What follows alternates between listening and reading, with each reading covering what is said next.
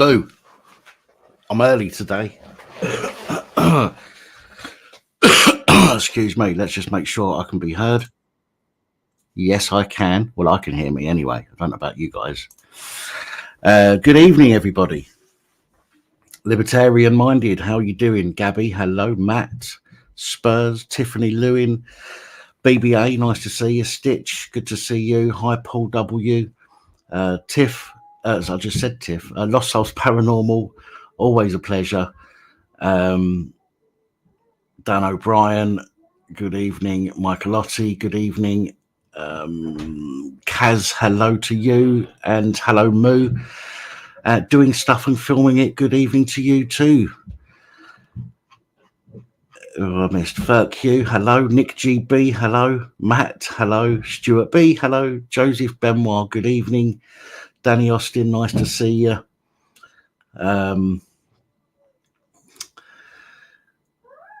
Don't forget to hit that like button for me, please, if you don't mind. This t-shirt, this one, am I childish? Yes or no?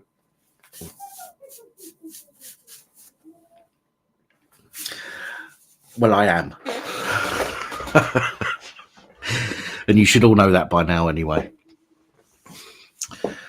I need to get some more t-shirts. I'm running out.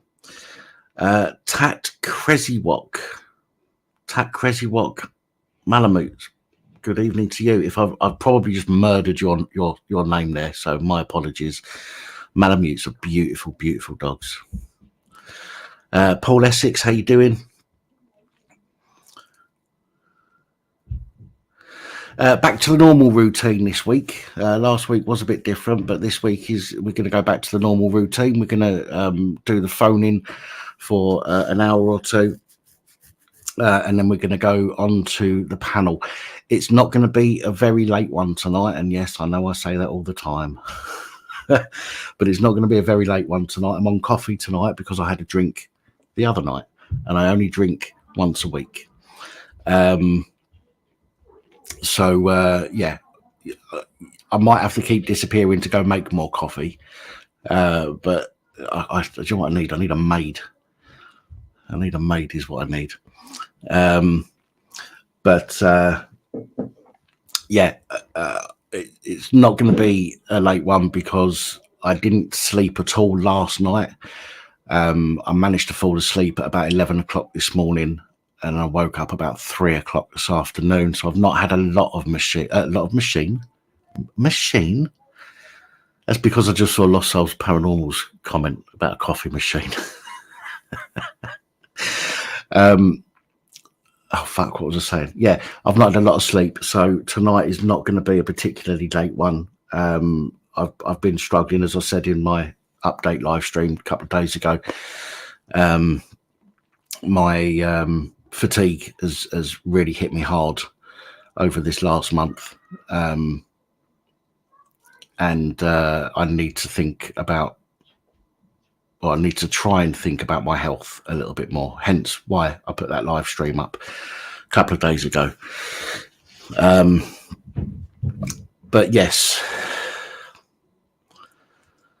we will try and get everything done and dusted by about midnight tonight. So 4 hours or thereabouts, I think, is a reasonable live stream. But we'll see how it goes anyway.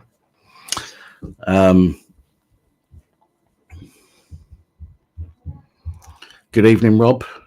Good evening, Spurging Out. So we'll give it a few more minutes. We'll get a few more people watching. 85 people viewing, 38 likes. Guys, please hit that like button if you don't mind. I know it does end up in a list on your channel somewhere under liked videos, but those likes really do help YouTube when considering what channels to push to other people. So yeah, thank you in advance. Am I a chill dish like a salad or ice cream?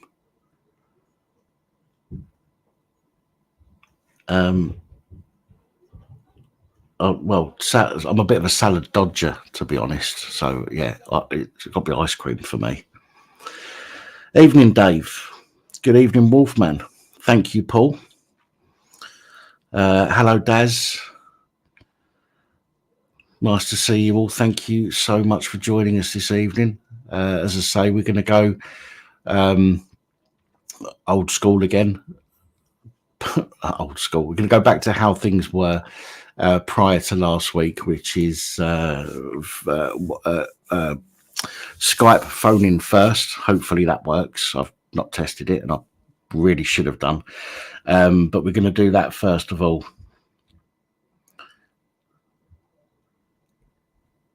Oh, right. Okay, Bleach Demon. I see what you're saying now. I gotcha. Sorry. Fair enough. Matt, I've got to do the phone in because there are people that simply won't come onto the panel, and there are people out there that just need somebody to talk to. Just, you know, might not have had any sort of contact with anybody much through the week, you know, and probably most of the people that they do have contact with, you know, don't quite understand many of us. So yeah, so we'll do that for a little bit, and then obviously open the panel up.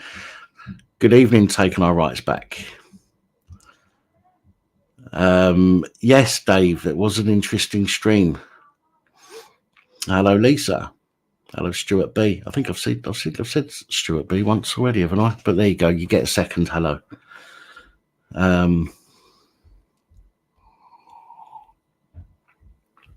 Hello, UK lady. Good evening, Phil. So what are we at now? 105 viewers, 54 likes. Come on, you can do better than that, surely. There can't be 50 of you that don't like me. Well, there could be, but I'm sure there isn't 50 people watching this live stream that don't like me. A few, a handful, maybe. But, hello, Animal Rights. I hope you're okay. Hello, Gary. Thank you for joining us. Good evening, Sean. Roberto, hello.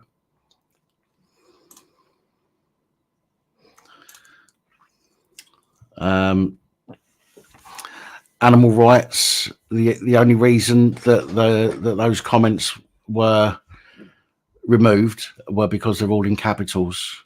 I don't understand it myself. I leave it down to the mods, but they say that because spammers usually use all capitals in their messages, it can flag a stream as being full of spammers if people use capital letters. So there's only one person that we generally allow to use capital letters, and that's because of his eyesight problems. But we try and you know, don't want to obviously upset anybody with that, but that's the way that we kind of roll on here. Hello, Parker. Hello, Amanda. Good evening, Badger. No problem taking our rights back. More than welcome, mate. Absolutely more than welcome to jump in and jump onto live streams. Arsberger, hello.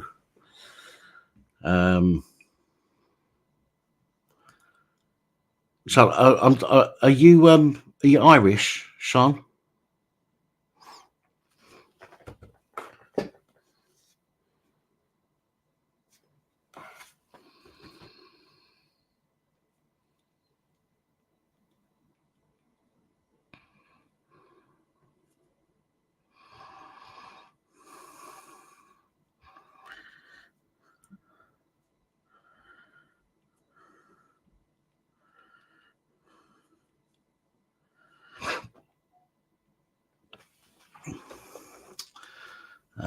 Oh, Welsh. Welsh? Oh, no, hang on a minute. No, Welsh. Okay, sorry. So, well, mind you, I suppose Welsh and Irish isn't too dissimilar, I suppose. No offence to either Welsh or Irish people. Yeah, see, I can name names of people I'm pretty good with. Place names I'm fucking terrible with. I mean, you've probably seen some of my reports in the past where I try and say Welsh names or Scottish names, and I completely butcher it. So yeah. So I'm glad I got your name right. Anyway.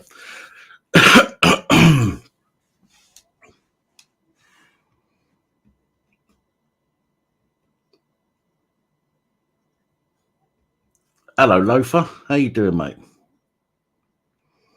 No, no, yeah, I know Welsh and Irish sound completely different. I mean, like Sean, for example, is a name. Welsh Sean, and Irish Sean is also an Irish name, isn't it? So that's why. Stop picking on me. Go away. No, don't go anywhere. Stay. Stay a while. Right. Anyway, moving on. We're not gonna. Right, I'm not going to leave it any longer. I am going to open up the phone lines. Good evening, Tony. Put Welsh and Irish together, you get Scouser. Yeah. Very true. Yeah, and I bet you didn't type that out, Loafer. I bet you went and copy and pasted that. Trying to show off, look. Trying to show off. I'm not trying to say it either. No, not happening. But I guarantee you didn't sit there and type that out. You went and copied and pasted it off of Google.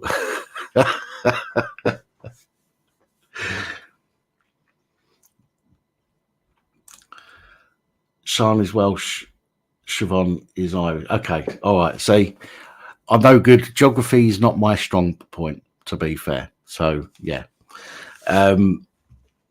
My apologies then if I've upset, if I've offended you for suggesting that Welsh is similar to Irish and Irish is similar to Welsh. Then I put my hands up and I formally apologise to you all.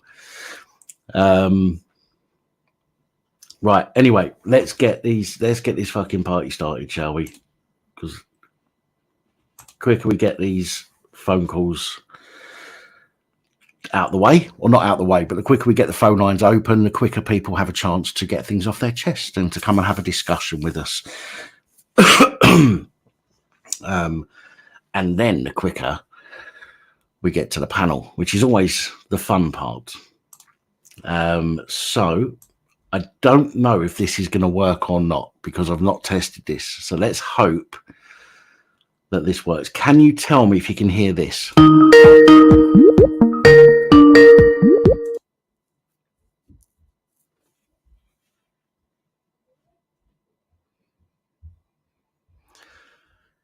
Brilliant. That's a good start. That is a very good start. Now, whether or not the voice comes through is a completely different matter. Oh, Jesus. Right, call in. Let's transition over to that. Right, so here we go, guys. 01515289590. If you want to share a story, doesn't matter what it's about. These live streams are for you to talk. You know, no particular subject. You talk about whatever you want to talk about. You might not have spoken to anybody all week, especially, you know, like a lot of people through COVID. There are a lot of people now still isolated, haven't had a chance to talk to people. So if you just want to talk to somebody, if you want to get something off your chest, if you want to whistle blow, if you want to talk shit, or if you just want to phone up and call me names, because we've had some fun with people that phone up and call me names. So by all means. Hello, caller. Hello, mate. Long time no speak. Hello there. How you doing? No, so bad. How's life treating you? Not well, by the sound of it. Well, it's not too bad. Let me just check first of all. Everyone can hear young man on the phone. If you can give me I like to be the first caller in, then that leaves everybody else to go and talk proper sense. Is it loud enough, people, or is it too loud? Again, my fault for not checking this beforehand, so I apologise for doing this on the fly. Yeah, looks all good. Looks all good. 5 by 5. That's all right. Yeah, no, it's just a quick one for you. As I said, I'd keep you up to speed. Yes. As currently I'm, as you're aware, suing Cumbria Police. Yeah. For a Mickey Mouse arrest. my solicitor got the paperwork back on Friday from their defence because we got to court with it. We've asked for court date with hearing with a jury rather than a judge. Right. They put their defence back in, which was, to be blunt, I've got it. I'll send you over if I get a chance. But it's basically their whole defence is my past. They arrested me because of my past. Now, bear in mind, I've been out of trouble for about 20 years. Yes, I'm not going to lie, I was a hooligan when I was younger. Oh, most of us were, as most people were, as most people were. But yeah, that's their whole defence. They arrested me because of my past. Okay, it'd be interesting to see what they've got, what their justification of that is. Oh yeah, well, as I say, I'll send you it over if you can get me some way of getting it to you, because I don't know your email address, so I can't email directly, and I obviously don't want you putting it out live on air. No, my email address, to be honest, my email address is in the description of every video. I've got a channel email address, so if you want to email something over to me, I'll email it over to you in the next 10 minutes. Have a read of it tomorrow, right? Because it is literally, even my solicitor took one look at it and said, "This is BS." What do you mean? He says, it literally is. He said, BS. He said, because all the stuff they've come out with is, it's like allegedly the defendant, I'm the defendant, well, not the defendant, the complaintive. Yeah. This was crime of the century, by the way, just so your listeners know. It was basically a theft of a chicken. You heard it, right? And I'm not talking from Sainsbury's or that. I'm talking a real live cluck chicken. They used to hang people for that years ago, you know. Oh yeah, I can believe it. I tell you, I think they still do up here. Trying to, yeah, but basically, it took 4 officers, 2 vans, to arrest a guy that runs an animal rescue centre. Yeah, that's how Mickey Mouse this was. So anyway, long story short, their whole argument is because I've got a past where I was young and stupid and used to mess around with guns and explosives and shit. That's why they came out mob-handed and arrested me. So we sort of basically laughed it off. He said, "No, it's Mickey Mouse. We know it's Mickey Mouse." And he's won a number of cases against the Cumbria police, and their whole argument as well was that they had evidence. Which is a good bit. This is why I'm bringing in the latest bit. They've got evidence that warranted my arrest, but miraculously they haven't bothered sending it to the solicitors. Right. Okay. You know what I mean? So yeah, it was last solicitor that was Mickey Mouse. But yeah, I just thought I'd mention it and then give you a quick ring in and whatnot. Well, I will send it over to you. Not a problem. Have a read, and say you can have a. It is quite funny, to be fair. Well, because it's an ongoing thing. Okay, obviously I won't speak to anybody about it. You know, I can't. You know, for your sake. So I can't talk to anybody else about anything, and I don't anyway. If people contact me about something private, sometimes people do contact me about court cases. And if I had no integrity and went and spoke to somebody else about it, it could completely fuck that up for the person. So I assure you that anything that's sent to me is my eyes only. Obviously we have to be careful. To be blunt, yes, no, I totally understand that. I just find it highly amusing that they say their whole argument for wasting 4 officers' time, 9 hours of time, 2 weeks on police bail. Yeah. And the only argument they can put forward is I was a hooligan when I was younger. You know, if you look at it from their point of view, using their whole argument, which as I say I find highly amusing, half of the country would be banged up for 90% of the time because we've nearly all got past. Yeah, yeah.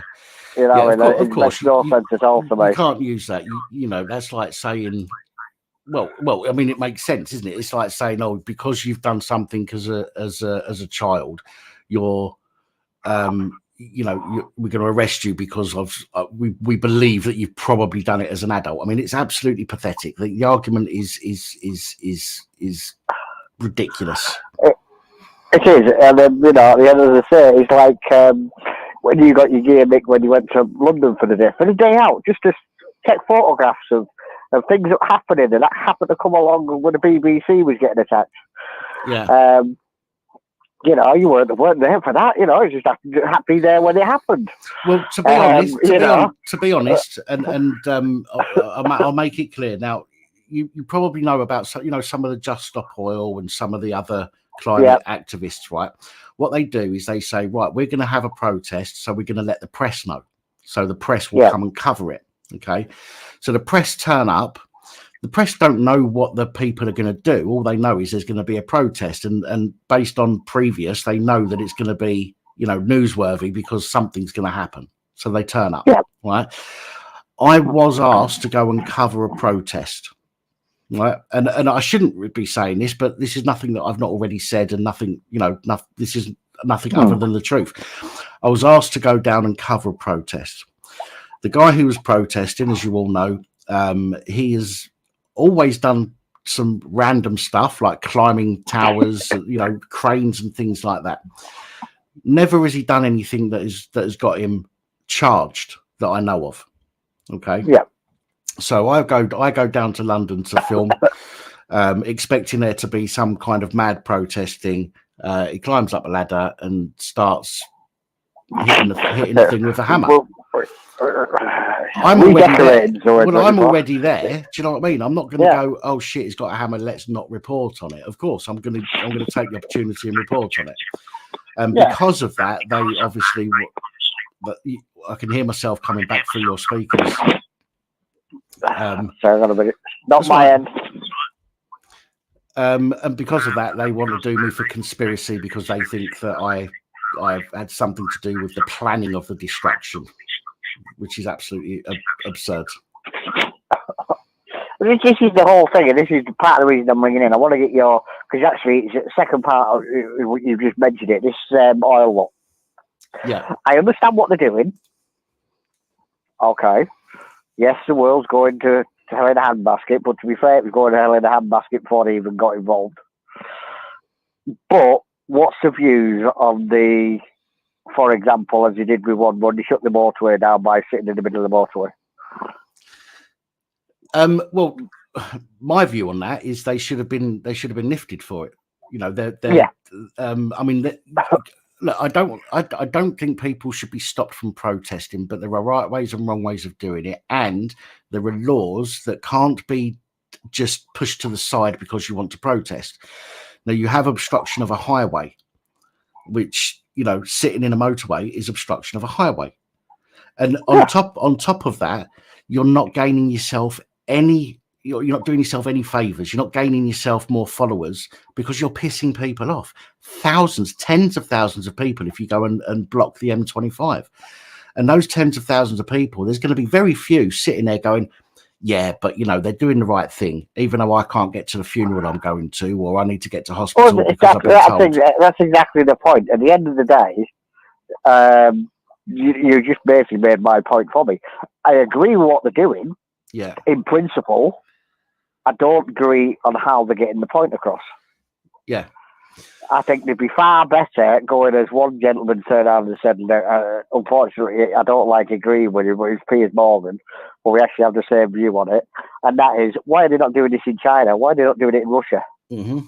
Yeah, you're right. Because absolutely. they'll get hammered. But they're quite happy to do it on the M6, the M25 and all the rest. Yeah. And if people get put out, it will sod them. The reason I mentioned this is because there was an incident up our way a few weeks ago.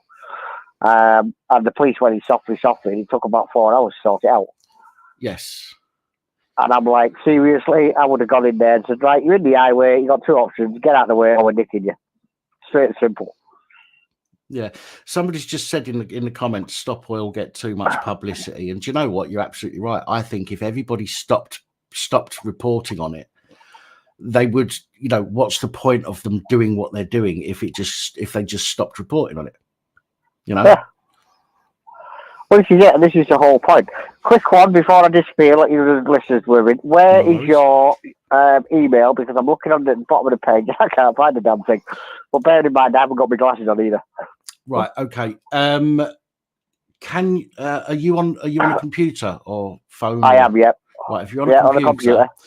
If you're on a computer, Lost Souls Paranormal has just popped it into the chat.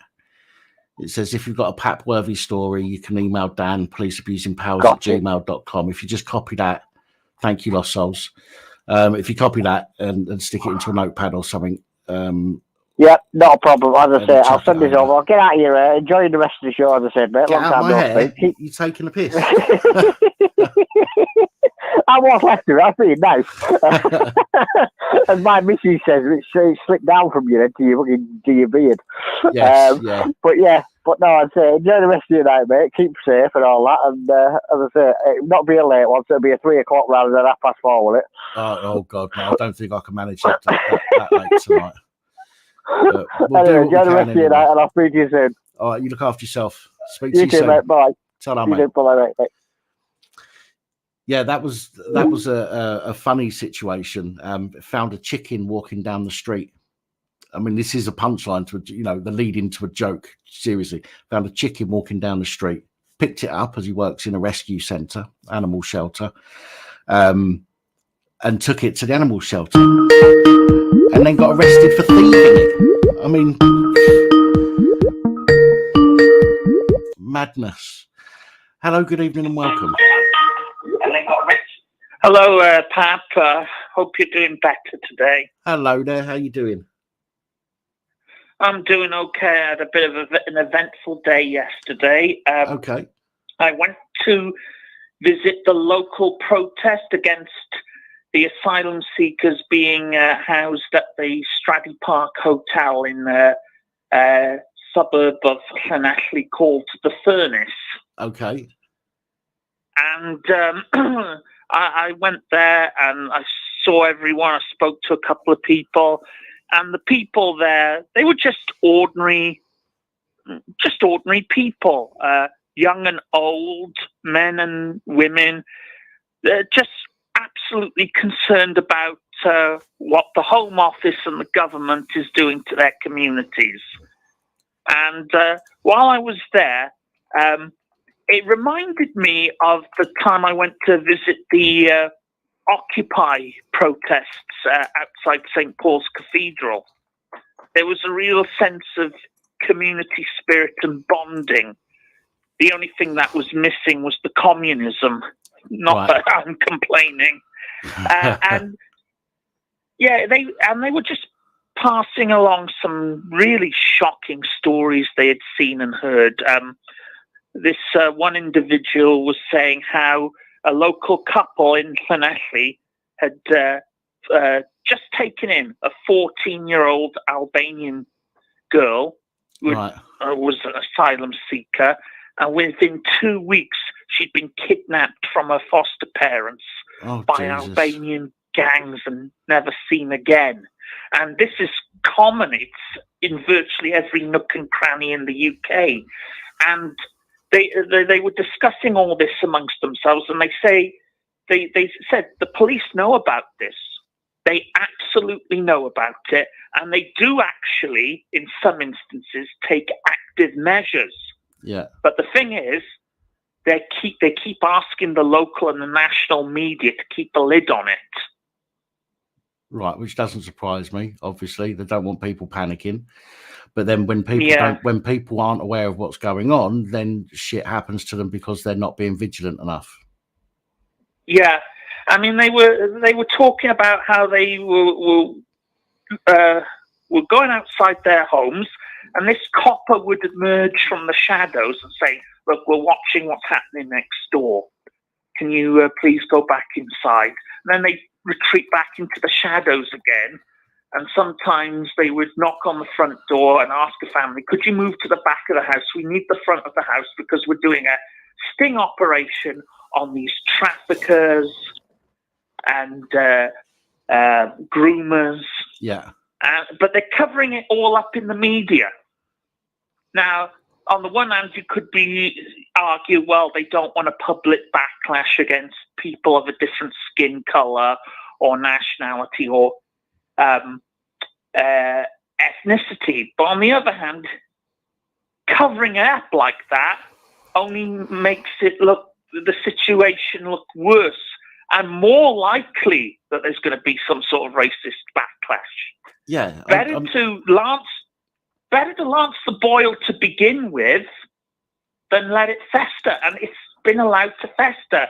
And I do think we are going to see a situation where the left's wet dream is going to be realized, and you're going to have someone truly repulsive and truly repugnant take advantage of all this legitimate concern and animosity towards what's happening and using it to propel themselves into power at the expense of all of us.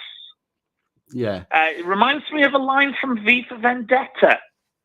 He promised you order, he promised you peace, and all he asked for in return was your silent, obedient consent. Yeah, yeah. Yeah, I mean, at the end of the day, I think it doesn't matter what color, nationality, what kind of air you've got, any of that stuff, right? If there are people out there that are taking young children from the streets or from homes that they've been put in to stay with, and don't get me wrong, if it's a 14-year-old girl who's been seeking asylum, okay, because I don't know, maybe their parents have died, for example, no issues with that whatsoever, okay? They need support at that age. They're young, they're children, right?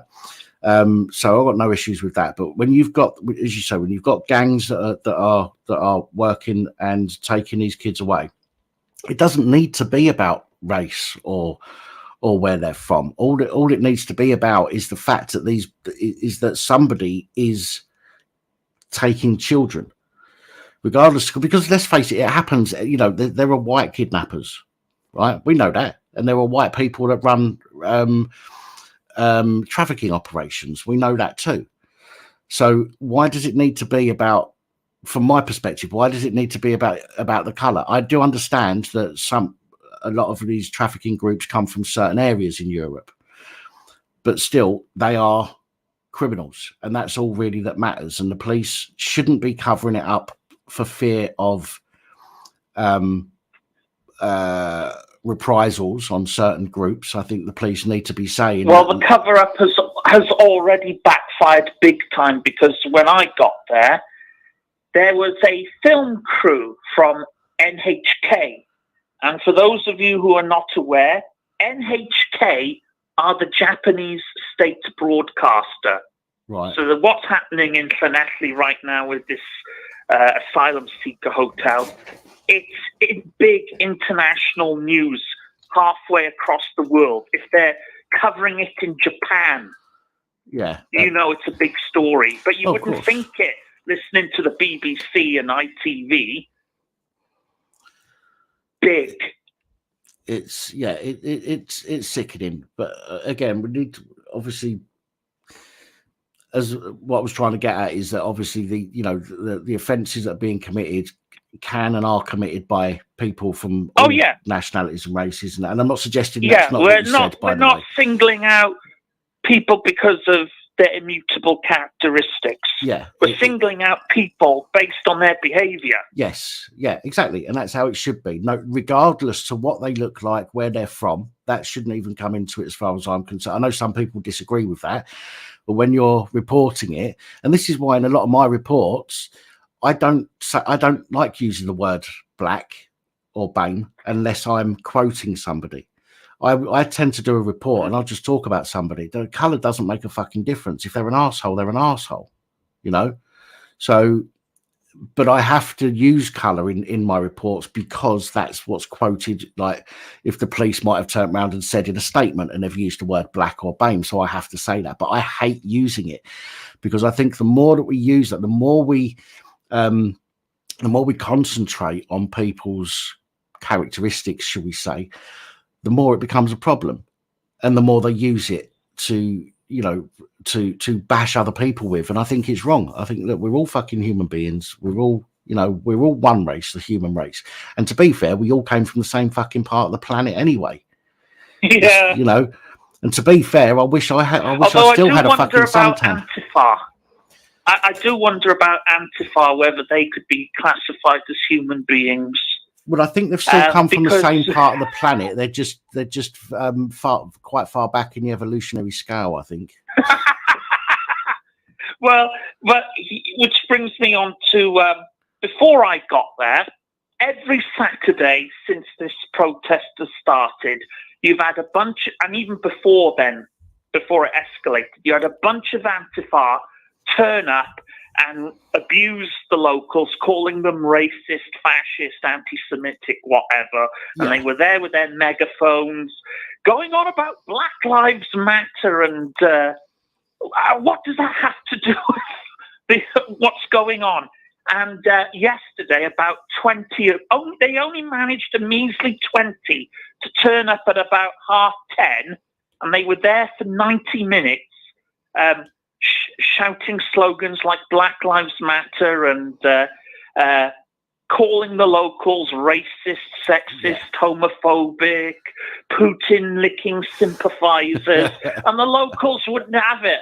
And they actually drummed them out of town, and they'll be back this Saturday with their nonsense. But, you know, these Antifa are trying to convince us that an independent news organisation called Voice of Wales, have you ever heard of them, Pat? I have heard of them, yeah. That somehow a tiny little independent organisation that's been smeared in the mainstream media and kicked off of YouTube for bullshit has somehow managed to turn the suburb of a major Welsh town into a hotbed of fascism and racism. Yeah. Just because they don't want undocumented fighting age males in their town, and not at the expense of their safety, their family's safety, the local employment force, because 100 people who were working at the Straddy Park Hotel have been laid off. Yeah. Which is going to have a knock. And Llanelli is a depressed area. The locals are really angry with the Labour Party. They're going around to the Labour constituency offices and spray painting the word scum. The thing is, though, the front. The thing is, right, all these people that are turning up to protest, okay, from the far left, okay, don't even live in the area, so they don't actually know what they get shipped in. The people that are protesting against it. Go on. There was a rumor that one of them, who had previously worked for the BBC and Channel 4, was arriving from London to abuse the locals. Now, I checked this all out, and this wasn't the case.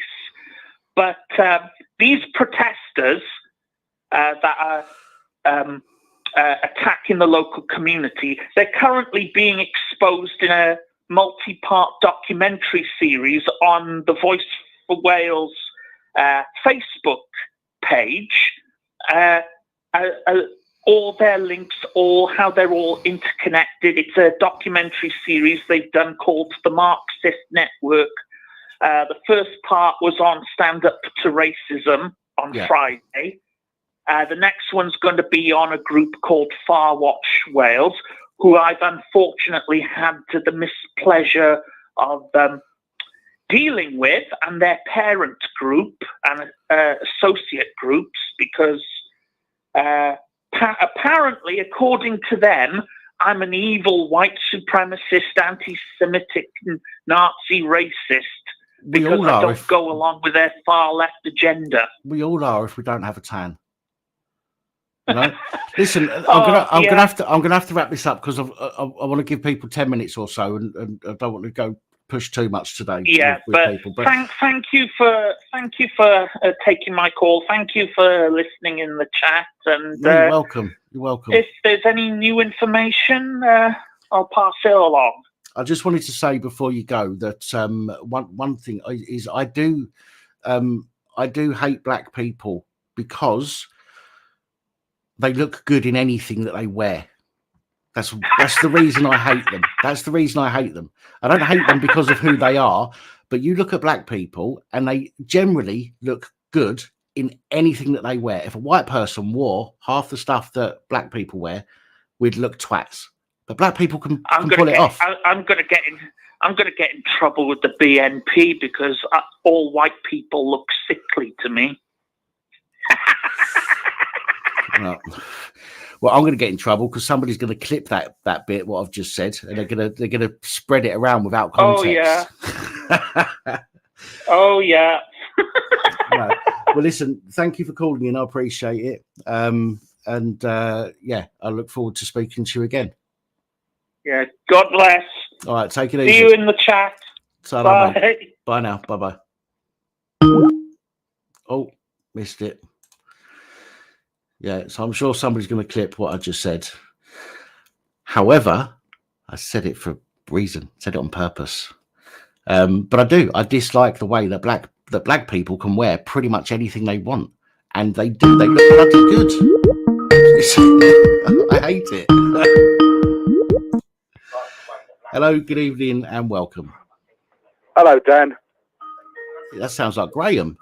It certainly is, mate. Hello, I'm mate. standing outside having a cigarette. I've still got my TV on, and I've got the remote control, which I'll have to turn down in a moment. Right. Okay. Reason I'm calling, I believe that Highway Code 272 and 277 or 278 apply with regards to motorway and pedestrians. Just bear with me a second while I turn my telly down.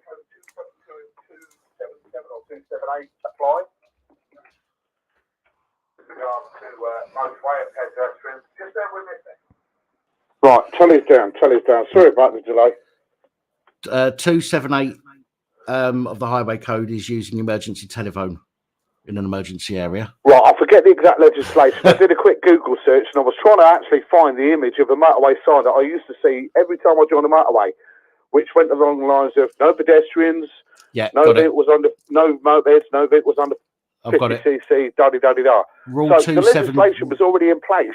Rule 272. So therefore, why would they have to take out, the plod, an injunction to stop these just stop all and muppets from blocking the motorway? Well, I've been saying this for ages. The same with other protests as well. That there are laws already in place that have worked for donkey's years.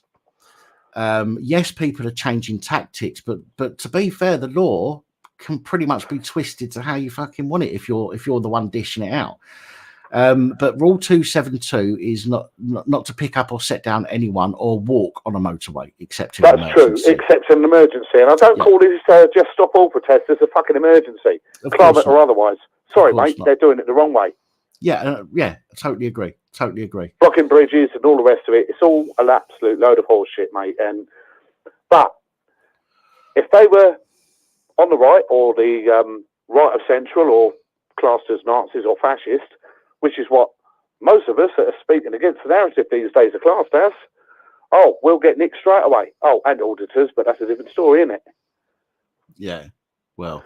So it was just my brief little bit of input. Thanks for taking the call, Dan. Really appreciate it. No problem, mate. Thanks for phoning. I just wanted to sort of get that point across, even if I got the highway code bit wrong. I wanted to text you an image that you could have put up on the bloody thing, but all I can find is anything but what I'm looking for on my bloody phone. So it's crap. I'll take safe search off. I don't know. Anyway, you can probably tell I've had a beer or three or several, but thanks for taking the call. I will move on, let someone else crack on and whatever. No worries. I'm going to log off and get back to my PlayStation shortly. But thank you very much for, No, you're welcome. This. Nice to hear from you. Much appreciated. We'll have to have a private discussion about something else because I've got contacts and bits and pieces to discuss privately. Okay? Yes, channel. Mate. No problem at all. All right, no dramas. But in the meantime, it's great to see you up on the live again and everyone else. I can't read comments or anything at this stage. I'll have to go back and review stuff later. No worries. Okay, so on to the next call. Thanks again. Peace, love, and respect, everyone. Take care. Look after yourself. Okay, you too. Cheers. So again, Rule 272, black belt barristers covered, similar to this as well. Sorry, caller, just give me 1 second, caller. So again, Rule 272. So can you turn the sound down in the background as well, please? I have done that, young man. You know who it is? I do, yeah, Fridge. Hello, mate. How are you? You looking well? I'm all right, mate. Just give us 1 second, Fridge. I just want to finish what I was saying very quickly. Black Belt Barrister's covered about the highway code on his channel. Thank you, Chalky. And he's said that in the highway code that the words it uses, this is why I always say the words are very important. It says you must not do something, which means it is prohibited to do that, which means the police can get involved if it is a must not do something. So that rule 272 of the highway code says you must not set down or pick up or walk on a motorway. Therefore, the law is there already. Therefore, they don't need or didn't need to bring in additional laws in order to deal with this situation. So, anyway, sorry, Fridge, just wanted to point out that was all. So, yeah, that's all right, Dan. I'm all right, mate. I'm all right. Yes. I spoke to Simon yesterday. Yes. And he seems all right. He was happy. He was on this morning at 9 o'clock. And yeah, the things that they stop the fuel protesters. I mean, I think it's in Europe. Some of them were attacking the airport, airside, and right. It's everybody's going to say. I mean, I felt sorry for that lady that her mother died, and her kids are trying to go on holiday, and these stop oil protesters. They just all they're worried about is stop oil. Well, there's enough oil in that. There's enough oil in the world as it is, but everybody's complaining about this and that and that. Well, something's got to give. It's like it's going to happen in this country where people are going to say, well, we've had enough of all this lot coming in. And if it goes like it does in Paris, in France, if it goes like in this country and the police, the authorities start bringing out the police with guns and baton rounds, we've lost it. Yeah. And we've lost it anyway. And some of these stupid idiots that left or right, it doesn't, none of it, but at the end of the day, why have people like me gone to places like we do, and yet we get treated worse than these asylum seekers do? And we're veterans, the veterans are out on the street and all that. It's stupid. It really is. The thing is, I think a lot of people, and it's hard because a lot of people, I think, are getting to the point where they're like, what's the point in going on about this anymore? For example, and don't take this the wrong way, okay? Because I think the veterans, everybody that's on the street, I think should be given the opportunity to be housed. Okay, I think that is a very, very important thing to do. Well, we've got to take care of our own first. Okay, that's in my opinion. But I think it gets to a point. It's the same with Just Stop Oil. I think a lot of people switch off now when they start hearing those conversations. They just go, "Oh, what's the point? It's not going to change anyway." And when it gets to that point, I think it needs to be spoken about more. Because when people start to switch off, okay, then they start to get complacent. They start to allow shit to slide. They start allowing things to be said and to be done, and they take no action on it. And then eventually, we're in a situation, for example, like with the new Public Order Act, and we're laid upon us even more measures that will be abused against us because people have been complacent and just gone, fuck it, I can't be asked for this, it's just doing my head in, and they shut off to it. And it's a shame. It's a shame that so many people are not considering the fact that charity begins at home. And of course it does. You wouldn't not feed your kids in order to feed somebody else. You would always feed your kids first. And so totally agree, Dan. And I think it's the same thing. I think we're allowing people to suffer for the virtue signalling of governments, police forces, organisations, corporations, and unfortunately, all of those ultimately run the world, don't they? We just sort of plod along doing our thing, and we're just a thorn in the side of these people because we want to stand up for our rights and we want things to be done in a way that we believe is the right way. And granted, we don't always get things right. Granted, we could say, look, we should do this, that, and the other, and it could turn out to be the wrong thing. But I think the fact that, the fact that we get ignored, the fact that the general public get overlooked, their concerns get overlooked, unless you're part of a problem, shall we say? So, like Just Stop Oil, there is a big, and BLM, for example, big, across the world, organisation, which can cause the corporations, the governments, the police a lot of trouble. And then you and me, Yeah. who are just individuals, you know, we're not part of a group. We might have friends or people with similar views to us, but we're not part of a group that goes out causing problems, and therefore we get overlooked and we get ignored. Yeah. And I think another thing is that the police today, I mean, there was I did see it on, I think it was on one of yours, on YouTube. There was a woman on a disabled scooter. She was going down and she tipped over on her side.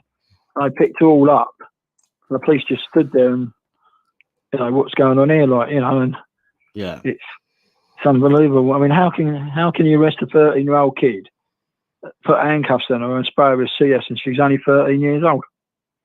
I mean, where does it stop? You must have seen it in my videos. You know, Yes, I did. Yeah, the amount of times that I've spoken about that kind of thing. I mean, if you're a copper and you're trained to use weapons, one of those being classed as a firearms, then you should be trained to not use them first. But unfortunately, it is almost the go-to now, isn't it? Police turn up somewhere, they get their Parva spray out, they get their baton out, and that's the first thing that they do before they try and calm a situation down. And it's never going to calm a situation down when you act like that. Granted, in some cases you have to. If somebody's standing there with a blade, you know, when they're threatening people, then granted you have to meet that. You have to react to that situation with force. But when you've got some mouthy 13-year-old and you're a fully grown fucking man, for example, or woman, then you should be able to deal with it. Yeah. I mean, it's like when we were in the mob, you know, places I'm talking about where I used to work. Yeah. You'd have a big war dog. You'd have a 9mm Browning. You'd take that out. You'd be out there for probably a week, you know, a week on, a week off, like, you know. So you go down, do the beat, and it must be 1983. I was at where I was, and Upper Hayford to the other side of Oxford, near Bicester. Right. And we were sit there, and a United States Sergeant, black, fair enough, running down the road. I said, "Dem, you can't come down here, mate. You know, this is my office, and basically you can't come down here." He said, "Well, what do you do about it?" "I won't do anything about it. This four-legged thing, well, you know." He was like, "If you come down here again, I'll have you for breakfast," like, you know. Yeah. And I gave him plenty of warnings. I gave him four warnings. I said, "If you come down on the fifth one, I'll either shoot you or I'll set a dog in him." Yeah. And it was a weekend coming up to Sunday morning, you know, week off. Oh yeah, blinded. He come down on a Sunday morning. Yeah, it must be about 7 o'clock. We'd change over at 9 o'clock, you know. So I come down, governor's at home, duty officers in the officer's mess, the guys in the sergeant's mess. They come running down. I said, "Right." I said, "Right." So he ran. I just said, "Halt, release the dog. If you don't stop, I release the dog." War dog's got him. That guy's got 77 stitches.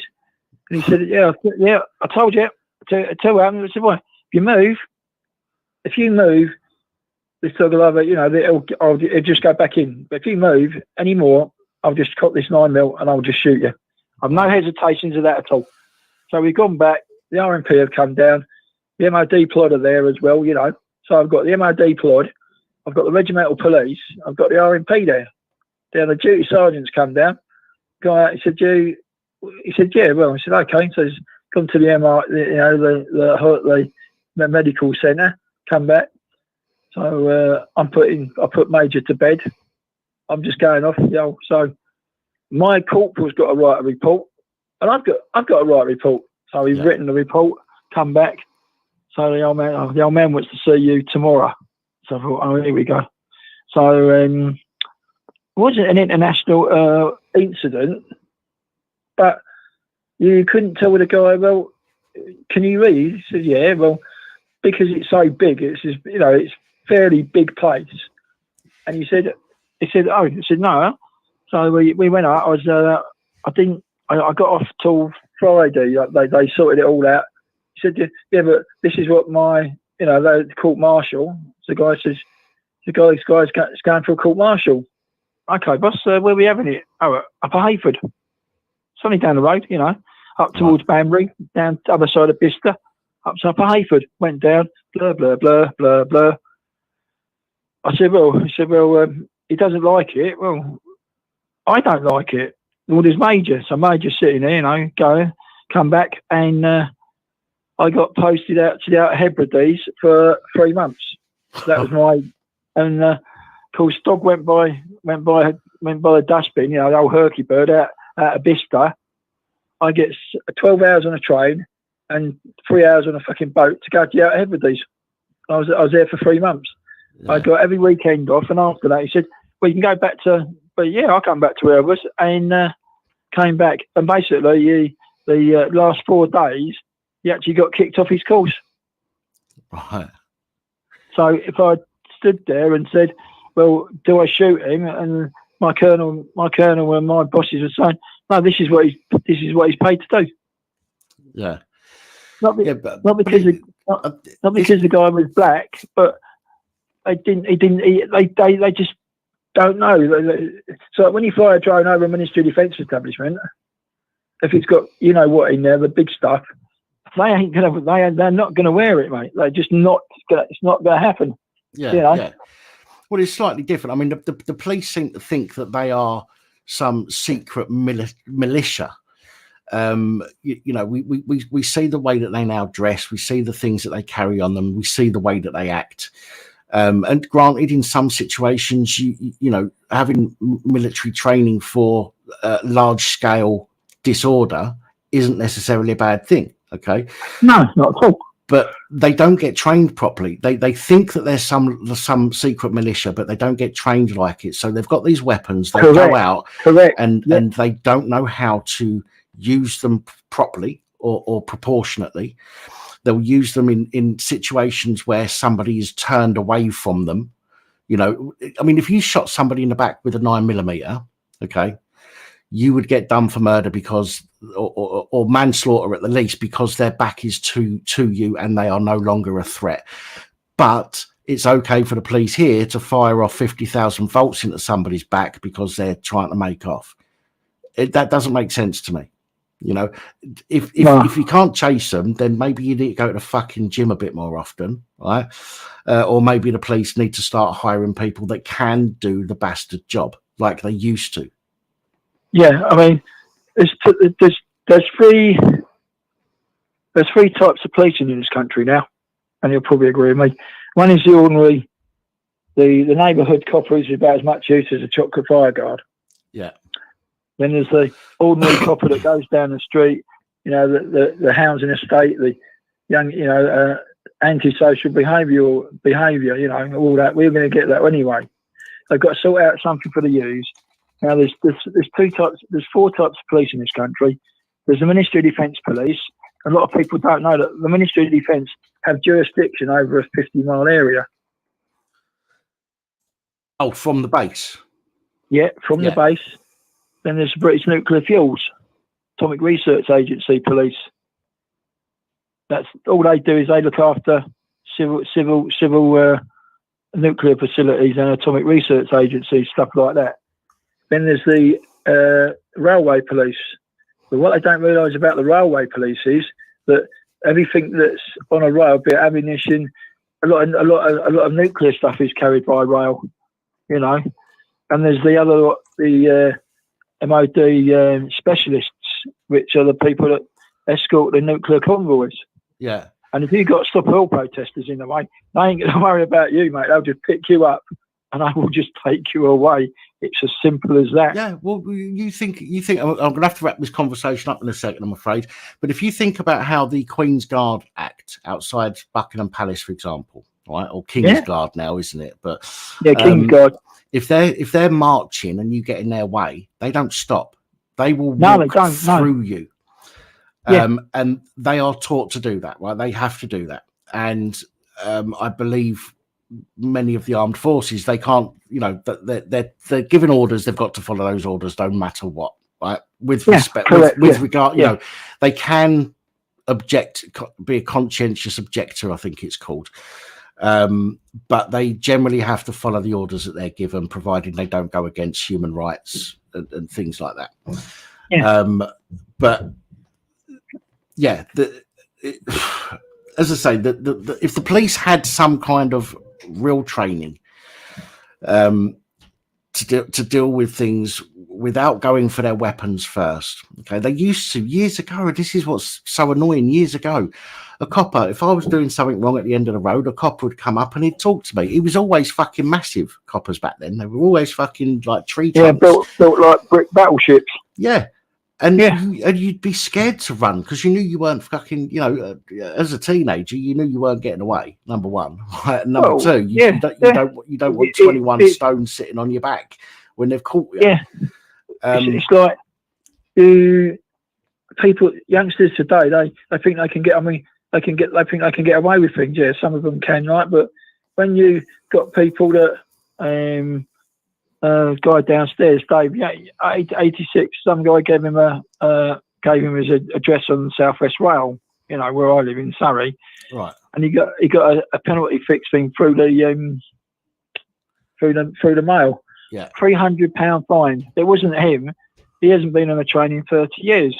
Right. So what are these people doing? I can understand the stop the oil protesters, but it's going to come to a reason at the end of the day that one of them will get killed, and when they get killed, it'll be, oh, sorry, he was a goodie, he was, you know, this, that, and that. Well, hang on, if he's dead, he ain't going home for tea. Yeah. I mean, the coppers wear that the blue badge for the things that the thin blue line. Yeah. It's like saying in the army, if you take some money, you take some choice. People have died in action. But what do civvies know about it? They know nothing. They sit there, they go down, oh, my son's being sexually abused by some idiot, please turn up, or whatever, or they get bullied at school and all that.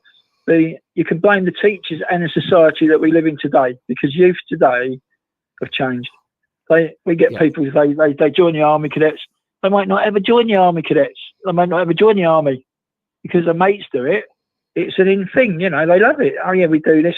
But how many people can you say that, particularly in Surrey, there are army cadets that go to Australia every 2 years? Right. I mean, they join the army cadets, the air cadets, and the Royal Navy cadets, but there's nothing there. There's like, you know, where's it all gone, you know? But Surrey, there's nothing in Leatherhead at all. Epsom's, I went to buy a pair of shoes in Epsom last week, and the place looked like a market, fresh meat, you know, nice veg. I had a cheeseburger with a Coke, £4. Can't complain at that. But it's like, what? Yeah, okay. It's nothing. What is it worth it? Was it worth going to war? No.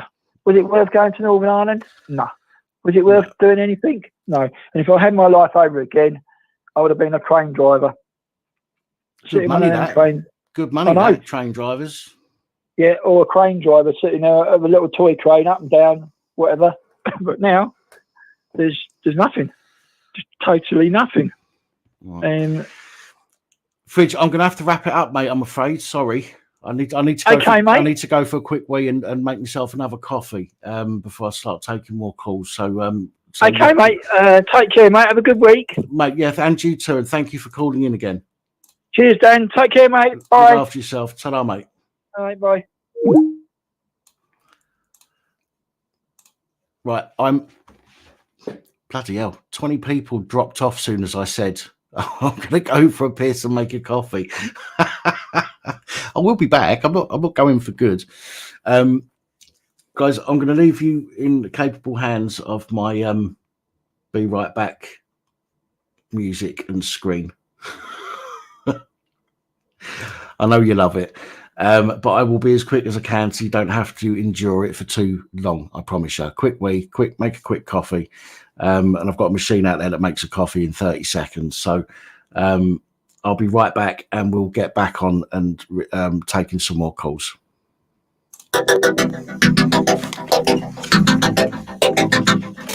You are watching the Police Abusing Powers channel.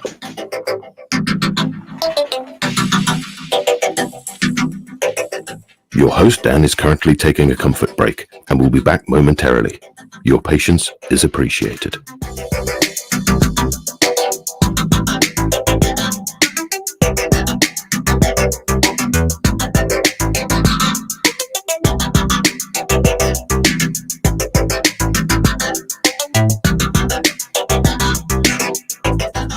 Please check the video description for channel social media links, where we share alternative content, not necessarily in video format.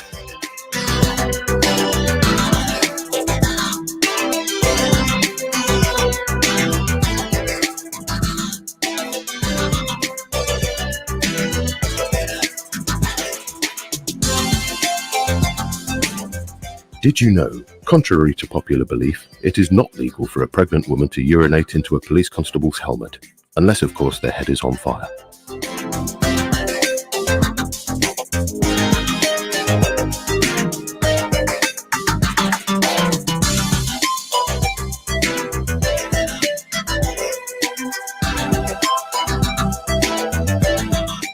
Due to the nature of the content and limits YouTube place on freedom of speech, your support is important. There are ways you can support the channel listed in the description.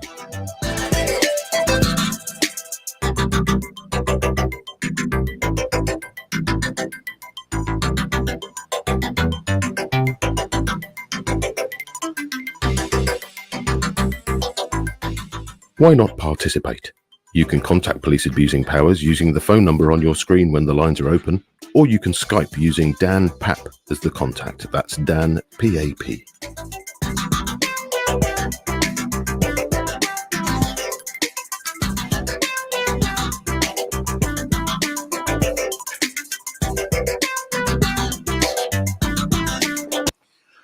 You're not funny, God bless. Not at all, mate.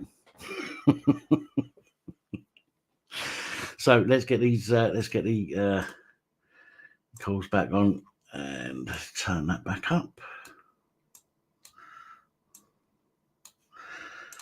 There we go, and let's bring that back on. So the numbers there, right? So again, 01515289590. You can search for the username Dan_Pap on Skype as well. Calls will cost you nothing. It's just a landline call. Or if you're calling from Skype to Skype, it will cost you nothing as well. So if you want to phone in, share a story, whistle blow, talk shit, call me names, I don't mind. Bring it on.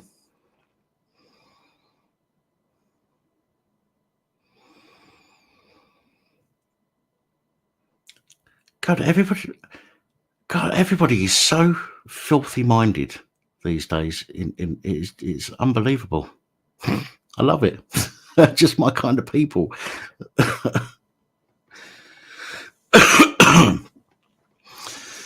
Anyway, while we're waiting for somebody to call, let's see if I've missed anybody. Nickel, how you doing?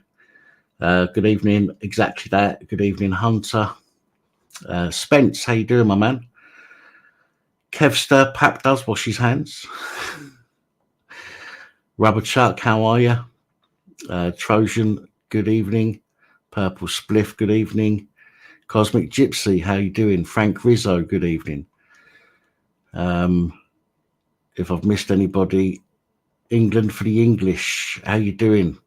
How you feeling? CJ Audits, hello. Silas Talks, good evening to you. And Claire A as well. Claire, I saw you did say long time viewer, but never commented. I think you said. Well, welcome. Rare commenter, sorry, long time watcher, rare commenter. Well, thank you for commenting tonight and letting us know. And I hope you enjoy the channel. So is anybody going to be phoning in, or am I going to have to go to the panel early? That's the question. So we will give it some time. Obviously, don't want to cut people off and not give them the opportunity to ring in. So we will give it a little bit of time before we go down the route of putting a panel on. Or what should we talk about in the meantime while we're waiting? Any suggestions?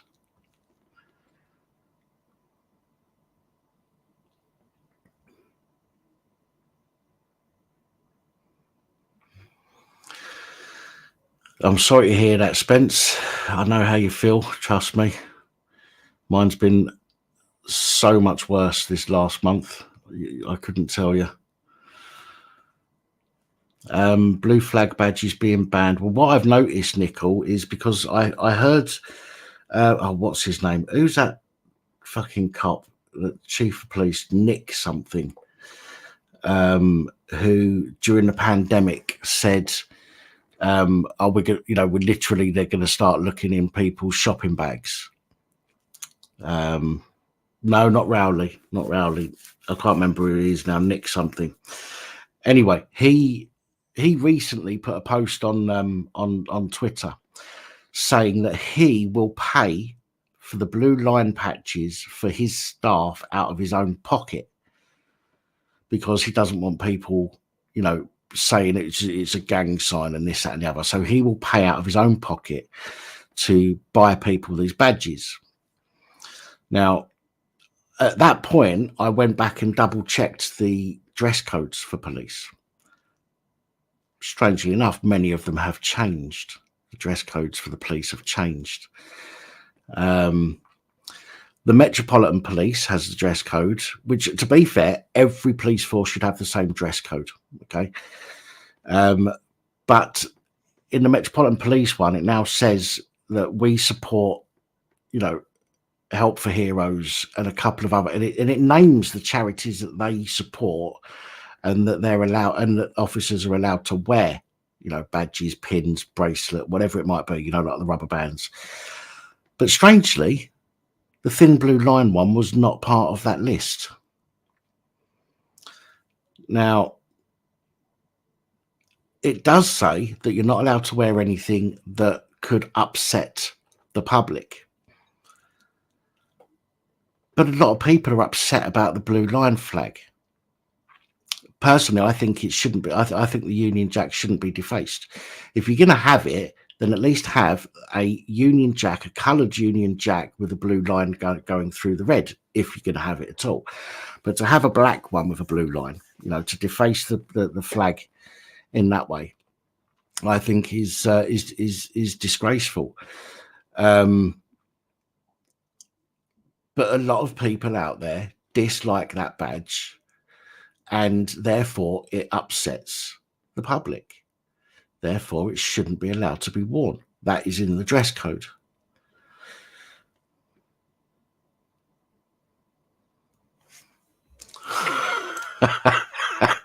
Tattoos and beards look horrible, especially on police women.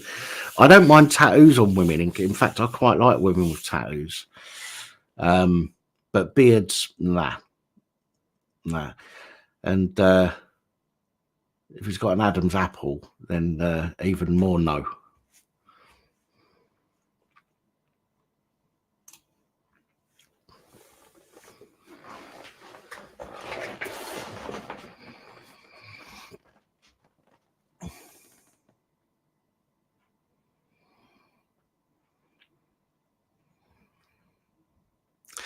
Yes, England for the English, you're right. No political signs. But they get away with some of it by saying it's not political, it's a charity. Hello, good evening and welcome. Some of it by saying it's not political, it's a charity. Hi, Dan. Hello. Hi, Dan. Hello there, how you doing? Yeah, I'm not too bad. Not too bad. I'm just I'm just wondering what your thoughts are on all this white privilege. Talking about white privilege, all the privileges of white people. Honestly, you want my honest answer? I think a lot of it is bullshit. I was in court recently. Yeah, I was in court recently, trying to sue some very corrupt legal firm, and the judge was pretty nasty throughout the court hearing. But then she took us into the big arena, courtroom 1, to amplify the humiliation of telling me that if I feel that I have some form of white privilege to come to court as a litigant in person, not in my courtroom, she said. Wow. And then she said, you've learnt a very hard lesson today. And then she went on to say, now you find yourself with rather hefty legal costs to pay. I couldn't believe it. So I've been denied justice because this Asian judge she had a pretty bad loathing, distaste of self-representation. Have you appealed it? I've appealed it, and another judge has protected her. The judges refused to give me the evidence, the audio copy, the CD, even though the Ministry of Justice said I'm entitled to it. They're refusing it, refusing to give me the evidence. I've gone to the JCIO, Judicial Investigations Conduct Office, basically the JSPS, Judicial Self-Preservation Society, because they refuse to investigate it. Unbelievable. Wow. They're just saying the judge they can't get involved in judge decisions. It's not in their remit, really. So judges cannot be held to account. Basically, there's I can't find any on the internet, on the websites, any upheld. If there is, there's very few against judicial staff. Now just it's corrupt to the max. Maxed out on corruption. That honestly, I mean, my view on it, right, is that if there was this thing as white privilege, then we wouldn't have all these black pop stars and black film stars. And okay, granted, most are white. Okay, granted, but that doesn't mean that black people don't get the opportunity. They still get that privilege, the same privilege that many white people get. Okay. My point, I mean, you look at athletes as well. I mean, athletes have privilege because they've got lots of money. They've you know, they call it privilege. If you work hard for something, it doesn't mean that you've got a privilege. It means that you've worked hard for that, and you're in a position because you've worked hard. You put the time and effort into it. If a black or BAME person doesn't want to put in the same effort into something, for example, and there are plenty of white people that don't put the same effort into it, then they're not going to get the privilege that somebody who does work hard gets. And that's just the way life works. And people seem to forget that it was the UK that first went out to abolish slavery. And they also seem to forget that slavery, and I know we're not talking about slavery as such, but, you know, it sort of encompasses, doesn't it? From the beginning of time, slaves were generally people from your own community. And then obviously we transitioned to this whole you've got privileges because we're black or BAME, and I think it's bullshit. I could sit here and say, I don't know, what's his name? Oh, fucking hell. Who's the black dude out of Training Day? The actor, and Equalizer he was in as well. I can't remember his name. Yeah, picture him. Yeah. Someone would tell me. But I could turn around and say, you know, why has he managed to get where he is? Why is he Denzel Washington? Thank you. Yeah. How has he managed to get where he is? How has he, you know, he's had the privilege. He's had privilege of being able to go to a school to learn, okay, and get where he is now. I've not had that fucking privilege. My parents couldn't afford to send me to a fucking acting school, you know, and then, you know, send me from wherever I lived at the time to Hollywood to go and get a job in the movies. Lots of people haven't. So I think this white privilege is just another weapon to use against people to knock them down, and I fucking hate it. I hate people using that stuff against other people. Yes, lots of black people went through a tough time in their life. Lots of white people have as well. You know, let's move on. Yeah, Let's stop bringing it all up all the time and being a victim. Let's move on. Yeah, it's a minority that are privileged, not a minority of white people that are privileged. Yeah. So we shouldn't cast the net across everybody, whole society. No. I mean, it's just sort of, you don't cure racism with racism. It's just wrong on so many levels. But yeah. the fact that I can't get justice, but against this corrupt legal firm, so I'm being denied justice. But I'm being denied to try and bring this judge, and another judge to book, because another judge was pretty outraged at protecting this other judge as well. So there's a lot going on. I can't go into detail, obviously, because I'm still appealing. Yes. But but the fact that they won't investigate the judge, so that we're supposed to be a public independent body, and they're not. I take it you've got a brief. No. You're doing it yourself. Is this why they said, "Oh, you're coming in there with your white privilege, thinking you can do this, that, and the other"? Is that? No, I'm not. It couldn't be farther from the truth that I'm not arrogant, thinking, "Oh, I can do what the work of a solicitor."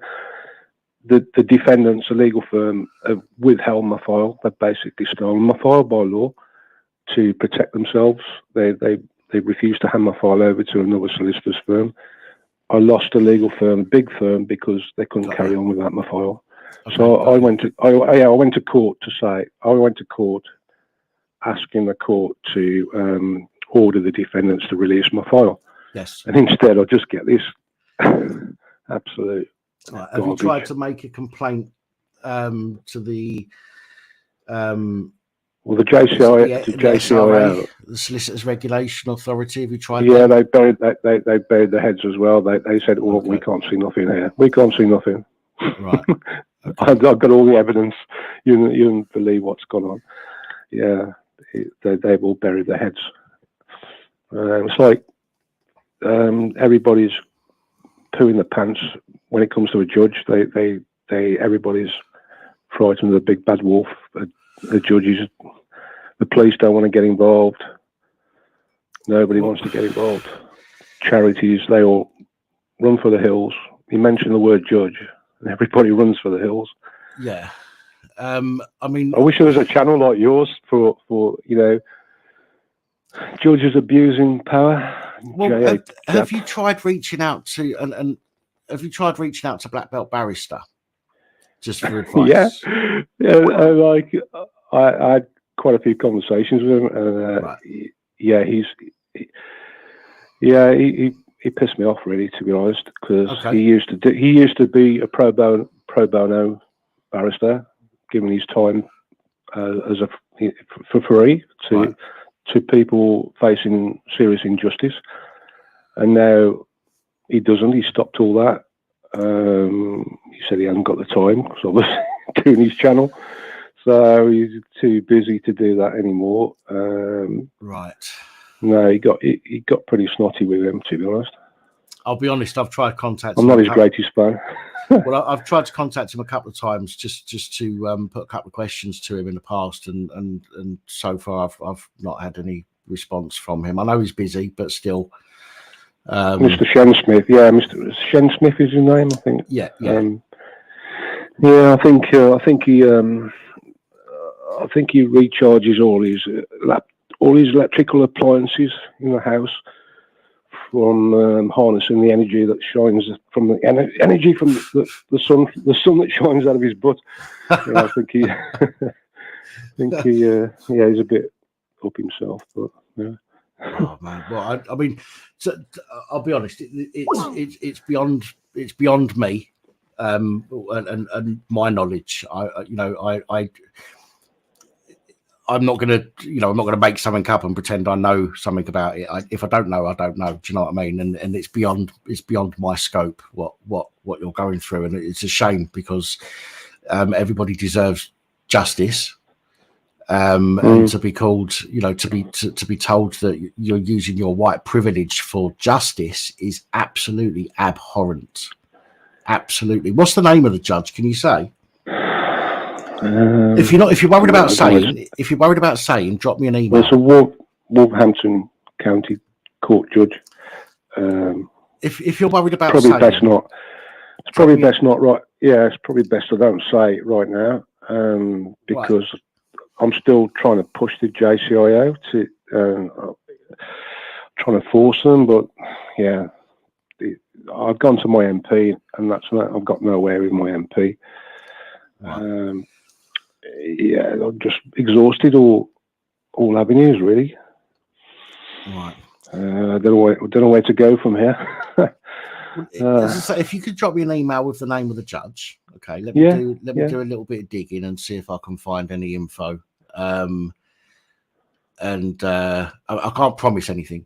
I never do. Okay, if somebody comes to me for advice, and I know you're not coming for advice, you're coming to share a story. No. But if somebody, if I'm going to give advice to somebody, I will only tell them what I know. If I don't know, then I don't know, and if I can't help, I can't help. But I'll have a little dig about and see what I can see if I can find anything out, and if it can help in any way, then I'm more than happy to try. Yeah, appreciate that. Keep up the good work, and thanks for having me on your show. No, you're very welcome. Appreciate it, and thank you for calling in. It's an unusual situation to be in. Yeah, it's not a light story, but yeah. But yeah, cheers for that, Dan. Cheers, mate. No worries. You look after yourself. You too, mate. I'll Cheers. speak to you soon. Ta-ra, mate. Hello, good evening and welcome. Hello, Dan. Hello, this is Three Chins Chinese Restaurant. Would you like to place an order? I could laugh, mate, I'll tell you. It's nice to know that Holly and the sisters and the few of the brothers are asking after me. I've not been about. I'm not in a great place, Dan. A minute. What's happening? What's happening? Talk to me. I'm in a terrible place, bruv. I'm laying in my bed at the minute. Basically, the Universal Credit that have been investigating the back payment, I've heard the agents telling me I'm getting my money over a matter of 5-6 months, even though they've heard them and they know I've borrowed to live, because I was expected to live on 240 quid. Yeah. They've basically come back to me and said that they're offering me £200, and I just said, well, I'm not accepting that. It's about £2 grand you owe me. And, anyway, so that's now got to go to the Parliamentary Health Ombudsman to hopefully have them look at it.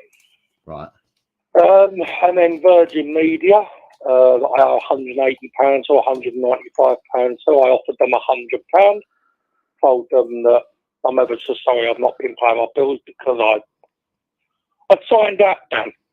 I was suicidal and I decided I was going to do it, so I won't pay my bills. Yeah. And it's just going to be a matter of time for me because there's no point paying bills. I'll pay my rent because the landlord's been very reasonable, but I won't pay my bills. And I couldn't afford to either with everything that's going on. So,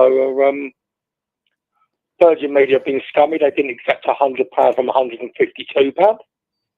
I desperately tried to pay them over 3 days, begging them that just please take the 100. Let me pay the 52 next week. At this stage, Dan, and the brothers and sisters in the side, I haven't got to tap it on, but I assume that I'm on the live feed. Yeah. I was saying to them, I've been very unwell. As you would know, I haven't been on the show for 7 weeks, 8 weeks maybe. So yeah. I said, look, please, I'm getting a little bit better now. So I pulled myself out of it. this is like to the Filipinos call centre, which quite frankly, you might as well talk to a kitchen cabinet.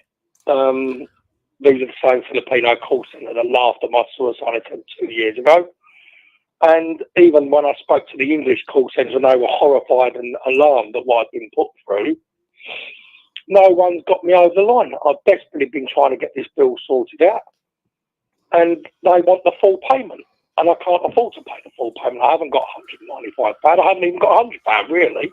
I mean, I would stretch to that down as we all cut corners, don't we? But so I've had two horrible situations. I thought ICE, which is the independent governing body of the DWP, I thought they was at least going to come back and say, no, Mr. Wrong, we've heard it. We've heard them telling you're going to get your money in a separate payment, and that's the least we can honour you. Yeah. They haven't done that, so I'm in shit. My rent's going up. They're putting the rent up, which is going up by 250 quid. So it's all just toppled me over, Dan. There's the lack of money from 2022 when they mispaid me. There's the self-harming that I've done all again horrifically. I'm going to require plastic surgery now. The doctors had to write off to the plastic surgeon of the hospital. Quite frankly, Dan, I haven't eaten today. I managed to tick a kebab. I've not been eating properly. I've had to go to food banks. I'm in shit because of what the DWP done to me back in 2022. And I really had high hopes when Anita was involved from the independent case examiner to at least get a fair bit of justice, Dan. For them to say, no, you don't deserve this. You were told you were going to be backdated into a separate payment into your account. We don't expect anyone to just live on £240 and pay their bills and eat and live on £240 a month. We're going to give you this backdated money, which was £400 a month. So 4 times 5, you're talking at what? 4, 8, 12? Yeah, £2,000, isn't it? Yeah. I was borrowing money off my pals, which have been a credit to me and a credit to themselves. They've been supporting me. But at its worst, Dan, if my friends didn't know I was honourable and honest and stood with, whether I stay with Father Jesus is irrelevant, but I do. But, and God, but they know I'm honest. But I could have lost my friends over all this. As it is, I'm straining my poor mate Reg and my poor mate John, who've been absolutely legendary with their support for a bit of food. But they ain't got money to keep helping me. Then I have to pay them back, and I'm in the catch-22 situation of borrowing again and then lending and borrowing and lending. Because I can't get out of the debt that the DWP got me in, Dan. I just can't get out of it. The only way I get out of it is if I bought a scratch card and won a few grand and was like, wow, I can now level everything off and then live on what I get each month. But I'm getting the money and I'm paying it out as soon as I get it. It's just horrendous, my good brother Dan. It's just horrific, and I've never felt. I'm telling you guys, I'm. Well, you said it. You said it yourself a minute ago. Fuck. What was it you said? Sorry, I'm not laughing at you. I'm just laughing at the fact I have something in my brain and all of a sudden it evaporates. Yeah, catch-22. That's it. You said it a minute ago. Catch-22. Yeah. And unfortunately, UC, especially when it comes to UC, people have to wait 4 or 5 weeks initially for their first money. So what happens is they borrow initially, and then they get paid, and then they have to pay it all out, and then they're left with nothing, and then they have to borrow again, and then when they get paid, they have to pay it all out again, and you're like that for a perpetual cycle for ages. And it's unbelievable. Really annoys me? Do you know what really annoys me, my good brother Dan? And it really does. I've never been on Universal Credit. It's you and the brothers and sisters in the side chat. Now, I was on originally ESA when I lost all the business, the house, and this, that, and the other. I eventually went on that. Now, I trusted these people, Dan, because I didn't know how Universal Credit works. So when they're telling me it's okay, Scott, or it's okay, Mr. Horn, you can borrow off your friends John and Reg or whoever you're saying you're borrowing off them because you can pay them back. We're going to pay you. I would have had to have lent money anyway. That's a given. I could never have lived on $240 a month after paying my rent. But I wouldn't have borrowed the amount I was borrowing, Dan, safe in the knowledge, or so I thought I was going to get my £400 back paid every month. I was not getting it. Oh, now, because my friends mean the world to me, I'm literally starving myself to pay my friends, to then pay my bills, and I've had to go this month, I've had to go something like 15 days with no food. I'm literally eating fucking Cocoa Puffs or whatever, or Taco Pillows out of a cereal bowl with no milk. I mean, it's been that bad this month. It's not been as bad as this month, but this month has really knocked me bandy. Like, it's just everything's come like a steam train again, and it's just negative news. Then we've got, on top of all this nonsense, I had the DPS, which are the Deviants Protecting Satan. They've wrote to me with this wrongful arrest in December where Lee started lying about I was writing hurting words on Facebook. These absolute imbeciles will come back and said that I'm stalking and harassing. What, stalking and harassing? When I'm laying in my bedroom posting on my own Facebook what's gone on and what's the truth, the whole truth, and nothing but the truth. Stalking and harassing to me is when I'm going up to her home, stalking her at her work, not leaving her alone, not posting a couple of things on Facebook. So these DPS people have let me down. It's Wayne Ironside. And it's just relentless, Dan. And it's getting tiring now. And I've suffered diabetes. I feel all weak and tired and sort of I just gave up, Dan. Quite frankly, my good brother, I would love to just go to sleep now and go into a diabetic coma, Dan. I couldn't give two fucks. Honestly, bruv. Can I ask a question? Of course you can, Dan. Princess Angela said the case with his ex got thrown out. Yeah, my case on the 5th of... so the threats to kill from 2019, where she made up I threatened to kill her. Yeah. Which was absolute nonsense, and I wouldn't dream of doing that when my son... I mean, I wouldn't dream of doing it when she ran off with my son and all my money at 8 weeks old, when Jimmy Joe was 8 weeks old. But I certainly wouldn't do it when he was coming of 18 and had a mind to make up for his own self if he wanted to see me. So out come the old Amber Heard lies. And when I eventually went to court on May the 5th, the CPS criminals protecting Satan in their full glory had no evidence to provide. Right, of course. And I looked at my barrister, he looked at me, I looked at the judge, and I thought, why have I been on bail for 4.5 years, affecting my mental health, making me suicidal, making me self-harm because I've been wrongly arrested for something I didn't do, and also affecting my little Jimmy. I love my little boy, and God knows what she's telling him and what bullshit lies are coming out of her Amber Heard mouth. Yeah. But I've had to go to court for nothing. And then on top of that, I've been arrested in December last year for he's writing dirty words on Facebook. Well, here's an idea. Get off my Facebook. Don't read what I'm writing. Simple, innit? Because I ain't harassing no one and I'm not stalking anyone. And it's just gone on and on and on, Dan. And it's... But the fact it's been thrown out, and this is why I brought this up, because this is a positive thing. In everything that's going on at the moment, that's something very positive. You know, that's something that's been held over you for a long time. It's caused you depression and anxiety and all the rest of it. And the fact that has now been proven to have been bullshit because they've got no evidence must be a massive weight off your shoulders. You know, I know you've got other stuff, but you know, it is. But my argument, my good brother, and the brothers and sisters there in the side chat is, what you all got to realise, Dad, being a truther that I am and being, truthful, just telling it how it is, I can swear to you on my soul, this really affected my mental and physical health because I loved Lee. I did love her. Yeah. So when she's done the things she's done to me and she's taken away the precious creation of Jimmy Joe away from me, she's cost me everything. All the materialistic things that I've worked 18-hour days for, they've been cost because I lost Jimmy Joe. Then years later, she's making up lies that I threatened to kill her. Again, that's upset my mental health. I didn't need to be put with this. It's worse. It could have cost me to commit suicide. And the CPS would have got away with what? Murdering me, like they got away with murdering Caroline Flack and many, many others, I hasten to add. Now, I'm angry by it, Dan, because I should never have been arrested. It's really had a negative effect on my well-being. It's affected my health. I now self-harm, something I never used to.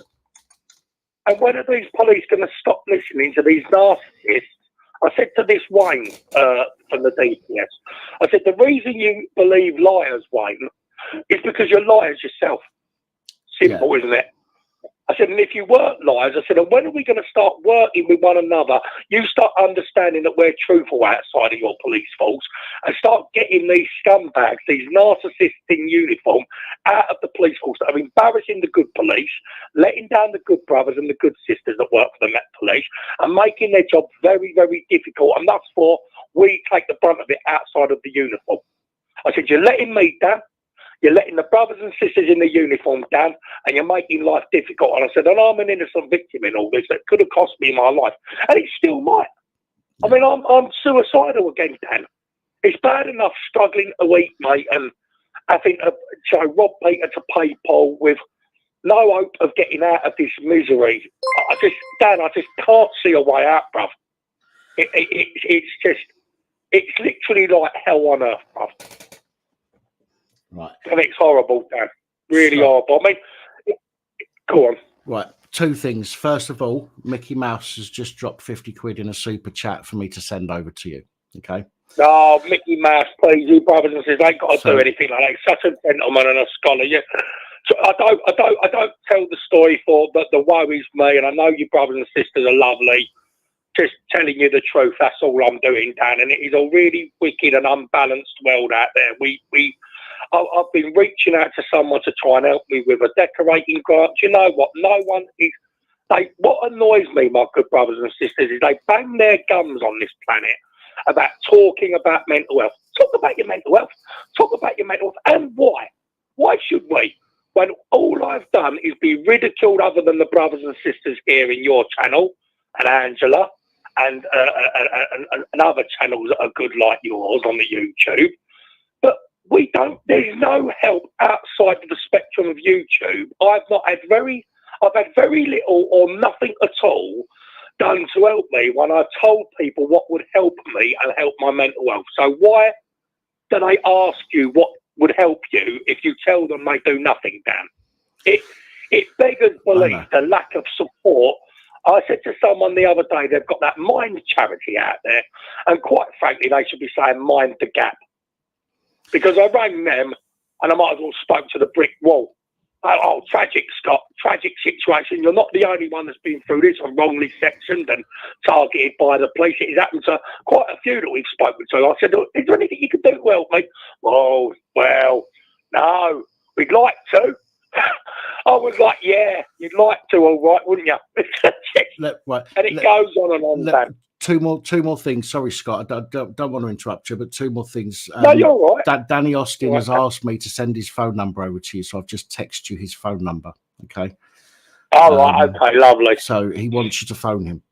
So yeah, I will do. Give him a shout. And also, if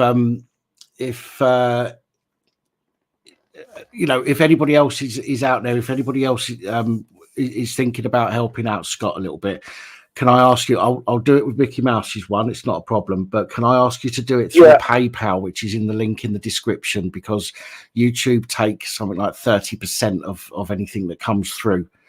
I will top that up. I'll give that to Scott, so Scott will get the full 50 quid.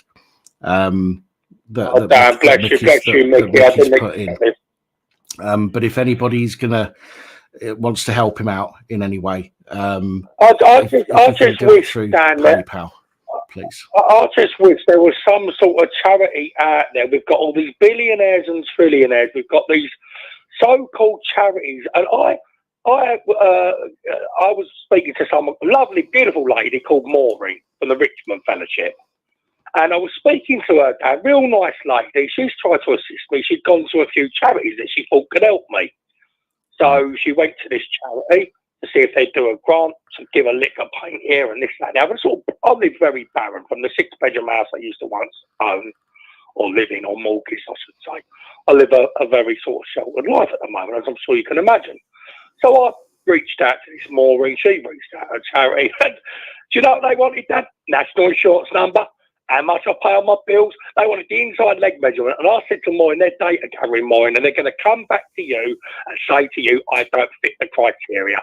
And do you know what, Dan? That's exactly what they come back and said. They wanted, and when I say personal information, I mean really personal. It's as if these government people have set these so-called charities up to work out where our last £10 goes. And I'm like, wow, so I don't fit the criteria. I said, did you ask them why I don't fit the criteria? And she went, no, I will do though. I went, yeah, go on then. And I just wish we had someone out there, a celebrity, someone that was doing well for themselves, God bless them, someone that fucking had their eyes open to the corruption and the severe lack of unhelp we get. Because I said to Maureen, if I was the millionaire businessman that I once was and I knew what I now know, okay, about how corrupt this world really is, I would not set up a charity to data gather. I would say, Maureen, give Scott my number, give him to give me a call, let me hear about what he's gone through, let me have a couple of hours on the telephone, and then once I've read that man or read that woman, I'll then decide if I can help them. Yeah. We need to start having an organisation that do that, not this data gathering, national insurance number, you know, what time you went to bed, what time you scratched your left ball bag. We need people to... I'm scratching it now. Right. But what we need, Dan, is we need some... I mean, we wouldn't have suicides through the roof like we've got if there was just more done. And I'm sorry, the truth of it is, being a truth talker and a truth poster is, quite frankly, there is nothing great about Great Britain. Yeah. The great has been kicked out of this country absolutely years ago. We've got some great brothers and sisters, Dan, like your channel, like Angela's channel, where she goes on some other channels, some wonderful human beings on the YouTube for humanity. Well, you've not been around. You've not been around, Scott. Apparently, we're not quite so wonderful as we thought we were on this channel. Apparently, I'm not going to go into that on here, though. You're always going to... I mean, I was a little disappointed because I didn't think you was...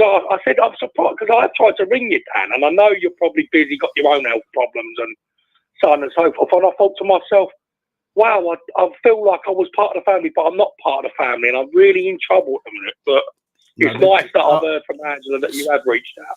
Yeah, I'll be honest, Scott. There are people who have reached out to... In fact, I'll tell you what I'll do. I'll show you this. Well, I'll try and show you this without giving away any phone numbers or anything, because that's the last thing I want to do.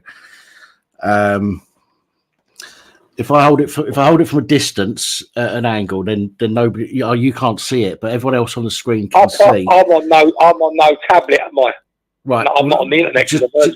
Just so everybody else on the screen can see. All these. This is my channel WhatsApp. Okay. And all these green dots, there's all green dots that tell me that I've got messages, right? If I scroll through this and people can see all the green dot messages that I've not yet been able to respond to.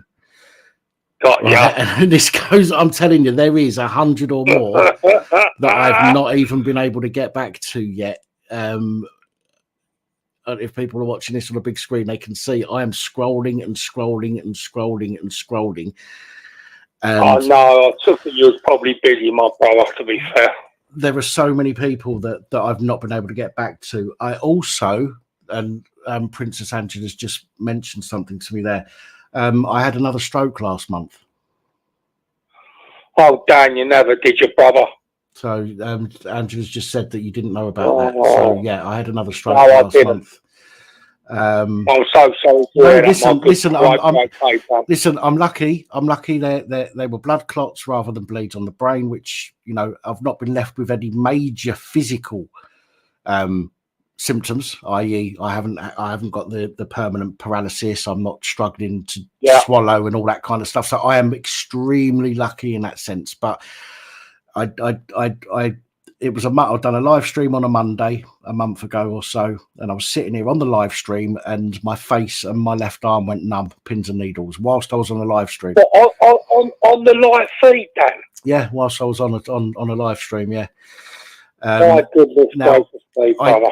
I sat here and I was concerned. I was like touching my arm and going, "What's going on here?" And people started asking if I was okay, and I'm like, "It's just gone numb. Like, I can't feel the left side of my face. It didn't drop like you would expect it normally from a stroke. You expect one side of your face to droop, the speech to become slurred, etc.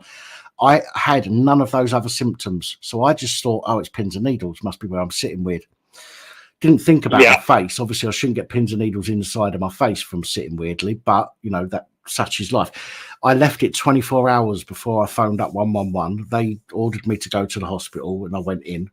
Kept me in for 4 days.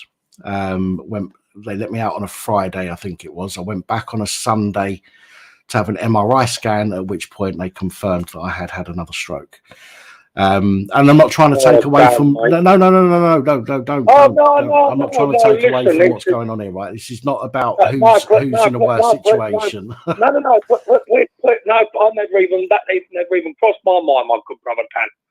No, it's just terrific that I suppose really, Dan, when I'm laying here as I am staring at my ceiling with my head in my hands and Mr. Magoo hair that needs an haircut and just completely gave up, there is always another brother or another sister that may be going through as equally a bad a time, or if not worse. Yeah. You know, and it is a true saying, isn't it, that there is others that are going through a worse situation. I mean, I've been really, God works a miracle, because I can't tell you, I'll tell it how it is, Dan, and I've been really upset. I've been in bed.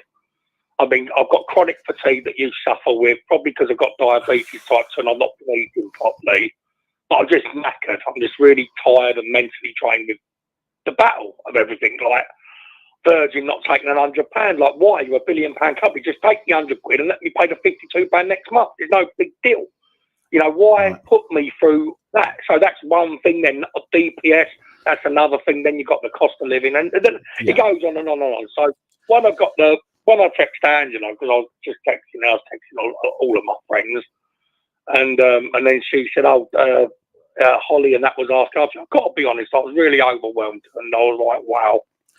It's nice to know let's overwhelm you some more, shall we? Let's overwhelm you some more. So Mickey dropped 50 quid, right? Absolutely fantastic of him. Absolute top man. No, really.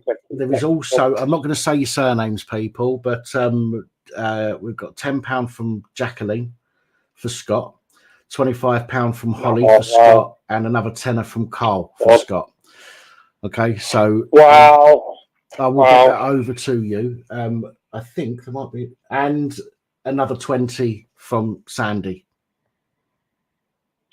Well, listen, all of you listening, this is something that I wasn't expecting. It's happened before, I think last year, maybe the year before, when I was in equally a very difficult place, which unfortunately I thought ICE would get me out of, and they haven't. So I'm in the same difficult place still, unfortunately, because of the government. But thank you. I want you to know I haven't come on here for that. Oh, sorry. But I'm not going to. 25 is from Danny as well as Holly. Sorry, Holly. Thank you, Danny and Holly, and thank you, everyone. Like I say, I haven't come on here for that. Dan knows what I'm all about, and it took a lot to accept the help last time. But quite frankly, I am in trouble, and it's trouble that's affecting my sleep, affecting my life. And what I do, I need a little help. I can't get out of it, and I'm going to have to accept the help until I get myself level. The reason people don't mind helping is because you're not on here every week with a sob story. And I don't mean that to sound harsh, okay? I don't mean to sound harsh by saying that. You're not on here every week with a sob story, making people think, you come on. Last time was 2 years ago, wasn't it, when I broke down? Yeah, you generally come on and we'll have a chat. You know, things might be up and down for you, but they're never as bad as this normally. And, this is why I think people don't mind helping out. I'm just sorry to everyone that's listening to this, because I really honestly thought, Anita from that ice company, I really had high hopes of her saying, Scott, we're going to give you this money because it's what we told you we were going to do.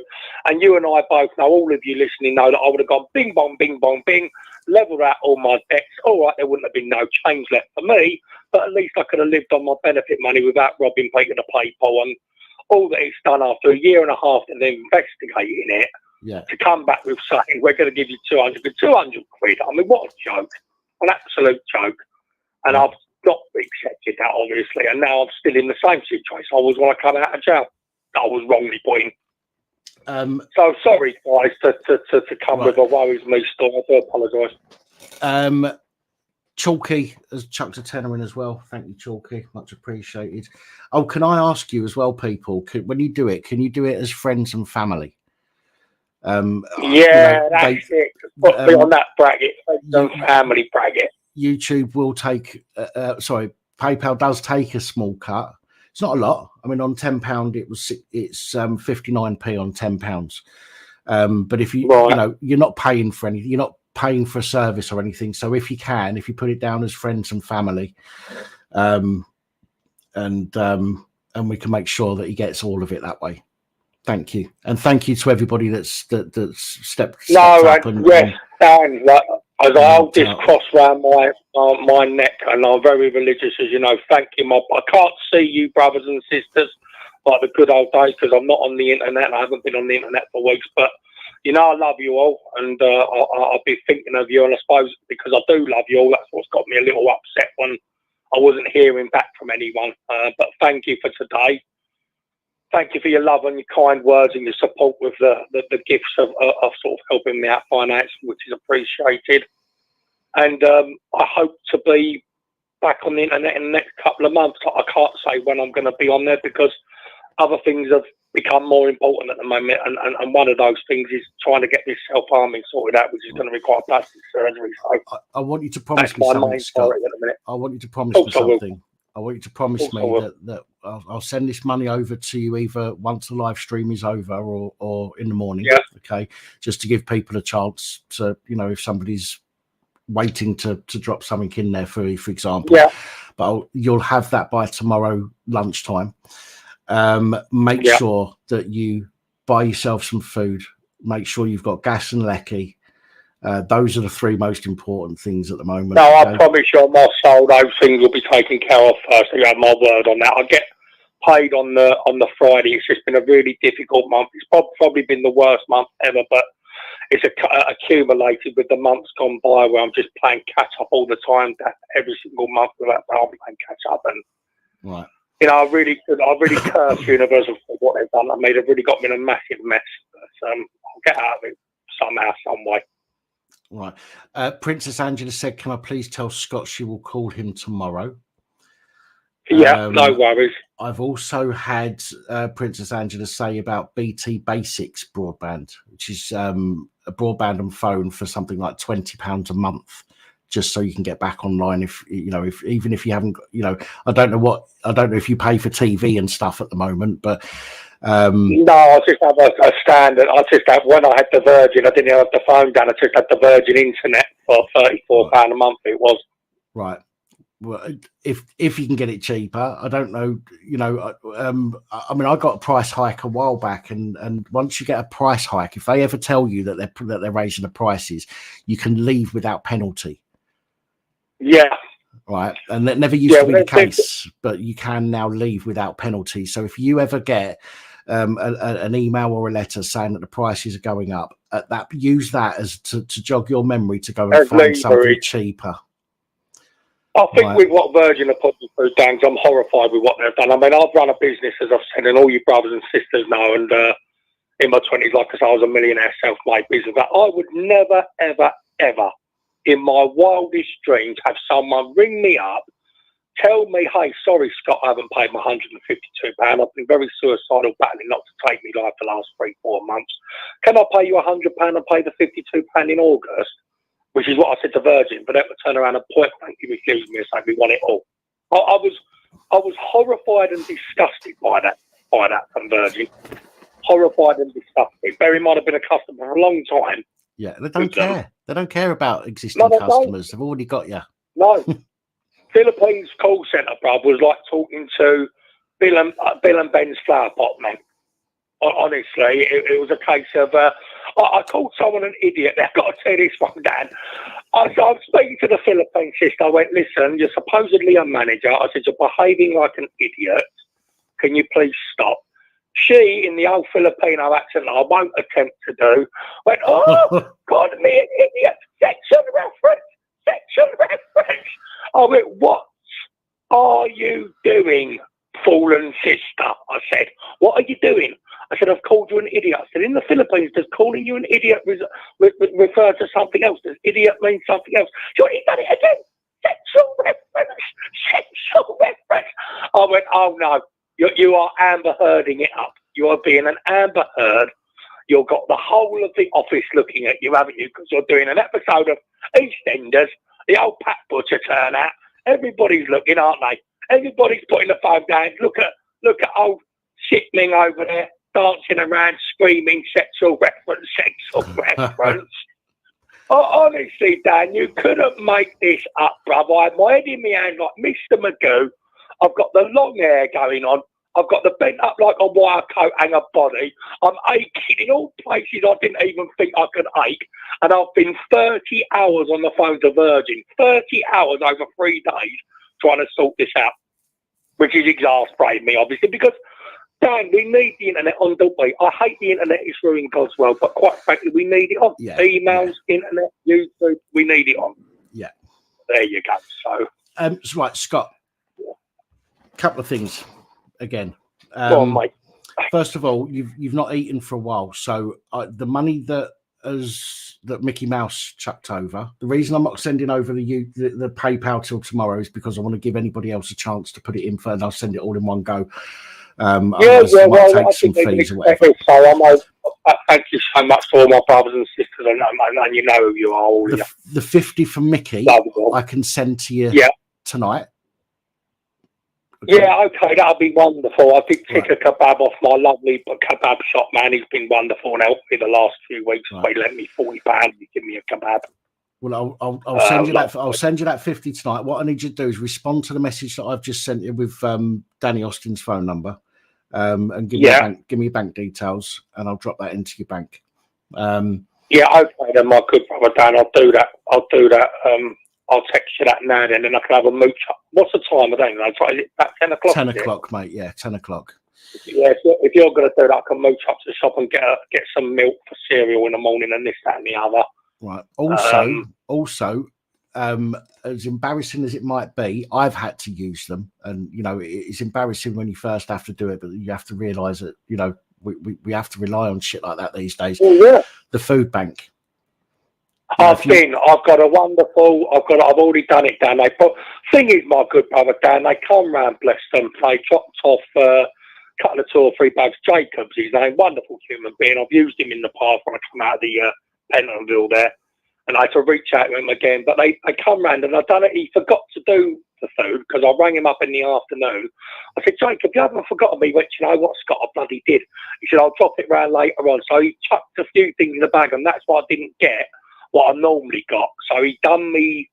What he must have done, Dan, he must have grabbed a few things before he left work, and I pretty much shot through them. But I have had to use them, and I'm not embarrassed to admit that, to tell the truth. Right. But they didn't give me as much as what they normally give me last week. Okay, well, just remember, whatever you've got, remember that when you go shopping, just so you don't, I'm not trying to be patronising or anything like that, but the problem with the food banks is they don't give you the protein. Right, they might give you the beans and tins of vegetables and stuff, which are horrible, but they beggars can't be choosers. Potatoes, perhaps bread. So get stuff that will go with the stuff that you've already got from the food bank, just to help you have a bit more of a meal. Yeah, that's exactly what we'll do, my good brother Dan. And like I say, beggars can't be choosers. And like my probation officer said the other day, it's been a rough 2 years for you, Scott, hasn't it? I said it has been, Emma. It's been a really horrific 2 years for me. And quite frankly, it's been a horrific 18 years. But these last 2 years have been, quite frankly, Dan, I'm surprised I'm still here. I really am. If it weren't for the love of you and the brothers and sisters in the chat, and my earthly friend that I mentioned about, John Red, Gary C, the list goes on and on. I would have chucked the towel in a long time ago, but I'm hanging on in here. But this has been a really horrible life. Really has been horrible. But Scott, we're all arseholes over here, so don't worry about it. Right? we're all arseholes. Don't worry about it. We're all scumbags, a lot of us. Yeah, absolutely. Right. There's also somebody else. Family law. FAMILAW. Family law, as in family law. In the chat. I've spoken to her several times. I'm not going to say her name on the stream, but I've spoken to her several times in the past with regards to stuff, and she's very knowledgeable with certain things. She's asked me to pass her number over to you so she can try and help you get some of these bits and pieces sorted out. Okay. Oh, fantastic. Okay, my good brother. So I will please make sure you do. I know it's difficult when you're down. You just think to yourself, I don't want to talk to people. But the more you put this off, now, it's going to get worse. So you need to try and deal with it now. And to be fair, Danny Austin, family law, will you know, they'll be respectful with you and they will try and help you, right? Yeah. And they understand. Yeah, no, I know that from speaking to Danny in the chat and before with Danny and whatnot. So, you know, I will do, Dan. I will give him a ring in the week. What, we Sunday at night, and we just give us a. But don't ring them up immediately. Please don't have any animosity towards me. I'm in a shitty place. I mean, just give a couple of 2 or 3 days, and then I'll get in contact with when my head's a bit more together, because I've been bedridden pretty much all weekend, and I've had the old head in the hand one, and I really, really felt horrendous. I mean, I've been in tears, and I've been really, really low, and I've just really was close to just giving up so many times again, and I've just had to really fight and dig hard, and so this phone call with your good self, Dan, come as a bit of a lifesaver again, really, and the brothers and sisters in the side chat there. I'll be all right. I'm pleased I've spoke to you guys. You know, it's lifted me up a little bit, and lovely Mickey, bless him. I can go and, you know, I haven't had a cigarette for I don't know how long. I can go and get a fag. I can get some milk. I can get some biscuits. I can make a coffee. I can sit in the living room, have a coffee, have a biscuit, and I ain't lying in the bed staring at the ceiling wondering what to do. Do you know what I mean? Hard when I've got a mum and dad. I've got no one. I've only got my friends. And sometimes you exasperate them and you don't mean to. Yeah. You know what I mean, my good brother, man. Right. But, you know, I really love you guys. Thank you so much. From the bottom of my heart, I hope there's a chance in the future that I can, you know, redeem the help. I hope that I get some good fortune. I hope I have a lottery win or a Euro million win or something I hope goes right for me where I can. I hope so. You said you're going to sort me out if you do. I will sort you out. I promise you, brothers and sisters, on my soul, I will change the world for the better, mate. I swear to God above. I will help so many family members and brothers and sisters of mine out. I won't do the charity one because charities only help themselves. I will go and see the people in person, and I will go, right, here you go, my brother, now stop worrying. Here you go, my sister, now stop worrying. And I will make that my life ambition to do that and go around and make a difference to so many people, as many as I could help, Dan. That's what I would like to do. Yeah. Well, listen, if we can't help each other, then what fucking hope is there for the future? Do you know well, exactly, Dan. Because I didn't ask to be in this position. I didn't ask the police to believe liars. I didn't ask courts to laugh and wrongly remand me for something I didn't do. I didn't ask to have my business cost from me or lost or taken away. I didn't ask for my house to be repossessed. I didn't ask for any of this that I've been given, and I've just got to somehow try and battle for it like all of us are wrongly, you know, traumatised and wrongly gave horrible situations in our earthly lifetime to deal with that we didn't ask for, that. Because none of us asked for this shit. No. You know, none of us. And it's just ongoing, isn't it? And in the end, my good brother Dan and my brothers and sisters that are good in the side chat there, in the end, as a good human being, you get fed up of just seeming to get nowhere, Dan, you know, and it's just, in the end, my good brother Dan, it wears you down, and I've become worn down again, unfortunately, like I was 2 years ago when I broke down on the live chat. Well, I've just been told you're going to get nowhere as well if you phone Danny, so you have to text him because his microphone's broken. No, don't worry. So I'll text Danny. I'll text and Danny. Family Law says if you feel more comfortable texting, then text rather than call her. Yeah. If that makes it easier. Okay. Thank you, my good sister, Family Law. Yeah, thank you. Thank you, everyone, you know, because there isn't enough done for us brothers and sisters out here. YouTube has got its faults, but quite frankly, YouTube brothers and sisters have kept me going, not just with this little help that you're giving me now, but the way we've spoke with one another, the way we've interacted, the way that I've made friendships now from afar. And, you know, would I be here if I hadn't had the outlet of your chat show? Would I be here if I didn't have Angela's kind words and assistance? Would I be here without the love and support of Mickey Mouse and many others, Danny? And maybe not, Dan. Because maybe I'll just think, do you know what? I've had a fucking enough. I've had enough of the battle, and I've had enough of the fight. And you're constantly getting nowhere fast, and all that's happening is I'm self-harming, born out of the trauma that I'm wrongly subjected to on a daily basis. And if you'd said I would have done that to my first 2 years ago, I would have laughed in your face and said, impossible. Why am I going to ruin my handsome face? But I have ruined it.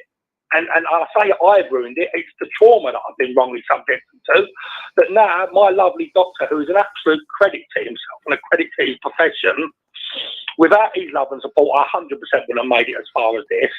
He's now got to reach out to hopefully a plastic surgeon that can hopefully put this damage right, because every time I look in the mirror, all I see is suicide attempt, attempted ligature, wrongful remand, universal credit, lies from them, no money, got into debt. Debt's a killer as well. So these people have got me in debt and made my life a misery, which has nearly killed me. Right. Well, and every time I look in the mirror, Dan, all I see, mate, is something I don't like. I think not that I don't like me, because I know what a wonderful human being I am, but I don't like the damage what's been done because of the mother of my son, the police, the courts, universal credit, and basically the gang of bullies that have completely and utterly got it all wrong, destroyed my life and made me mentally and physically unwell to the degree that I've self-harmed so badly the last 2 years that I've damaged behind my ear and I've damaged my forehead, and it makes me cry. Right. I have cried over it, like massively cried. But remember one thing, you are still here, and that's what's important. That's even after everything you've been through, as dark as it might have got for you, you are still here, and that is the important thing to remember. So you can get through this, as difficult as it may seem to see an end to it. You've got through worse, you know, so you can get you're through right, it. my good brother. And Dan, thank you for today, my brother. I'll give you a big cuddle and a kiss if I was there, man. Honestly, bro, just the taking of the phone call means the world to me, Dan, man. No tongues. Really does mean the world to me. It really does. And I hope soon we can all, I keep saying it, I pray to God above, please, Father Jesus and Granddad God, let me get out of this misery that I've been wrongly subjected to, because that's why I'm like this, because of people that have played at being God with my life, got it all wrong, listened to liars, you know, absolutely, completely and utterly destroyed my life. And that's why I hate the mantra, life is what you make it. And I scream at people, no, it ain't. I made my life a success with 18-hour working at my own business to be a millionaire businessman, self-made. People that didn't like that, corrupt police officers, jealous exes, people have ruined my life. And people can make your life what they want it, because enough people in false positions of power believe these narcissists. And then once these narcissists strike the false positions of power, police, courts, etc., they can turn on you, they can make your life a misery, and they can drive you to the suicide. Yeah. And it is what's happening on this world, and it really is what's happening. But thank you for today. No, man, listen, you're welcome. And listen, if anybody that's watching this thinks back to what Scott sounded like when I first answered the phone to how he's talking now, and there was a big difference, you know, in how you're speaking. You just lift me up, you brothers and sisters. I'm a humanitarian, Dan. I always have been, and I've given my last pound away, and I have done. And, you know, it's not about money. It's how we interact with one another as human beings. It's how we reach out to one another when we're down in the gutter. This country that used to be great never used to stand on your jugular, stop your breathing. Yeah. But this country now does stand on your jugular, and it just restores my faith in being religious and loving Father Jesus while I do, and Granddad God. I'm sure they're happy to hear this and see this today, because I've given up. I've lost faith with everything again. And it's just nice to be spoken to with the level of respect that you're speaking with me. Nice to know that Holly and Danny are asking after me. Nice to know that many other brothers and sisters in the side chat can stop what they're doing, put themselves in my position and go, poor fella. Let's have a reach out. Let's have a cuddle, Mickey Mouse there and this, that and the other. Let's pull together as a family and let's get this geezer out of this, because he's going through something he should not be going through. I can't remember the last time I was happy, Dan. And it's just not fair. It's cruel and it's evil and it's not fair. So much wrong has been done to me, and so many people have got away with lying about my good earthly name, Scott Andrew On, and it's just totally unacceptable what they've done to me. But as I said earlier, this restores my faith in humanity. I've got up out of bed now, which I hadn't done. And I'm going to go up the shop, if you're going to do that, with Mickey Mouse's kind gesture. Thank you, Mickey Mouse, from the bottom of my heart, mate. I'll give you a big kiss and a cuddle when I meet you. And I'm going to go and get my cigarette. I'm going to get my milk. And I'm going to try and make, because of your channel and the brothers and sisters on the channel, make Monday, Tuesday, Wednesday, Thursday, Friday of next week be a better Monday, Tuesday, Wednesday, Thursday, Friday. Well, you make sure that you text me your bank details. I did have them, but I wrote them down. I didn't save them. I didn't. I'll do that. I'll do that, Dan. And then if you're going to do that for me, are you going to do that for me now? Because if you do, I'll walk up the shops as I'm doing it. Yeah. Well, send because it can take up to 2 hours for the money to go in. So if you send, don't walk yet. Let me send it All right. before you go to the shop, and I will do it now. As soon as I receive your All text right, message, I'll log do in that and I'll for do you. it. All right, thank you, Dana. Thank you, Mickey. Thank you, Danny. Thank you, all of you. Yeah. Thank you for your love and your support from afar. It really means, it really means the world to me. I mean that from the bottom of my heart. The oldest cross that I wear with pride around my neck. Give Father Jesus the big kiss that he deserves. Thank you all of you for loving me. Yeah, because I haven't had the love from my mum, and I haven't had the love from my dad. So it's nice to get the love from you guys. Yeah. You look after yourself, Scott. I will do, brother. I will do. Thanks, Dan. All right, man. I'm overwhelmed. I could cry now in another way. Bloody mad, innit? How emotions can get hold of you. I was emotional before, feeling low, but now I'm emotional, feeling the love, badness, isn't it? How things can turn on a sixpence. Well, But it thank just you, takes everyone, one act of kindness at the end of the day. Do you know what I mean? And I'm, I'm guilty of not always being kind. But if somebody if somebody needs a smile or a pat on the back or an ear to bend, all right, that one simple act can make a big difference. I'm still living for the day. I pray that I have the strength of the love of you guys, the love of my earthly friends, and the love of the support of Father Jesus and Granddad God and our ever-growing, ever-loving Heavenly Family. I live for the day where one day there's a party or a gathering from a lot in the YouTube fraternity and the community where I walk in and say, someone ordered a Father Jesus. Holly has said your success rate for surviving your darkest days is 100%. So don't stop. Oh, it is, fighting. Holly. Really is so strong. So strong. But sometimes, my good sister Holly, we can get so worn out. And the more and more this self-harming I've been doing, the more and more that I've noticed that is chipping away at me.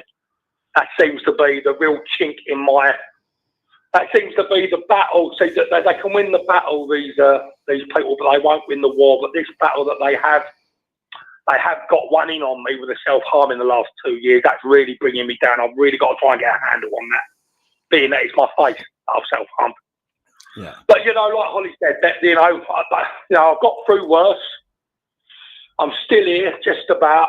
And, your kind words and Holly's kind words and all the brothers and sisters' kind words are just lifting me up enough to try and pull myself together this week. And courtesy of Mickey and many others there, I'm going to have a nicer week, aren't I?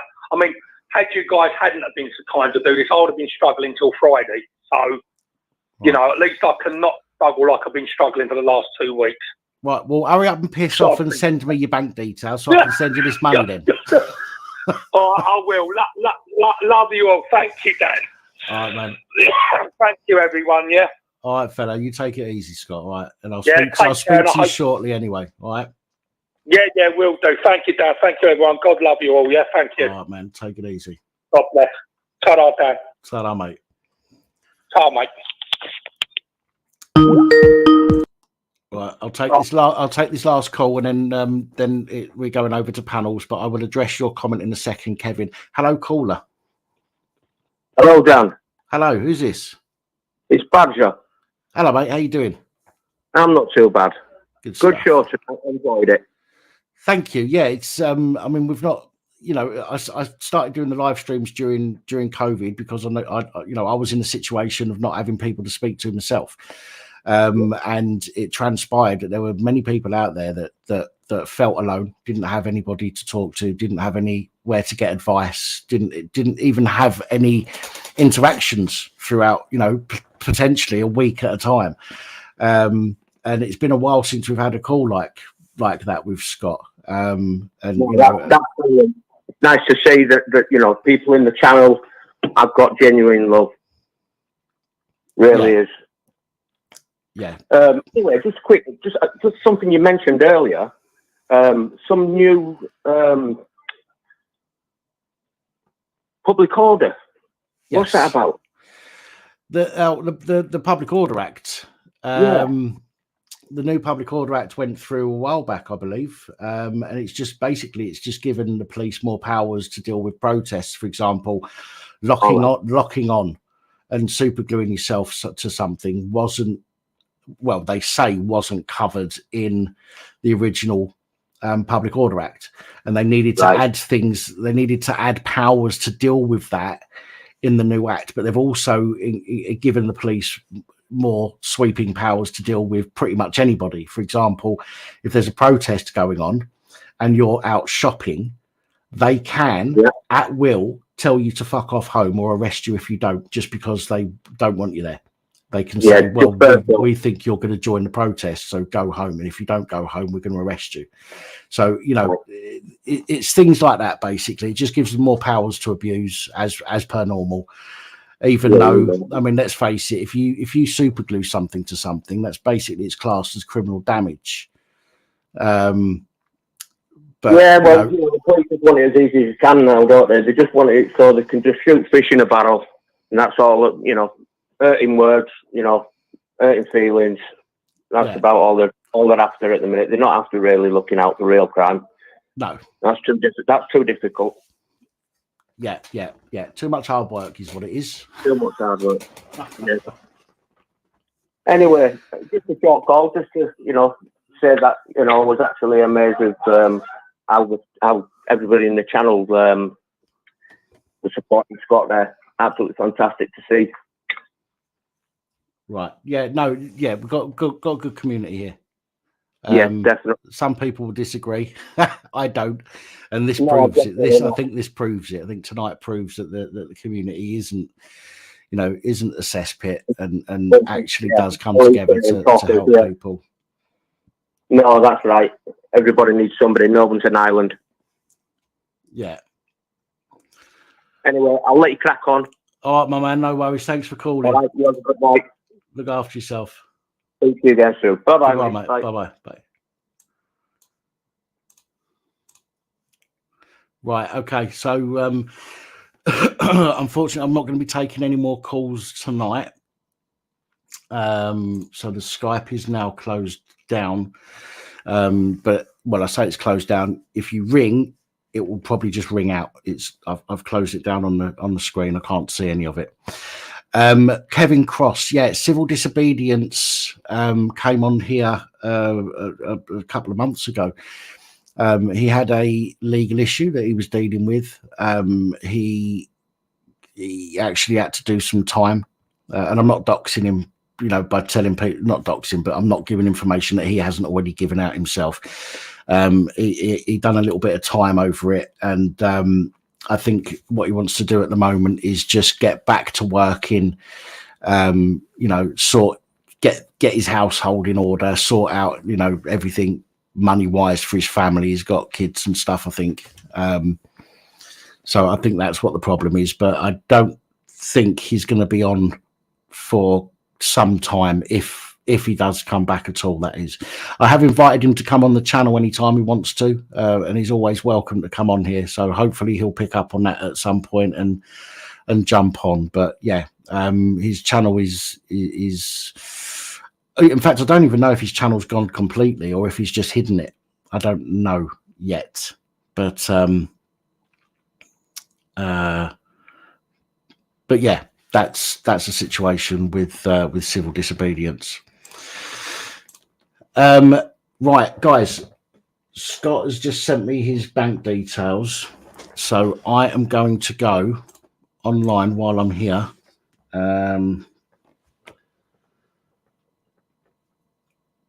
It's easier for me to do it online than it is on the computer than it is on the phone.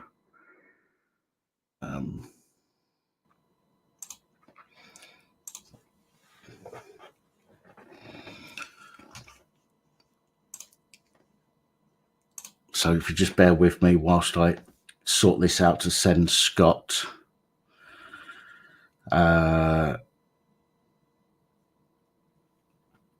Scan the code, successfully logged in. Right. Payments to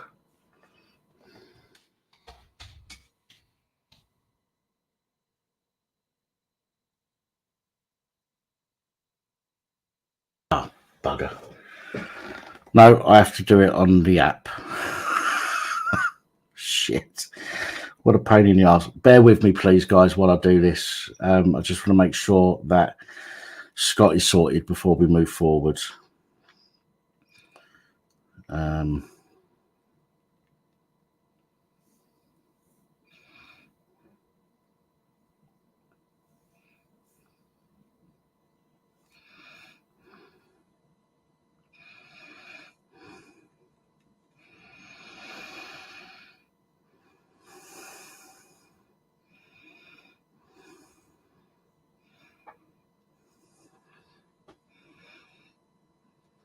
Details match the recipient's address. Good. It's always handy.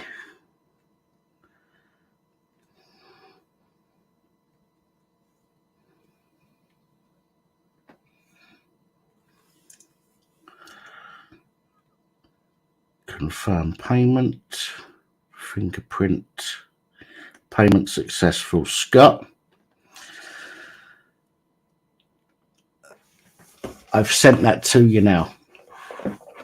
It does say, as they all say, it could take up to 2 hours for it to go through, but I've sent that to you.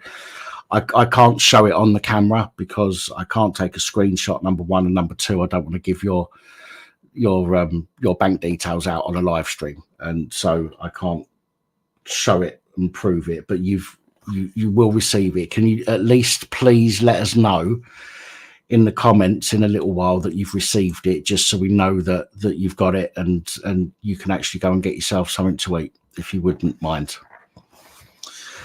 Okay, well, moving on, let's get busy. Copy that.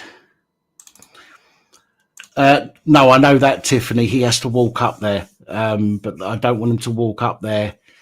This is why I said wait until I've at least made the payment first, because if he starts walking up there and then it takes some time, if he at least waited for me to make the payment and I get the confirmation that the payment's been made, then hopefully by the time he gets there, he doesn't have to wait too long, if at all. So that was my reasoning. So anyway, there's a StreamYard link if anybody wants to come onto the panel. I'm going to replace the pinned message.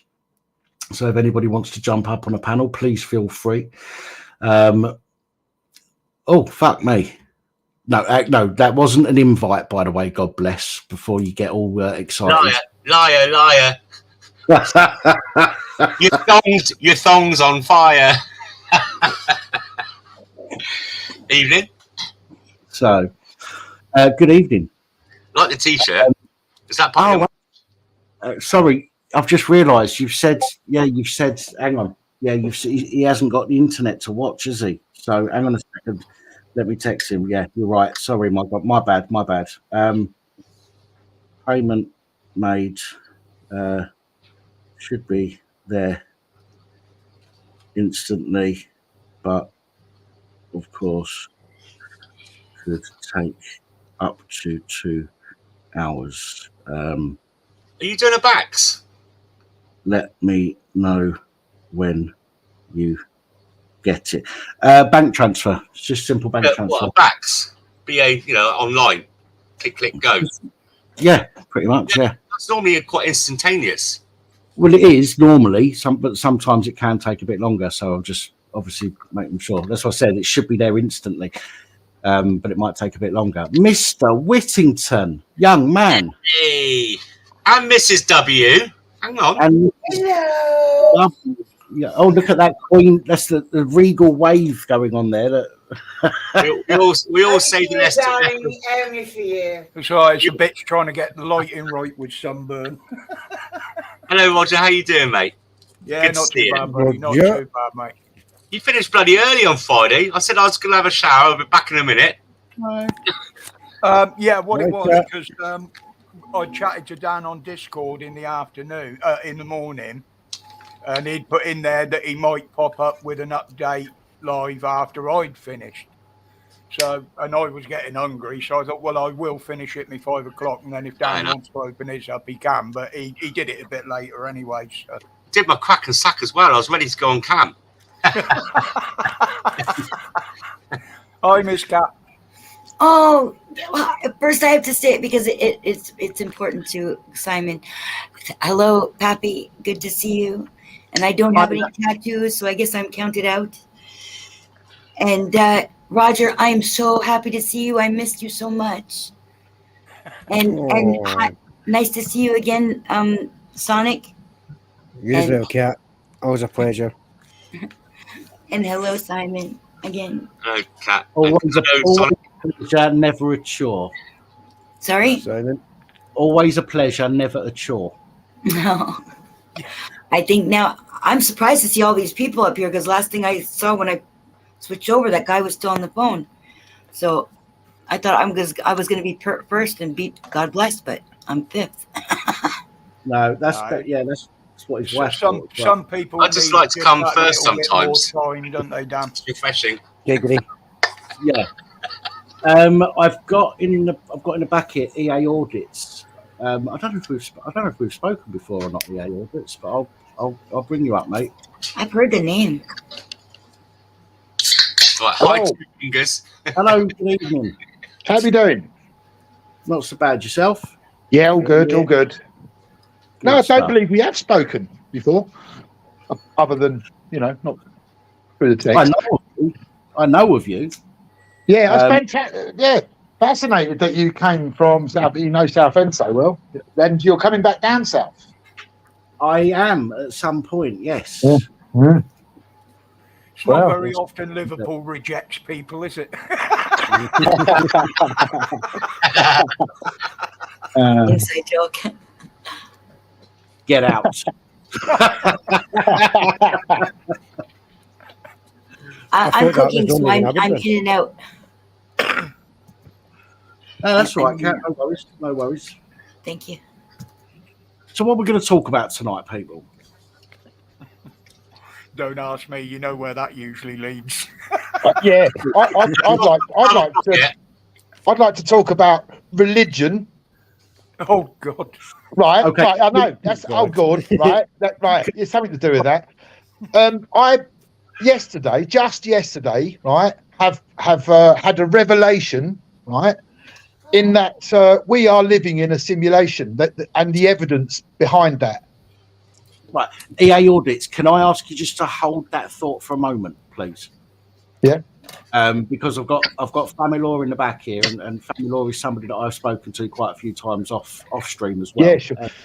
She offered to assist Scott. I'm presuming she's coming up to talk about that situation. I just want to see what because it's her first time on here as well, I believe. So I'm going to bring you up, Family Law. So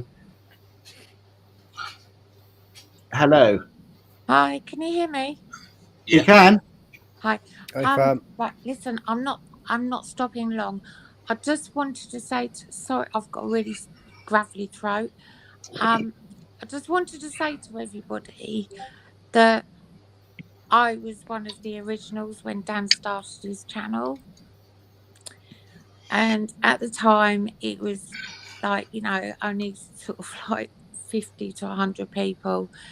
And he really didn't think it was going to go anywhere. But like he said, it was really for company's sake, and just so that really he was filling a void in his life.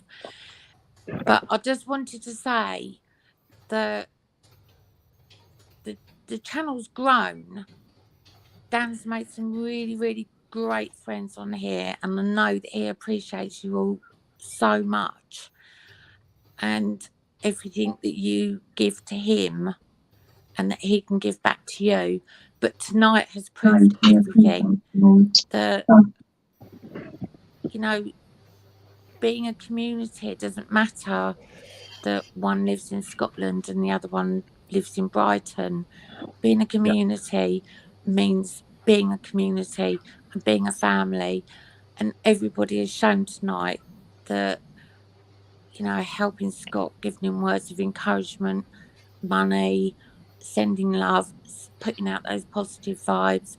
He started off on a real downer, and within minutes he was so much more upbeat, and that makes so much difference in one person's life. But the thing is, it's not just what you see on here. between a lot of us in here, there is a lot of that sort of thing goes in the background that's never on the channel, where people have needed help and they've been helped out. Totally. It's not always on No, here. this isn't set up. This isn't like some left. I call them a left. This isn't like some virtue signaller going out and filming themselves giving money to charity or giving money to the homeless. What happens on here is organic, right? So we do stuff in the background that people don't get to see, and we do it because we want to try and help people. But when something like this happens and people get to see it, and I think that shows a bit of humanity, isn't completely lost just yet. But yeah, I've just overtook you, so sorry, family law. Go ahead, carry on. Yeah, no, sure, I understand. I'm really sorry. I've got a really sore throat. I understand, that there's other things and all, and we've all been in dark places at some stage of our lives. We're adults. You can't get to adulthood without some sort of baggage or, crap going on in your life. And that's really all I wanted to say, is that, from little acorns grow oak trees, and I think that's what you're developing here, Dan. Just keep it up. You've really grown as a person, as a YouTuber. I would nearly called you an influencer then, but I know that you'll have another stroke if I call you that. Do you understand my message? Do you know what I mean? I just wanted to say that, family isn't always, and especially for Scott, if he can go back and listen to this when he's got a bit of internet, it's not, family isn't always, your blood. I wasn't involved in that the other night with Athelston Edwards, so I'm not gonna do anything there. Well, I've just said cheerio. Sonic. Hopefully that's time for good. Yeah, Diff Lamb spray's good from the chemist, says Sean. We'll deal with that in a second. Sorry, I just want to let family law finish what she's saying, because she's bigging me up and it's giving me a big head. So carry on. No, actually, I'm talking about everybody here. I don't always talk in the chat. Sometimes I just sit and watch. Sometimes I'm not here at all. I've never ever phoned in for a live stream ever. This is my first time. But what I'm trying to say is that family isn't always. You can choose your family. It doesn't have to be your blood relatives, and you've all shown that tonight. And I think, everybody should be really proud of being good, decent, moral people, for just having a little bit of empathy for somebody who's down on their luck. I've got a saying in life that I follow very closely: don't ever look down on somebody unless you're helping them up. Yeah. And it's a good rule to follow. But yeah, I'll leave it there. I just wanted to say that, kudos to everybody, and keep up the good work. Just keep helping each other and keep being a family. Well, we do what we do, and I this is one of the reasons why I don't mind having a drink on a live stream, because if I was kind of person to pretend to be something that I'm not after a bottle of brandy, there's no way I'd be able to keep that pretense up. So I am who I am, and I do what I do, and and whether people like that or not is entirely down to them. But I think that everybody deserves the respect that they give. Yes, sometimes I can be a bit sharp with people, and sometimes I can lose my shit with people when they disrespect me or my friends and whatnot. And unfortunately, we can't be friends with everybody, but I will always try and respect people that are in need. as I have been there myself. You know, you're only human, Dan, whether you've been there or not. You're only human. If people piss you off, then yeah, you're. It's like in real life. If people, you know, if they get under your skin, you're going to have a go at them. Yeah. Or walk away from them, or whatever, however you decide to handle it. It's not. No one's perfect, and no one should strive to be perfect. This world is not perfect, but just this little community itself tonight has made it as perfect as they possibly can for one person tonight. And, you know, it's a seriously, seriously good message to send out.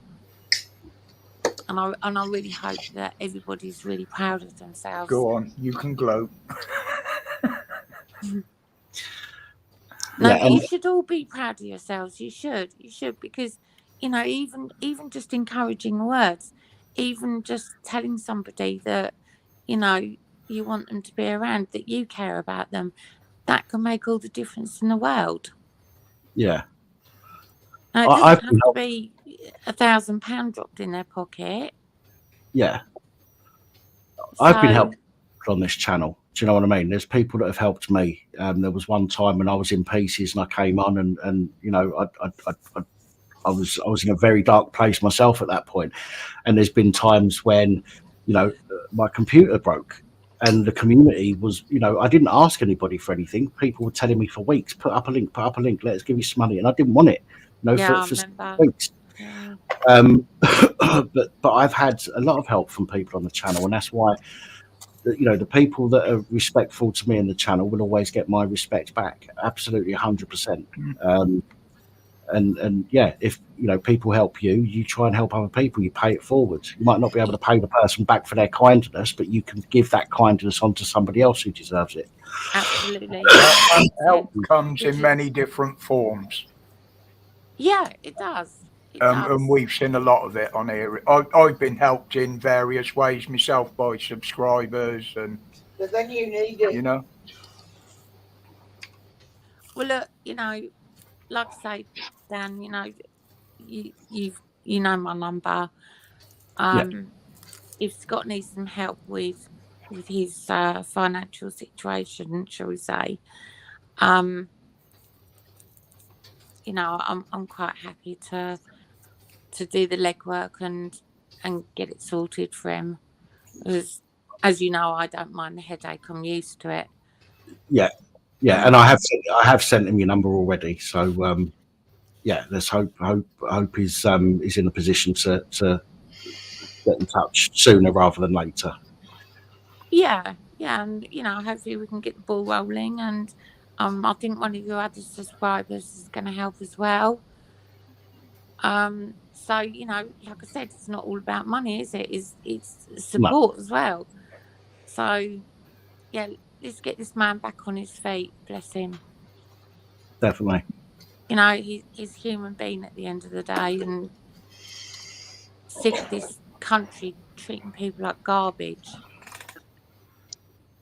Indeed. I think we all are. I think it is getting to a boiling point, isn't it? To be fair, but as I say, if we can't be nice, if we can't help other people, then what help is there for any of us? You know, so. Exactly. And if you don't want to help somebody else, you know, if you don't like someone, you don't want to help them, just ignore them. Don't set out to destroy them. But the thing is, I'll try and help anybody, and the problem is that some people you try and help, and they don't actually want the help. That they're so used to being in this bubble of you know, this dealing with the headache day in, day out. It's almost as if they fix that problem, they've got nothing more to live for, because they're dealing with that all the time.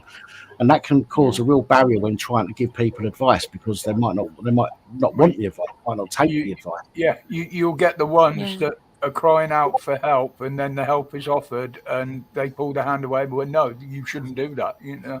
Up with their heads. Yeah. I mean, I think for some people, you know, I mean, I'll admit I've been there myself. You know, people offer you help when you desperately need it, and you know you do, but it could be pride, it could be stubbornness, or it could just be, do you know what? Just don't care. Just don't care anymore. Yeah. Shove your help where the sun don't shine, because I really just don't care. And I think that's the point Scott was at, and hopefully, well, he just seemed so much more upbeat. You know, he can go and have a smoke now and get something to eat, and Yeah. you know, and no judgment either. Do you know what I mean? There's, you know, no one went, we're not giving you money to go and get fags when you're in financial straits. You know, dire straits. Sometimes a cigarette is all that's needed to calm someone down when they're in a situation like that. Do you know what? Who is anybody to judge? Who's anybody to judge? If he goes out and buys a bag of heroin with it, if you're going to give that money, do it with a good heart. And if that person wants to spend it on that, then that's down to them. That's now their money. Yeah. People are too judgy. That's the thing. When you get help from the government, they tell you what you've got to spend that help on. Oh, well, do you know what? I'm going to bed in a minute. I don't even start me on the government, because I talk about it regularly on my videos, don't worry. we will still be here at 6 o'clock in the morning if we start talking about the government. Yeah. That's all I came on to say, really, is, you know, be proud people, and, you know, if someone does do you a favour, pay it forward, and, you know, just, you Prepare know, for the future kudos and to live like there everybody. ain't none. Sorry, I didn't hear that. Prepare for the future and live like there ain't none. Yeah. Yeah, it goes up. School. All Right, then, I'm going to leave I'm it going to there. eat it. I mean, look, it's stop talking. God bless. I'm talking. Goodness me.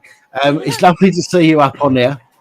First time you've been up in the 3 years that I've been running. So I am First privileged. time I've been on any live ever. I was just going to say, well done for your first night ever on a live like this as well. Excellent. And thank you for offering to help Scott as well. Well, do you know what? I don't want thanks. I just want him to be helped. Well, you might not want thanks, but you're going to get it from me anyway. So thank you. We always give credit where it's due. Ah, bless you. Bless all of you. You're a lovely bunch. Well, we try. Coconuts. Yeah. They get much more nutty than us. Two of us are coconuts, but look. I'm there too. I'm tagging along. Well, I mean, you know me, Dan. I can be as mad as a hatter, but you know, when I've got my sensible head on, I do get things done, and you know, I just hope we can all get together and help those in need. Absolutely. Other than that, night, everyone. All right. Enjoy the rest of your evening. Take care. Good night to you. Thanks again for jumping up. Okay, absolutely. Take care. All right, you too. Bye. Bye. Sonic. Yeah. Hey. Is there someone peeing in the corner of your avatar there? Sonic flying around. It's a cartoon. Yeah, he keeps that going to set the epileptics off. It's good fun. Thanks to Sonic. Right.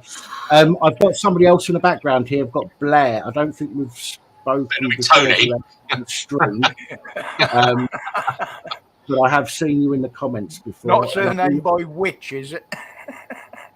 I know you're a real person. you're reacting to my terrible jokes. So I will bring you up on the screen. Hello, Blair. Hey, Blair. You spoken many times. Good evening, Blair. Can you hear me? I do. Yeah, we can hear you, but I've got a little bit of feedback coming from somewhere. Somewhere. I thought it might be EA. Let me check. It's what? No, it's God bless. It's not me. Look, 1, 2, 3. Yeah, I just muted you. And Oh, it's you. It's not me. It wasn't me. if I mute you, it's still there.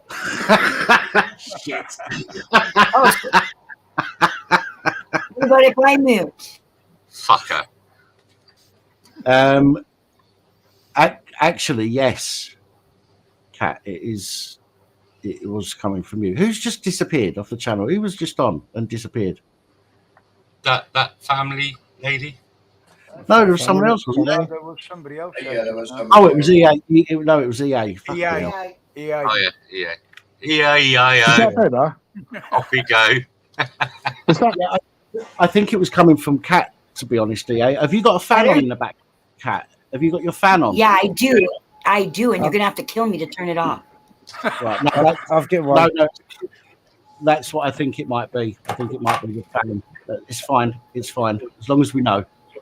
I just had to look behind me then, looking at Blair's walls there, and looking at the colour of mine. I thought he was sat in the corner. Mind you, similar here, Hello. Hello, Mrs. W. Hi, Kat. Well, I might be going on a bit of a tangent and a rant, but How are they on full screen like that? Because my camera only goes on to partial screen. Solo layout on StreamYards. Oh. Oh. See, now you know how it feels. No, I mean, yeah, but I mean, like, look, I've only got like a partial. Oh, it's because you're using your phone in portrait mode. Oh, really? Meatloaf's ready. If you use it like that, you'll only get partial. If you use it like that, you'll get the full screen. Really? I think you need to log in with it. It might be what resolution he's got on as well, Dan, because sometimes they narrow it down if you cut down the pixels. Resolution, evolution. Don't worry, you're still here. You're still here anyway, so don't worry. Blair, sorry, EA, I'll come straight back to you in just a second because I know you wanted to talk about something which is a bit spicy. So I'll come back to you in a minute. Blair, you wanted to say something. I'll let Blair go first, and then we'll go to EA. Well, it might spark a few questions anyway, but it'll be today with the NHS. And Dan, we've spoken many times before. You might not realise that I've been on the channel plenty of times. In the chat, we've spoken, haven't we? But not on the chat. I've been on live with you as well a couple of times. Have you really? Yes, indeed. Talking Oh shit! Sorry, man. I don't remember. Sorry. Why? Sorry. I'll probably tell you that. Well, at one point I was walking. For the past year, I've been put in a wheelchair. Being back with the Fowler Hospital and the doctors, they don't want to listen to me. Right? I know what's wrong with me. They've ignored me. It's got to the point where the doctors and the hospital have told me it's my job to prove them wrong. Right? I'll slowly go through it. For 7 years, I've had an issue with my muscles. I've went to the doctors with that. They've told me I'm delusional. It's in my head. There's nothing wrong with me.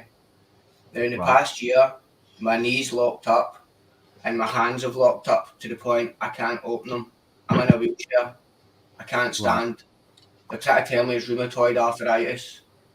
They tried to give me biological medicines, which was doing me more damage, and I've stopped taking them. Now, I was in hospital for 7 weeks arguing with rheumatology specialists, telling them that they were wrong. They tried to tell me my knees are destroyed. I will never walk again. And I have to prove them wrong. Now, I've been at the hospital since 21st of December. I stopped taking their biological medicines. All I take is cannabis, my penicillin steroids, and vitamin D on a daily basis. I'm now at the point where I can nearly stand. Right. Okay. Explain that. Blair, can I just talk to you, because I do suffer quite severely with rheumatoid arthritis. What biologicals have you taken? I've had this for about 14 years. They tried to give me adalimumab. That was the last one, and the first one they tried to give me was Methotrexate. that is it, methotrexate, and it caused me big blisters all over my back, and it caused me a lot of swellings and stuff like that, and it made my muscles a lot stiffer and my joints a lot stiffer. I had that, and what it done for me, the side effects I had from the methotrexate was split lips, and my gums were pissing blood. I lost a few teeth. Oh no! I got quite a lot of other side effects. I was getting like stinging eyes. Anytime my eyes watered, they would be really, really stingy. I would have to wipe them with a cloth and stuff like that. I couldn't. You know, there's so many dodgy side effects with the medications. I was like, not on it. I'm not doing it. I'm not touching it. I don't want it. And since I've ignored what the doctors are telling me and what the hospital is telling me, because my belief is it's EMF, right? They're telling me it's to do with rheumatology or rheumatoid arthritis. It's electromagnetic hypersensitivity. It's to do with the mobile phone signals and the Wi-Fi signals. And if I've come out of the hospital, I've stopped using a mobile phone. What about what's your inflammatory markers like?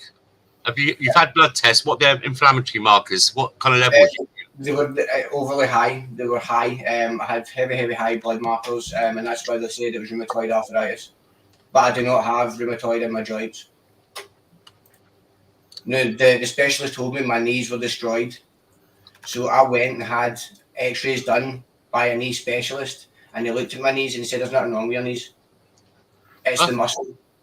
It's the muscle. So what do you think's wrong with you? I just told you. Research? Electromagnetic hypersensitivity. Really? Do you think? Yes, MS. No, I know. I've suffered with it for the past 7 years. I know. See, so, when you have a condition, right, you yourself should know your body. Yeah. So if something, right, and now for the 7 years I've been going to doctors, they're telling me I'm delusional, right? So this is something that's been happening from outside my body. This is nothing that's happened in my body. They've done this test for 7 years and they told me there was nothing there. They can't see anything. I'm delusional. It's in my head. In the past year, because the muscles have got so tight and they can see certain blood markers because of the inflammation in the knees. And this is because the joints have got, like, the muscles have got so tight, the joints have got stiff, and so they will see these markers, and that will reflect rheumatoid, possibly, but that isn't the cause. They've missed the cause for the past 5 years previous. They know what I was telling them. I mean, it might be erosive. Are you getting any things called nodes, where you get the little lumps under your skin, where the joints are, or anything like that? You mean lymph nodes? Lymph nodes? I'm not. Yeah, no. There's things called nodes. I mean, I can't. Oh, fuck it. Hang on a minute. In the joints, right at the. I had them. Yes, I had them, but they're gone. That's the best I can straighten my arm. I've lost my muscle tissue. I'm not a smackhead. That's when they took a load of blood out of me. No, I know. No, I've had stuff. Yeah, I had that. It wore away. My joints, my fingers. Look at that. I've got the red fingers, like fucking. And that's it. That's all I can do with my hand. I can't open it. That's all I can do. That same size anyway, Dan. So fuck off. What, in between the fingers? That bit. That's the muscle. It's not the joint. I should be able to fix this in time once I get the muscle. No. And it's all about the Wi-Fi seeds you use. What about your diet as well? That plays a part. Things like cheeses, citric. No. I just eat a lot of I've never noticed rubbing food on my joints make a difference to mine. All protein and everything else like that. Sorry.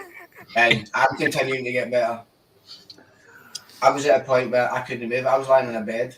I had no movement whatsoever. No, when you said you're doing weed, you're doing cannabis and that, are you doing that fucking stupid super skunk where you're doing solids and more natural homegrown stuff? Be Be honest. A what? Bit of everything. Yeah, but that super skunk is psychotic, mate. It's nasty. No, it's not. It depends. Like what you're like. You don't actually get super skunk. It depends what you use as a growing medium and what you spray on it. Yeah. Skunk using probably the star dog. That's probably the strongest. That I smoke that all the time, mate. It's not a psychotic. But a lot of these ones that they say are bad, it's literally the chemicals they're using on them. Actual knowledge that you've done it, you've tried it yourself. Don't read everything. Didn't believe all that bullshit, mate. It's all pish. Yeah. Cannabis is one of the best medications you can find, and you won't find another one. Yeah. You can sit there and be on all the medications the NHS want to give you, mate.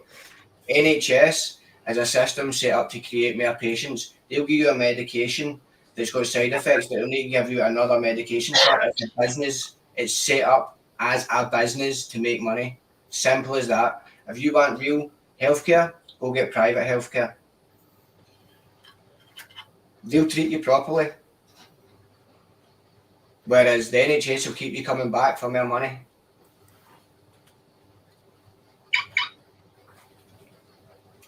It's a business.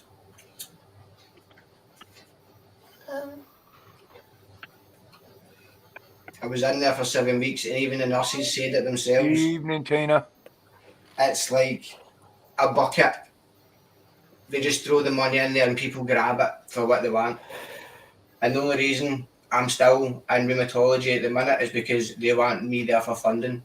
I'm this special case that my rheumatology flared up so quickly. No, I'm not a special case. It's the fact that you've missed quite a lot and you're neglecting your patients. And that's all it is. Simple as that. Medical neglect from the beginning to the end.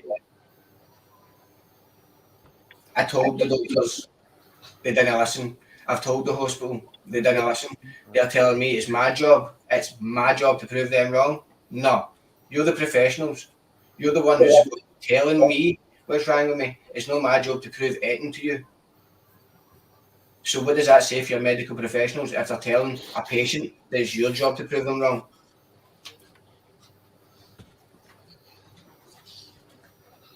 So I just had to go out to the car to the next one I'm on now is they want me to try is called How many have you tried? How many have you tried? Oh mate. How many medications have you tried? Lots. Right. Guinea pig. We've now passed the point where you're like, no more. I've done my own research. I want a medical cannabis card and I want to be sent to someone who can give me a proper prescription for medical cannabis use. Because you can get that here in the UK. No problem. You've had that many medications. They haven't worked for you. They're not doing it for you.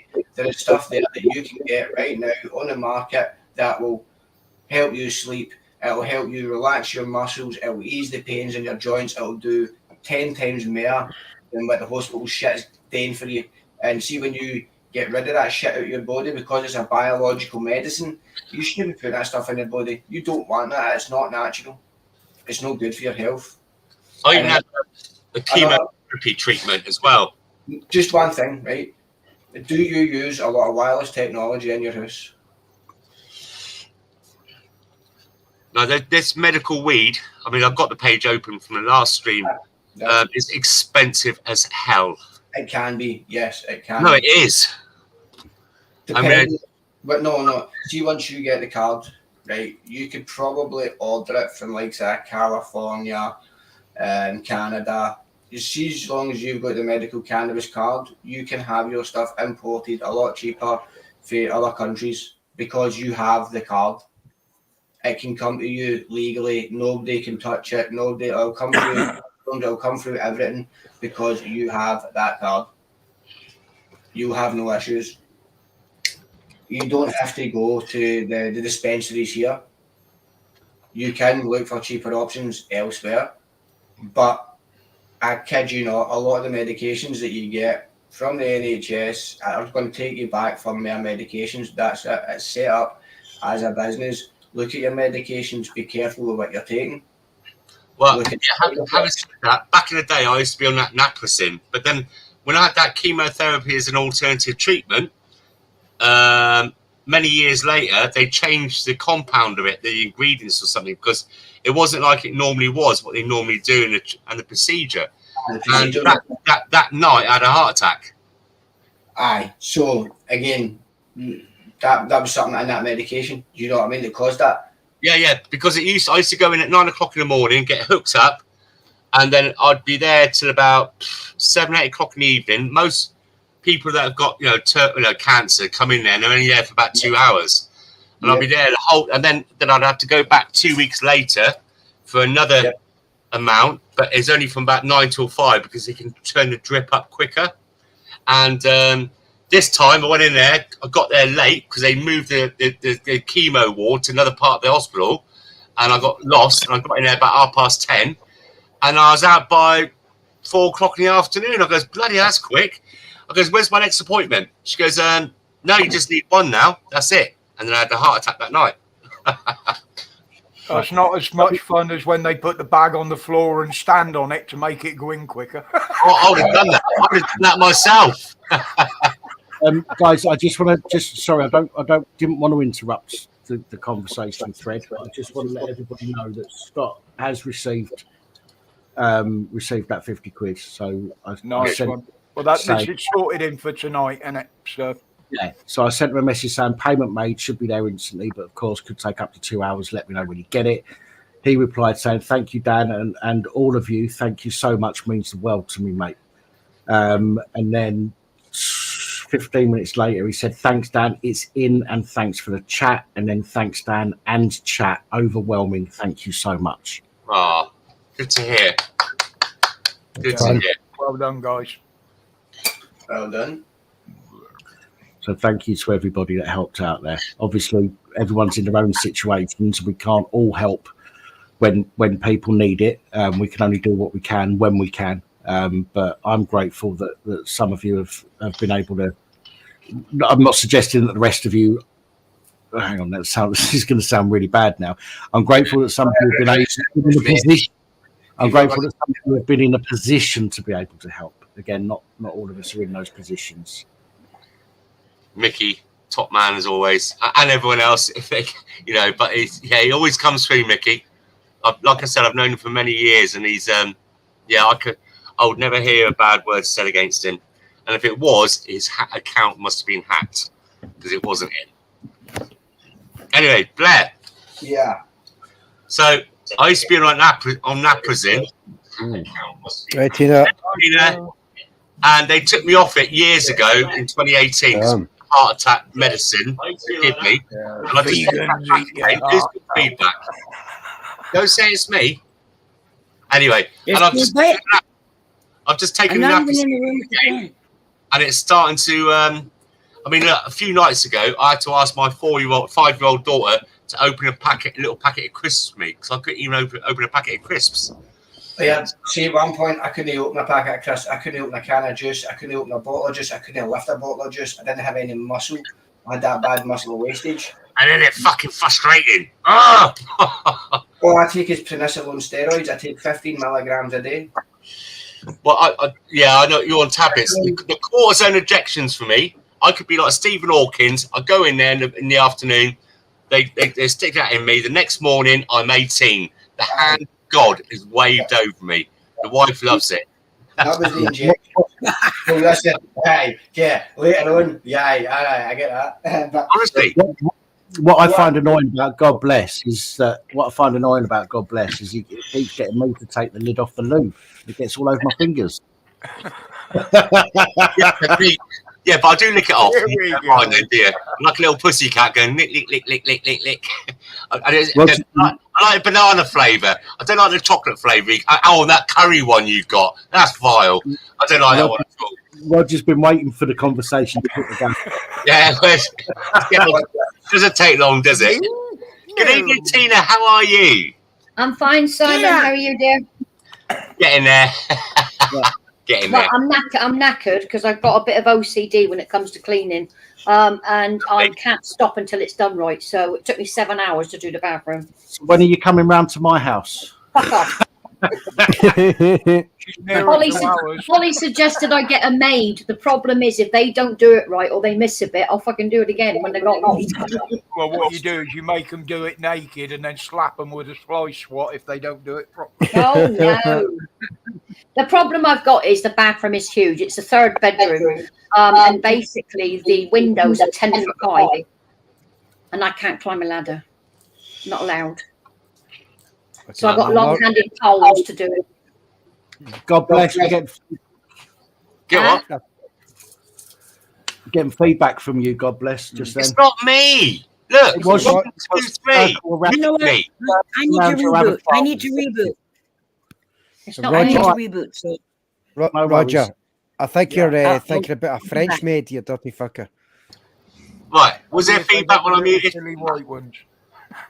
I don't know. Was you muted? No, it was you because the circle around. I'll mute myself.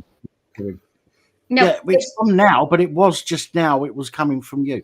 Anyway, I'll just shut up a minute. Regardless to that, EA came on and he wanted to talk about something, and I've rudely pushed him aside for a moment. But I want to bring EA in now. Not at all. No, I'm quite enjoying listening. What am I speaking? Yeah, you are. Yeah, no, just this thing that I saw, and about it is about. I mean, obviously, it's in the realms of science fiction, as most religions are, it's just the evidence that's come forward. Have you heard of Philip K. Dick? I mean, he's quite a big, well-known writer. He wrote Blade Runner. Oh yeah. Minority Report. All I heard there was the word dick. Yeah. Jumped in there, eh? That's it. Don't get the pricks up. Well, Philip K. Dick. The conversation my way. Dan's always thinking about dick. Don't worry about it. Am I breaking? I know I'm going to sound like a bit of a dick here, but I can remember like scotching him when he was talking about we are living in a simulation, but like with the sort of evidence and the things that we've discovered about light and things like that over the recent years, and the fact that the computer power is doubling every year, like it has been year on year for 50 years, is there going to be a limit? Or is there a limit to the amount of progress that computers can make, like that the technology can make? And whatever you say. That mankind makes. The other day, the AI robots telling everybody how the AI was going to take over humanity. But there's no limit. There's no limit to what AI can do. If it continues to self-improve, there is no limit to what it could do. It could virtually, I mean, given the only thing that sort of restricts us from making more progress on our computer power at the moment is our resources. Like if we had the resources, we would, in theory, be able to simulate an entire universe. Yeah, if you had the computer power, you would be able to do that. Yeah, and I mean, but that's created by mankind. Well, yes, right. And this is what they're talking about, like it being different levels. Like Elon Musk has said, there's a base reality. Like we know that we're not looking at reality. For example, the sky's blue, or it appears blue on a sunny day, but we know it's not blue. So we know we don't see things in actual reality, and therefore there is like different scales of reality. Could it be that when you pass away, you move up to the next level? Well, it was a revelation for me, like knowing a little bit about how the light sort of experiments have gone, because the light is actually behaving in different ways when we're looking at it, which seems to me to be sort of like has an intelligent control behind it. And there seems to me that religions are missing this massive. Well, now that I've thought about it, even though I did scotch Philip K. Dick when I first heard him talking about this sort of reality thing, now that we've sort of made progress, he's right. Yeah, I think he's right. and it sort of it goes above all of the main religions. Like, you know, it sort of religions puts them all in.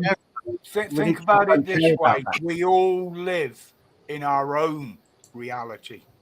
Nobody's reality is exactly the same as anybody else's. We all Yes. live in our own reality. Yes, it's different for every person. Yeah. She just said she wants me out of her world. Go, Mrs. W. Reboot and start again, Mrs. W. I'll be honest. Yeah. That man, she was you world out because she don't just walk out. Is that not the best way? What? Dan, did you get my email? When did you send it? Tonight, about 20 minutes ago, regarding the CBT document. In that case, no, but now I do. Now I see it. Right, look at the part where it says acting as if you are ill. That's a good one they put in. Acting as if you are ill. Anxiety or your health, common behaviours that increase our health. So common unhelpful behaviours that can increase worries about our health are checking or scanning, reassurance seeking from a health professional, reassurance seeking from family and friends, spending a lot of time finding out about illness, avoiding everything to do with illness, and acting as if you are seriously ill. Yeah. Going through a series of unhelpful behaviours may cause you to become caught in a spiral of anxious feelings. I believe a positive mentality is a good, healthy mentality. And just for reference, they're wise to the steroidant in your mouth before you go in trick. That's what I was talking about with that particular course. That one came from 2017. And acting as if you're seriously ill, I mean, that's not nice to say to someone who's got ill health. Even the school teachers back in the 70s got wise to that one, didn't they, too? Well, yeah, but talking to your family and friends, you know, it's a bad behaviour. I don't think so. No, but this is where they try to push people into a corner where they have nobody. There's always chats like this. Aye, don't get me wrong. That's if there is people prepared. Like at the position I'm in, like I've had really nobody. I don't speak to my mum. I don't speak to my dad. I was staying with my dad when I was on the couch, and he wouldn't even do anything to help me. So I live myself, and I'm in a wheelchair.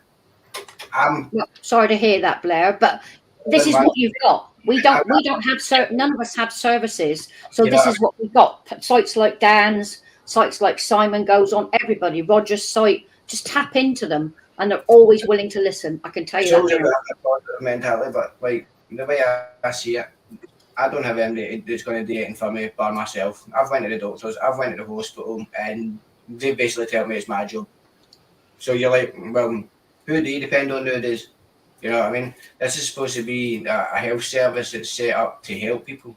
It's not really. Well, yeah, we know it's not. No. There's a service out there for people, but they're only there. I mean, this year is where you will get real help. You know what I mean? Right. People who sit and listen and who will have that conversation and talk. Yeah, just for avoidance of doubt for YouTube or anybody else watching, nobody is giving any medical advice on here. No. We're doing this. We're talking about our own individual situations, our own individual experiences. That's what's being discussed. Yeah. But just sharing it with someone. Guys, it's just GPs and stuff. It's just too many ties and links with Big Pharma. It's all about money. That's why I say that the doctors, the chemists, it's a business, it's a money making system. When you go to the doctors or when you go to the hospital, all they're going to do is write you up some sort of prescription for 3 or 4 different medications. Once you start those medications for the first couple of weeks, you'll be back to your doctor for another couple of different medications, either for something to help with going to the deal with side effects. You're being bulked up inside with all these tablets that you're getting constipated, so you need something to help with that. You know what I mean? Then you can't sleep because one of the tablets, so then they're giving you sleepers. So then you're getting more and more medications. And then they'll up the medications, then they'll change the medications. And then you get addicted to some medications. So it's basically just a business to get you hooked on some sort of drugs one way or another. Whether it's their own drugs, but Are they good It's for you? money. They make money. They make money from pharma. So every single one of those drugs give you side effects. Doesn't Oh, yeah, matter they what do. one, right? Yeah. They could create drugs without side effects if they wanted to, but they don't. Why? Well, Hi, without Steve. side effects, they can't give you another medication. Oh yeah. You know what I mean? So, and that's why I use cannabis, because cannabis helps with stress, anxiety, depression, relaxation, and the muscles. It helps with sleep. yeah. So many different ailments. Well, One thing deals with so many problems, but yet for all those different problems, I could go to doctors and end up with 20 different medications. Yeah, I mean, the NHS have made it legal to sell cannabis in patch form. They got a vape they give out, but they don't give it out. They don't supply it. Loads of people are asking for it, but they won't give it out. They don't want to give it out. They would Exactly. rather do their own big farmers. Because you're not going to go after painkillers, which is what they get money for. This is the thing. They don't want to cut the nose after businesses they've No. always they were running in the power. The politicians, they need to get up their own businesses, their own farms running that are already pumping out all the cannabis, and then they've got the shops that are making all these other different resins. See, once their wee pals in Parliament have got all that set up for themselves, then they'll legal that, then everything will come out that way. But until they've got their hands in that pot, they won't do it. Well, I buy my own patches. I buy my own CBD patches, and they do work for releasing some of the pain I've got and help me to sleep. So, I used to grow my own patches. well, did you not get in trouble for that? I did, yeah. That's why I used. Yeah, not good. That's another reason, like with the shut down, like the wee businesses and stuff, the wee independent businesses, because it stops them from coming up with stuff like that. So if we shut them down and then just pump all the money into the big companies We like need to Amazon, and start. what have you. We need to start like America did by starting writing to their government to make it a legal thing to grow. That's what we need to do. In lots of the states now in America, it's legal. I mean, I saw a Californian advert about 6 years ago. Come to California, no matter where you're from. We've got cannabis farms. We need people to cultivate, prepare, blah, blah, blah. We'll give you housing. We'll give you X amount of $1,000 a month, $2,000 a month to come and work here. And there was loads of people that migrated from their own country to go to these cannabis farms. Canada. Yeah. And anybody is allowed to grow 3 plants for their own personal use. Yeah. So they all The mushrooms are together good for and form depression. and they all grow it in fields, and nobody can keep count of anything then. Well, I'll be honest, right? I am honest on this channel, and everybody knows. You know, I've told everybody about my past and things like that. Everybody on here knows. I don't hide anything because that way people can't use it against you, right? So I'm very, very open on this channel. I number one, I believe that even over here, you can get away with having a certain number of plants. I believe. Yeah, personal amount. But I had 100 grand's worth growing in a bedroom, and obviously that was a bit much for them to overlook. Secondly, EA's talking about mushrooms. I have tried to. In fact, I successfully grew a batch of golden teacher mushrooms. However, even though they were golden teacher and they, they looked like it and everything else, I wanted to microdose for my mental health. And again, I probably shouldn't say this because the police will be watching this. But he's grown some mushrooms. That's been and done because the mushrooms didn't have any effect whatsoever, any. I tried them. I tried them raw.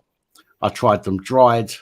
And they've absolutely had no effect whatsoever, absolutely nothing. Not even I feel a little bit They like don't always affect people. Some people can take them with no effect whatsoever. yeah, it done absolutely nothing for me. So I give up on it. But that could have been counteracted with whatever medications you were on as well. Yeah, because some things cut other things out. You're right there, Tina. I didn't. Even Some medicines will cut things out. So yeah. 4 plants. We're allowed 4 plants, not 3. Hi, Kat. How you doing, honey? It's Hello. 4, is it now? Is it, Kat? That was always 4. Was that? I always thought it was 3. Sorry if I got that wrong. No big deal. I can't grow any because I don't get enough sun. How do you grow mushrooms? I don't know. Live in a council flat with damp. You need cows for that. I don't want to go I don't want to go into it on here and be accused of teaching people how to break the law. But surely, I mean, it's not like you're going to get seeds for it, or just wondering how Most mushrooms spores in open field are spread by sheep. It's a fungus. It's cow dung. It's cow dung. You know when a mushroom cup opens, and underneath you've got all those gills, haven't you? Yeah. Yeah. Well, those gills are where the mushroom spores. Spores. Yeah. If you flick them, you'll see a fine dust drop out. If you go online to go ask Google, it'll take you to different sites, which gives you instructions. So I'm not saying any more than that. So yeah, But the point is, like, you see how these farmers don't encourage you to do these, to learn these methods, like, because as you said before, they don't want to lose the revenue. That's right. It's the painkillers they make the money on. I think you just need some dark forest and cow dung, and that's it. Yeah, we get them on the sheep over here, the sheep fields. Not when you grow them not when you grow them under your bed, you don't. No, not like that. Well, I'm not so sure knowing you personally. There could be a sheep hidden under there somewhere. And I don't mean that underneath my bed is like a damp field. Okay. There are certain things, Dan, you can grow with hydroponics. And Lisa, she's in Canada, darling. What? Lisa Stokes was just asking where you're from, being as it's 6:25. So it's you're in Canada. I'm in Ontario. Oh, nice. Yeah, you grow mushrooms the same way the government treat the population. Yeah. Yeah. What leaders in the shit, you mean? Keep them in the dark and feed them shite. Absolutely. Yes. So, yeah. As I say, I'm not going to go into, I mean, you can find out how to do all that stuff online. I've tried it once. Mirrors. You can actually now a little USB run hydroponics setup. Hydroponics. And who sells that, Roger? Who sells hydroponics? I saw it on eBay the other day. Drug dealers. No, IKEA. IKEA. Yeah. They have dedicated shops around here. Sell hydroponic kits. Oh, there was warehouses around Birmingham where you they say they're for herbs. Industrial kit, including hydroponics, lighting, fans, extractors, a lot. Yeah. They just called it a garden centre. I think it was about 10 years. Honestly, officer. Well, 10 years ago, a group of conservatives, shall we say, built a massive hydroponics warehouse in London for green vegetables. And then they started to move into peppers. And now they supply all the top restaurants in London. And it's all hydroponics. They've got massive amounts of fresh food coming out every day. Microherbs. It's all done by water. Legal. Sorry. Floating gardens. It's been legal here for 4.5 years, and I still can't get over the fact that I can go to a store and buy it. I know, must be weird, Kat. We would so love that over here. Oh, Kat, is it legal to grow mushrooms in Canada? You know, the I don't think so. Not the magic mushrooms. You can get it as medicine. They have psilocybin or whatever. Microdosing. Yeah. Microdosing just means little bits, right? You choose if you want to microdose. Yeah. I know there's some states in America that it's legal, which is very confusing. I don't understand why some states medicine legal and some states say it's not. But it's the same thing with pot.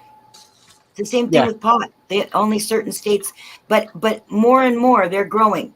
See, the thing about the states is there's the whole federal system of law, and then there's individual states. Now, individual states are actually more powerful in some ways, but when it comes to overall, you have to, you acquiesce to the Constitution, you acquiesce to the federal laws. So federal law, it's still illegal in the states. not in Canada, but in the States. It's still illegal federally. So they're just sort of letting people get away with it, each state by state by state. But really, they could pull the plug at any moment. But that's how it starts, though. It's small wins like that in individual states. Eventually, if all of the states have got it, even if the federal government then turn around and say, right, we're going to put a stop to this. If the majority of the states are all are on board with it, it's going to be a lot harder for the federal government to put that into place. That's right. And a sheriff, a county sheriff, actually has more power. In some cases, have more power than the president. Right. A county sheriff. What's the difference? Actually, question for you. What's the difference between the sheriff and a police officer over there? Well, it's just the police is something that's more for a city, and county is like a grouping of towns, you know. So it's like a different. It's like a way to cut the pie differently, right? So there's individual cities, and each city might have their own police department. And if they're small enough, they won't. So they'll have the state department, like the state police, right? Okay. So if you live in Texas, you'd have Texas police as opposed to Houston police, right? Houston is a big enough city. They've got their own police. But little towns, Bydor and like places like that, they don't have their own police. So they use the state police. Now, county is a grouping of towns or cities within the state. Right. So it goes town, city, hamlet, whatever. Then it goes county. Then it goes state. Then it goes federal. So the county is where the sheriff is responsible for. He's in a bigger, you know, they might have a sheriff. Sorry, they might not have if it's a small place, they might not have the state police. They might have the county sheriff.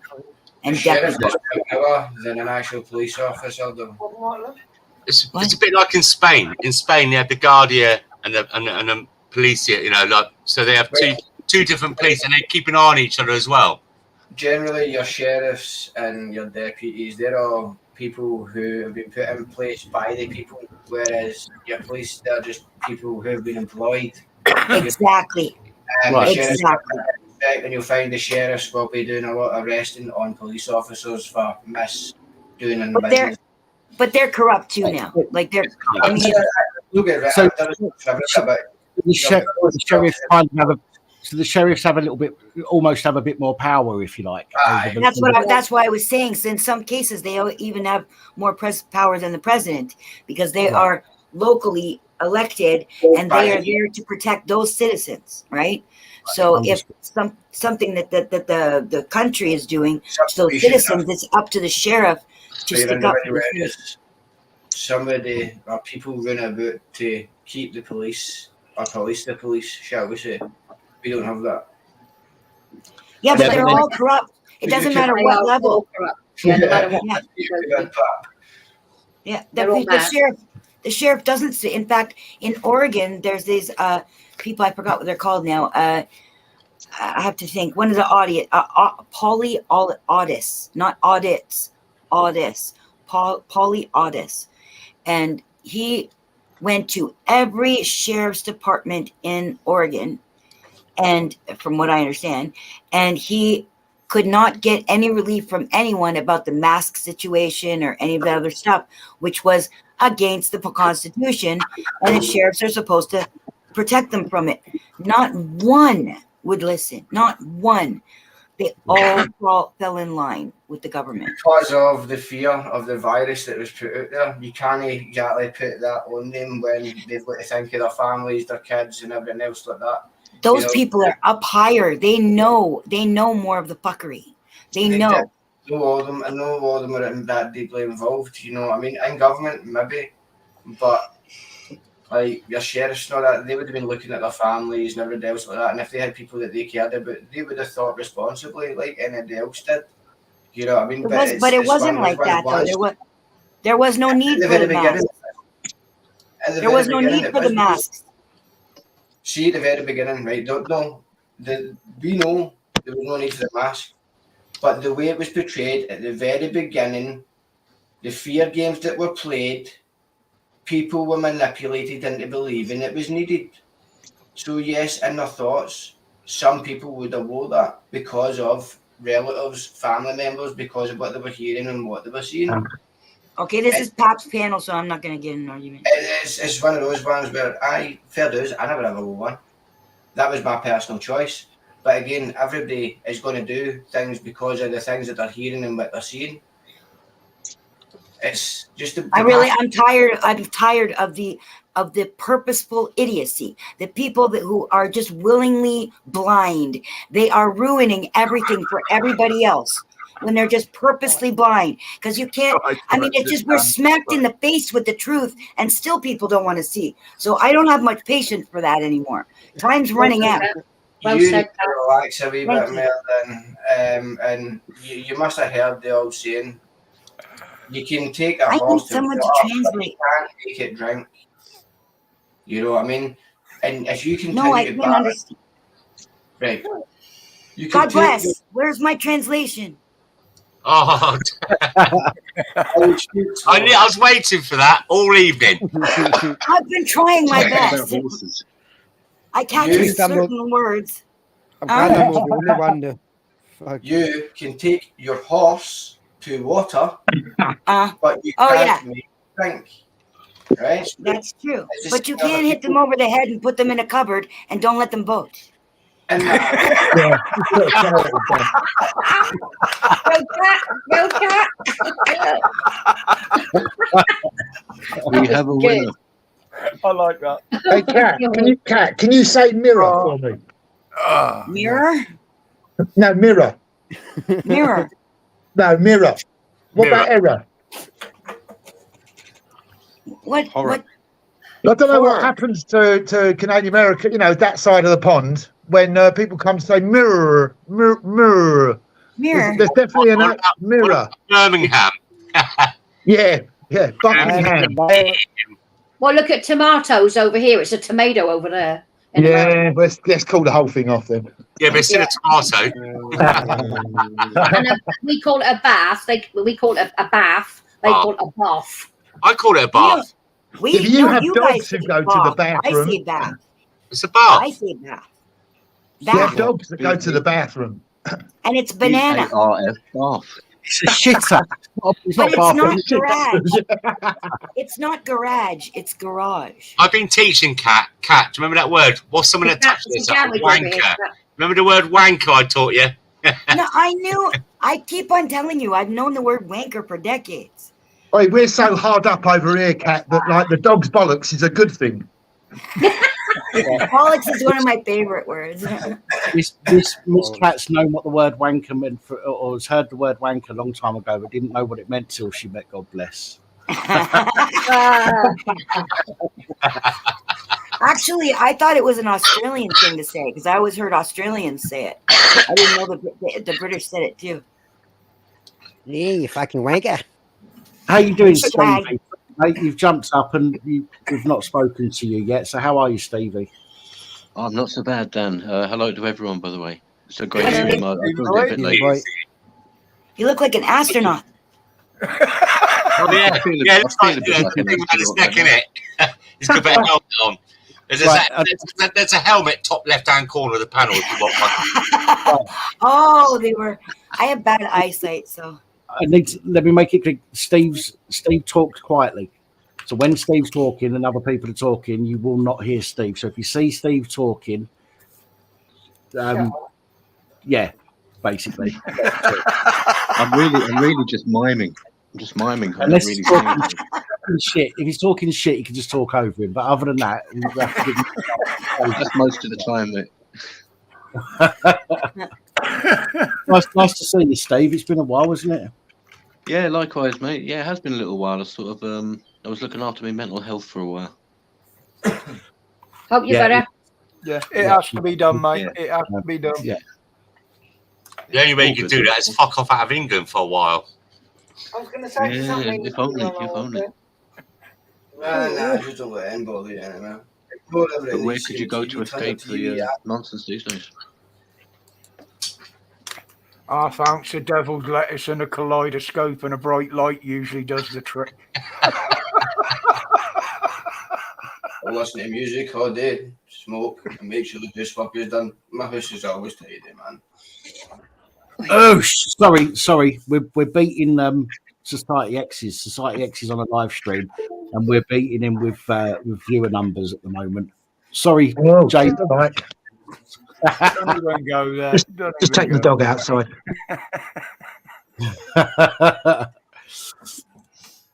Oh dear. Have you thought about visiting the UK at any time, Kat? Well, the more I hear about the laws there, I think I'm probably better off here. It's true though. It's true though. Oh, Kat, No, but don't visit. it's the devil you do know instead of the devil you don't. Well, you're just as stupid as any other police force. Stupid is what stupid does. That's what you got in the police force. If that's the case, if that's the case, then Kat, you don't want to visit Scotland for fuck's sake. She wouldn't understand you anyway. I barely understand Simon half the time. No. Yeah, you think you have a problem with him? It's that limey. What do you call it? Oh, the word went out of my head. But like Mike Baldwin. Steve's username is Boily Boyle. What's Mike Baldwin? Cockney. Mike Baldwin. Mike Baldwin from Coronation Street. He was my favorite when I was growing up. Oh, right, yeah. I had a crush on him, and I always loved the Cockney accent. Well, everybody up here in Liverpool calls me a Cockney. Right, Dan, I got some letters to send to you tomorrow. I got some letters about your move and the council tax one. I need you to read it when you get some time tomorrow. Let me know it's okay or any changes you want done. Okay? Yeah, absolutely. Just to confirm, they call me a Cockney, not because of my accent. It's good instruction. No, I think you misheard them. They just call you a cock. It's about where you're born, isn't it? Cockney. 3 miles of Bow If you sound of the Bow Bells, then you're a Cockney. It is. I thought it was if you rhyme things. No. Apples and pears. My mom had a teacup. It was like it looked like a coffee the cup. ones that are covered in sequins. It had all these Cockney sayings on it, so I learned Barney Rubble is strife and trouble or something. No, the wife is trouble and sweat. Jordan Zippy. Yeah. Trouble and strife. Yeah, that's the wife. Mickey Duff. You'll find that in some of the boroughs in London, Cat, but it's not in London because that's all to do with the palace. So you'll find the true Londoners just outside. Well, my mom was from Sussex. Or no, Essex. Shit, which one? God bless. Essex must be Essex. No, say again. Which ones were they? Was it Sussex or Essex that my mom was from? Essex, you told us on your channel once, I think it was. South London? South of London, Essex, yeah. Big up the Essex lads. South. Essex ain't south of London. Which one is it? Essex or Sussex? Essex. No, it's Sussex. Sussex is south of London. Sussex is southwest of London. Yeah. Well, Essex is east. Essex is southeast of London. It's east. It's southeast of London. Well, was that Northeast. You guys don't even know. No, you're right. It goes from the east round to the south because I'm from the lower part. I'm from Southend, which is south of London. Well, south. Yeah, it's not south. It's not the end, and it's not on sea. So what should we call it? I don't even know. South London, not south. I don't know if she said South London or south of London. Yeah, South London. South London. Okay. Could be Bournemouth. And that's Sussex. It's like the Isle of Dogs. It's not an island at all. Yeah. It's kind of well off, right? Is it kind of well off? Plenty of dogs over there, though. What, Essex? No, Sussex. The south one. Yeah, Sussex is quite an affluent area, I believe, isn't it? Yeah. Oh, that's where she grew up. At the moment. Part of it is.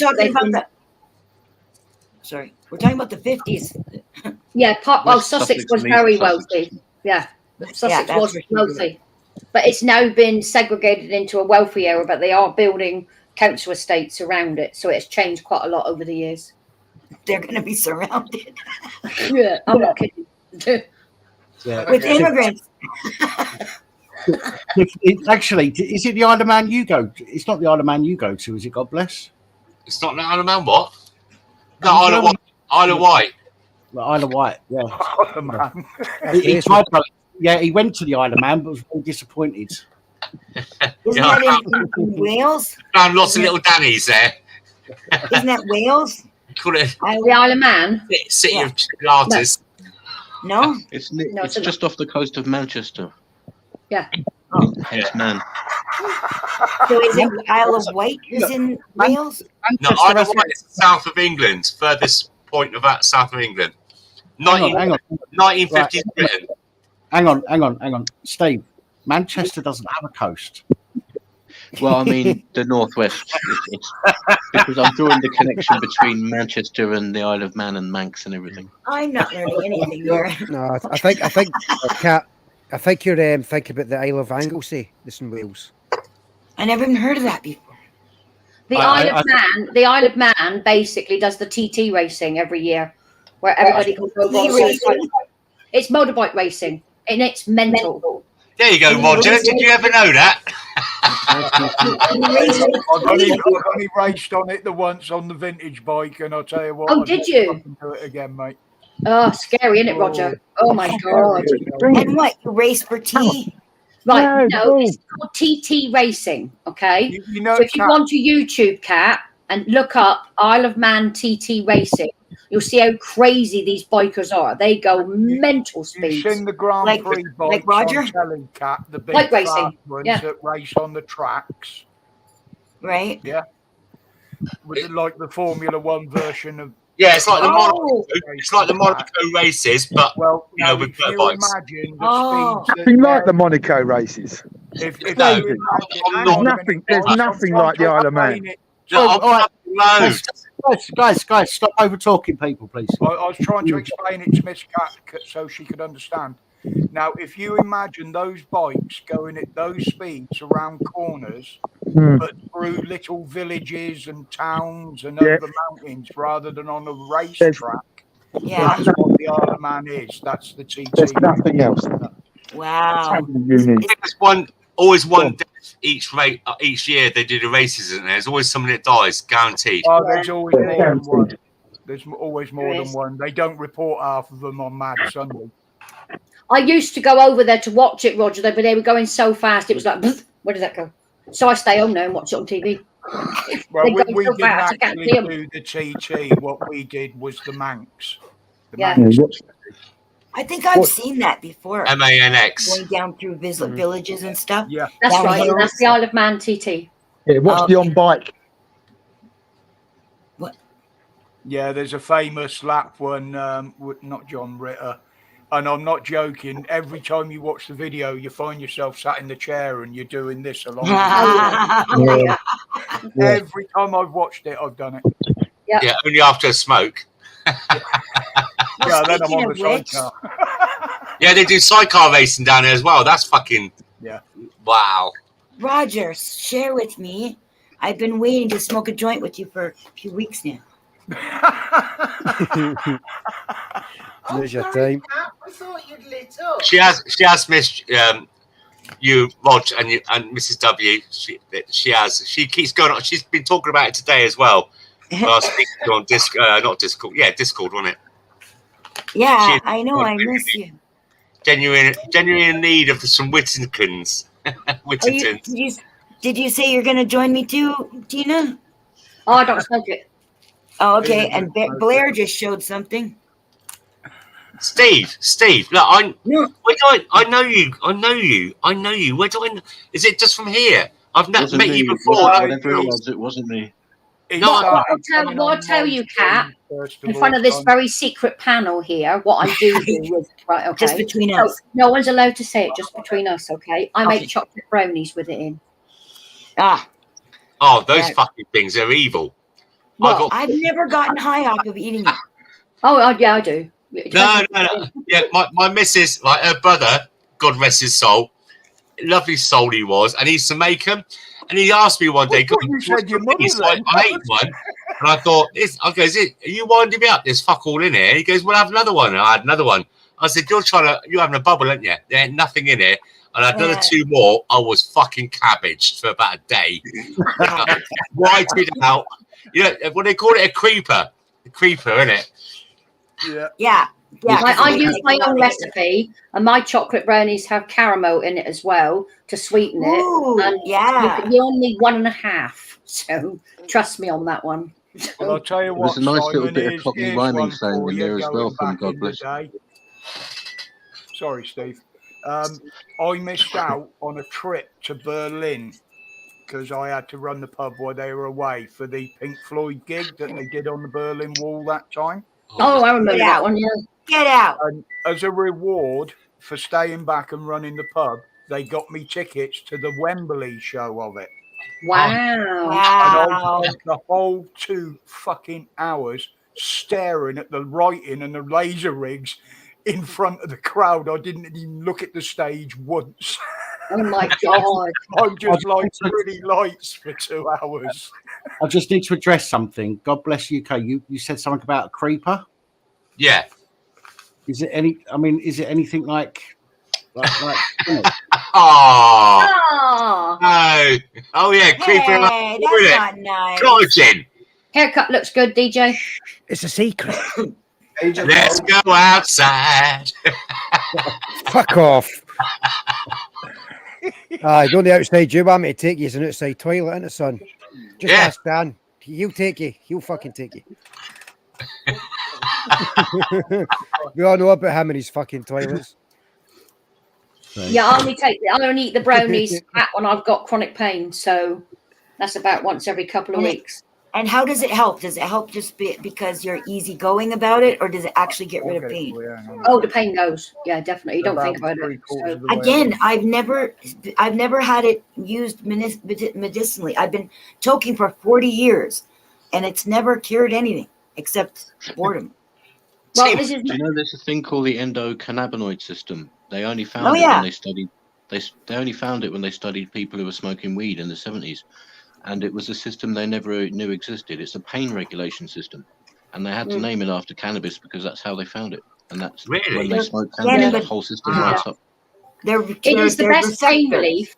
It is the best pain relief you will ever take. And this is why the NHS was given the license to make cannabis patches, cannabis vapes, and other products. The patches range from 30 milligrams up to 80 or something like that, but they won't give them out because otherwise the farmer loses on Things just melt when you light them.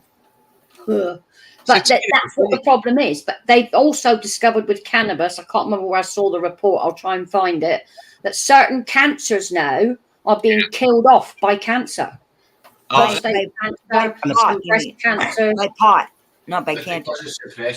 By the cannabis itself. So Tim, when you make your food, your biscuits, whatever you call them, Brownies.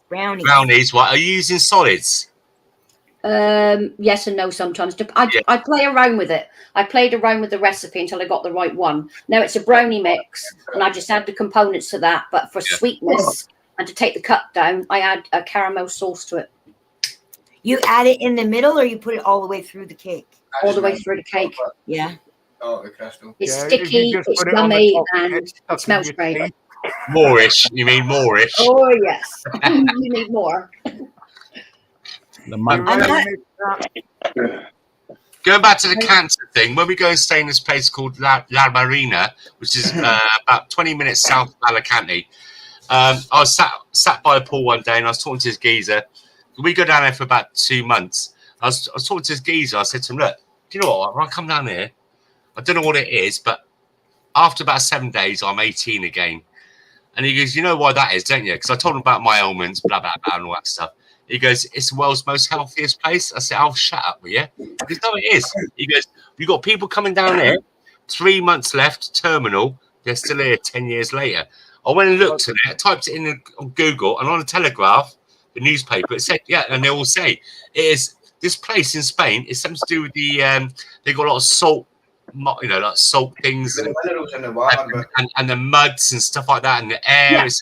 There's 10,000 pink flamingos flying around you. It's very, very nice You can see place. them around Birmingham if you get some good stuff. If you're able, which I'm not because I can't get down to the seafront, but if I was able, I'd go. If you can go up to your waist in seawater and allow it to penetrate the body and just dip yourself in it, the refreshment you get from seaweed and the salt in the seawater is unbelievable.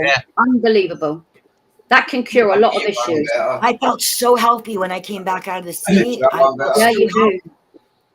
You do. Take your shoes off and go and stand on the grass out in the back and get a positive charge through the earth. Cold showers. Yes. Yeah, you can. But what I use in my bath is I use sea salts in my bath. So I put 2 handfuls of natural sea salt in the bath. And I literally just relax with that, and that eases my joints, it takes away the pain. It's great. Keeps the slugs off you when you're sunbathing as well. Sea salt, Epsom salts, that's right. Use that in the bath. Just watch it for a dog shit and you're stood in the grass though. Makes you feel better. Do you remember grandparents, right? When your grandparents, when you go to stay at your grandparents, they used to have those Epsom salts in a jar, didn't they? Yeah, they're good for stomach conditions. I put. You have to put Where you putting that, Cat? Cat, where did you just put that? It's like you're tucking it up. Behind me. Yeah. I put them. You put them in the bath in the last 10 minutes before you get out. Right. Yeah. And then you get out because it will take the poisons from your body. It will draw it out. But if you stay longer than 10 minutes, it'll start seeping back in again. Yes. So yeah. But it does detoxify your skin and it pulls anything out. Infections you might have, dry skin, any kind of stomach. It gets rid of a lot of stuff. I trust nature. That nature will provide. The real old Navy days, on the anchor winches, they actually had wooden boxes with a bit of linen, a little packet of salt and some string. And if you were shot by an old-time musket, you were supposed to pour the salt on the wound, put the patch on it and tie it up with the string. Yeah, well, that it's back from Nelson's day. Stuff it getting infected. Yeah. Well, another purport to history, Roger, is the Spanish flu. The Spanish flu, as you know, killed 100 million around the world. The first time they did it, they shut the world down for 6 months and they opened up too early. But what they discovered the second run on the second year was salt. Yeah. They took salt to the trenches. They would wash with salt. They would salt all their food like the Romans did. Salted fish, salted meat. Tina, I don't know how much you know about science, but you seem to be a very intelligent person. And this goes to everybody in the panel too. What I can figure out, first of all, salt kills bacteria. Mm-hmm. So, but it doesn't make sense that it would kill a virus. So to me, these things that are called flus and stuff like that, if they have that property where salt can kill it, then that means it's a bacteria. And I think they're lying. Well, salt itself is an antiseptic and an antibiotic in its own properties, if you break it down. So those two things combined in Spanish flu, when they got the nurses involved, like Nightingale and all that kind of stuff, they did the wards. Everything was washed down with salt. All the clothing they wore was salt. They made their own masks and they were literally soaked in salt water. But think about it. How it worked, but it did. Think about it though. It's antibiotic. Okay, antiseptic just means it cleans things. It does have antibiotic properties. But antibiotic means the word bio means life. Okay, yes. And bacteria is life. Viruses are not life. They don't live. They're not alive. They are the bacteria. But they do mutate. No, bacteria are alive. They're viruses are just bacteria. They're just bacteria. They're just another form of bacteria. Like we use antibiotics. Antibiotics is a form of fighting bad bacteria. That's good bacteria that we create. Antibiotics do not cure viruses. It cures bacteria. This is right. When you get flu's a bacteria. It's not just a virus. It's a bacteria. It depends on which flu you have. Well, I've heard that there's the flu jab now is the flu jab for the elderly now in this country is the influenza jab all together at the same time, swine flu and bird flu. And that's why we lose around 50,000 elderly people a year in this country, because they have I'm the going to bloody take jab. one flu shot, not one. No, I mate. was suspicious of it long before I even knew how corrupt the government was. Something told me in the way that they were advertising it, making it free for everybody and really encouraging everybody. I went, wait a second. Bill Gates told me 5 years before it. Pardon? Bill Gates told me 5 years before it. Donkeys told you? Bill Gates. Bill Gates. Oh. Basically, if you look at nature, Mother Nature will always provide a way. So in this country, we have stinging nettles, and then next to it you have a dandelion. And the dandelion milk, if you take the milk out of the stem and put it on the wound of the nettle sting, it takes it out. So Mother Nature always provides a poison and a cure. The best cure for the nettle sting is take the thick stem of the nettle and squeeze the juice out of that. The sap. I used to use the dandelion leaf. That worked for me. People say it locally, but that does work. Did none of you see the TED talk that Bill Gates done 5 years, maybe 5 years just before COVID?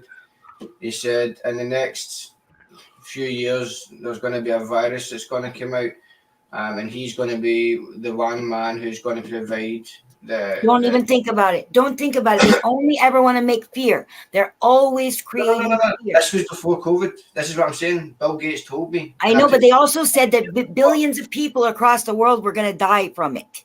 No. He did. He said this. He said this on this talk. If you go back and you look at TED Talks and you search Bill Gates, 5 years at least, maybe that before COVID, he told you there was going to be a virus that's going to spread across the world, and he is going to be the man. No, he said he wanted to vaccinate people, and that the vaccinations.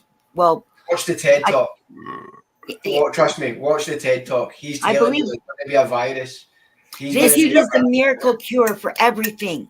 If you look at viruses in the past, like the flus, like the plague, everything else, each one of them has a lifespan. The majority lifespan for all of these viruses is 3 years. Then they die out naturally. Okay, but I don't believe that viruses are what they say viruses are. And that's bacteria.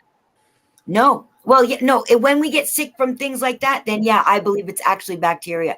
But I believe that what they call viruses, there's another name for it. And it's something we're born with. We're all born with stuff.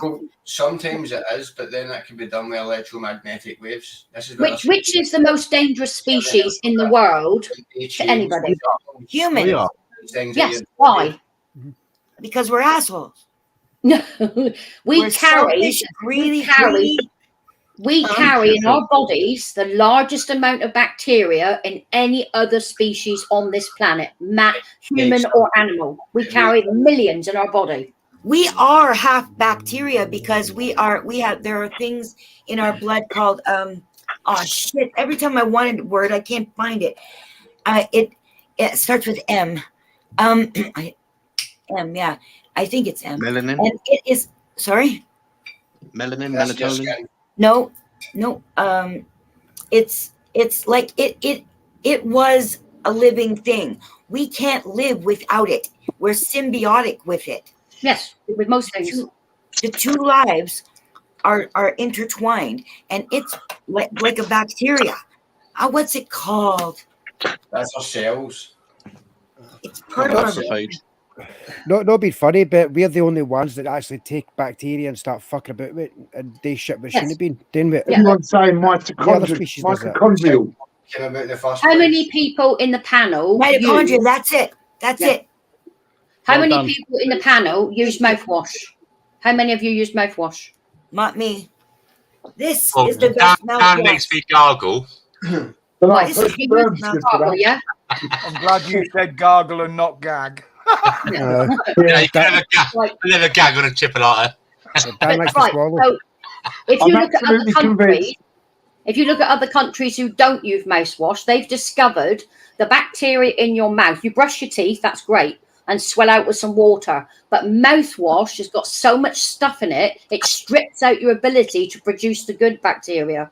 Yeah, so in a lot of countries, they don't use mouthwash. And that's why you don't use antibiotics. Not that I'm a doctor, YouTube. That's why you don't use antibiotics, because antibiotics kill all your immunities that you just got in the last bit, right? All those immunities are gone now because it kills everything. It's anti-bio, anti-life. Now, if you use colloidal silver, the way that works is these are nanoparticles of silver suspended in water. That's all this is, okay? So these silver, colloidal silver, what it does is it draws the air from, I believe it's gram-negative bacteria. It draws the oxygen from it and starves it of oxygen, and it doesn't hurt anything else around it. That's all it does. And I put this, if I'm worried that my food's gone bad, because I can't smell, I have no sense of smell. So if I'm worried my food's gone bad, when I had sepsis, I saved my life with this. Yep. This colloidal silver you're talking about, yeah? Yes, and I didn't go to the doctor or nothing, and I didn't let them give me MRSA. Right, brilliant. I bought a massive bottle of it, yeah. Yeah, Really this good. is my miracle best friend. Yeah. Sorry, my daughter. It's not a substitution for medical evidence, like Dan says, and we choose to do what we want to do with our bodies, but we can't tell other people. It's scientific evidence. Do you see that guy who took too much and he went blue? Now, yeah, I can explain that. That was so bad propaganda. That was his fault. That wasn't anyway. My doorbell just went. I'll be back. Okay. I got it offline, Josie Benoit. It's basically taking care of your own body, but I don't give the same advice to other people to do because it's down to individual choice. Yeah, nettle tea's very good as well. Got lots of goodness in it. Nutrients.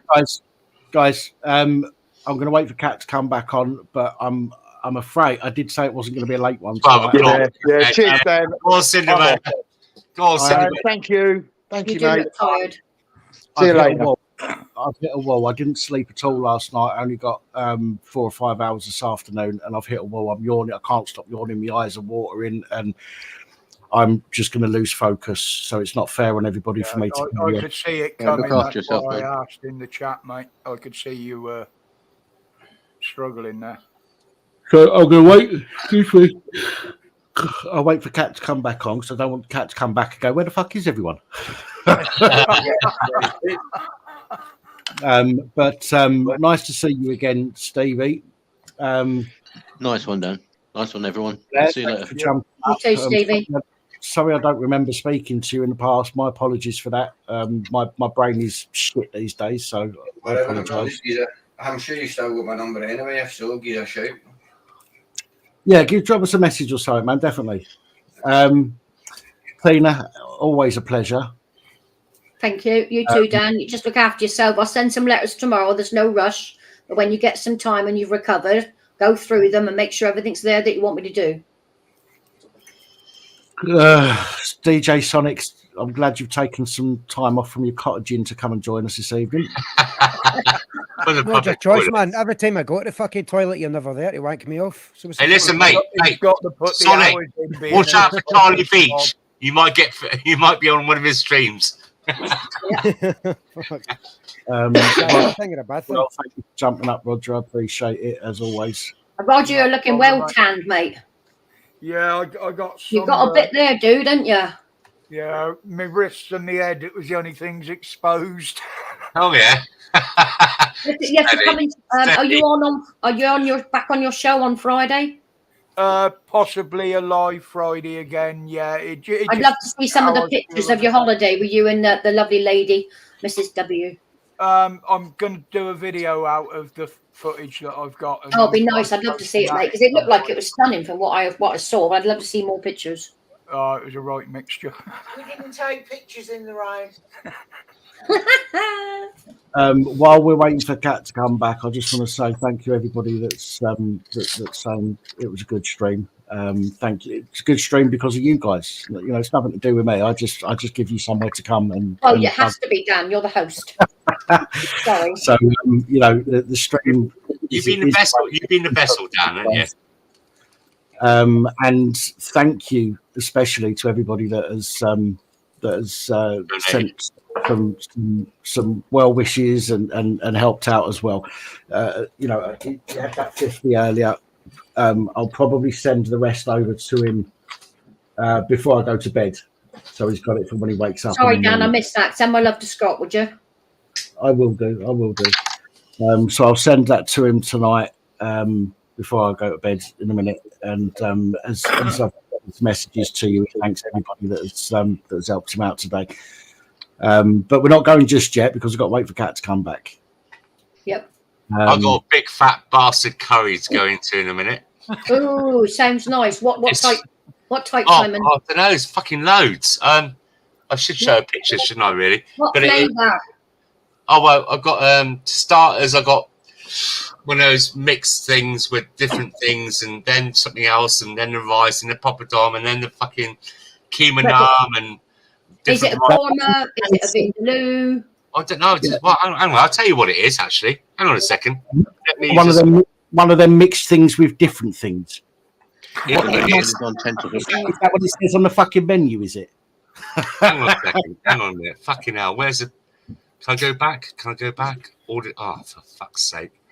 Imagine going to McDonald's and flicking through their electronic menu and something pops up going. Well, I just said to her, "Go and order it," then, and I just went and picked it up. I used to love a very hot vindaloo, and then my stomach went wild, and I can't even look at a bloody korma now. My stomach starts. Right, getting this is what we ordered: special mixed platter, Jafrezi chicken, pathia chicken tikka, mushroom fried rice, special fried rice, pashwami naan, keema naan, butter chicken, poppadoms, mint sauce. I mean, when I say mint sauce, I put it's in a big fucking tray. Green salad. Is this just for you and the missus? Yeah. You fat bastard. Yeah, I told you. I said it's a fat bastard curry. It sounds not. I'm very jealous, Simon. I'm very jealous, mate, because I can't eat it anymore. So I really do miss it. And I got an Indian down by the shops, and that's all I can fucking smell when I go down there to go shopping. It's like, rah. So. And if it I can't have really hot stuff because I'm on my meprazole and all that bollocks. But well, I've got Crohn's disease. I can't even smell it, so it makes me feel sick. Really? So, yeah. I used to love salads. I can't even look at a tomato.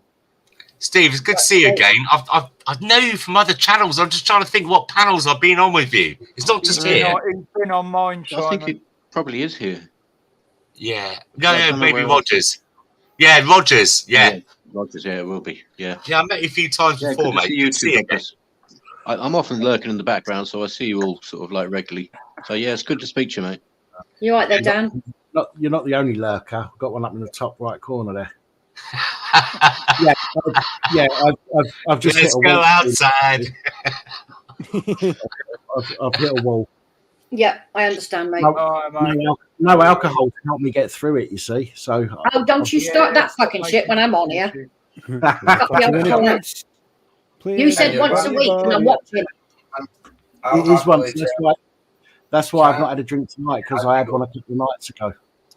Exactly, once a week, not once a night. And Blair, nice to meet you as well, mate. Nice to hear about your ailments and how you're coping through it and everything. Yeah, mate, I'm not going to be stuck in this wheelchair. That's where I see it. Good lad. Nah, it's not happening. Positive attitude. You're only young as well. Do you mind if I ask how old you are? You look about 24, 25? 37. Fuck. No way. Botox. Must be a Scottish thing, man. 37. I don't look my age. Good night, Brian. Those pharmaceuticals might not be clearing your ailments, but they're certainly keeping you looking young. He's got no kids or missus, has he? That's why. Fucker. Blair, if you have any questions or any help with anything like benefits and stuff, let me know. Oh, I've got all my prep. Well, I don't know if there's anything extra. If you need anything, though, just let me know. I've got an email which goes up in the website, and I run a website myself with all benefits, housing, that kind of stuff. Anything, if you need anything, just drop me a line at my email. I will do.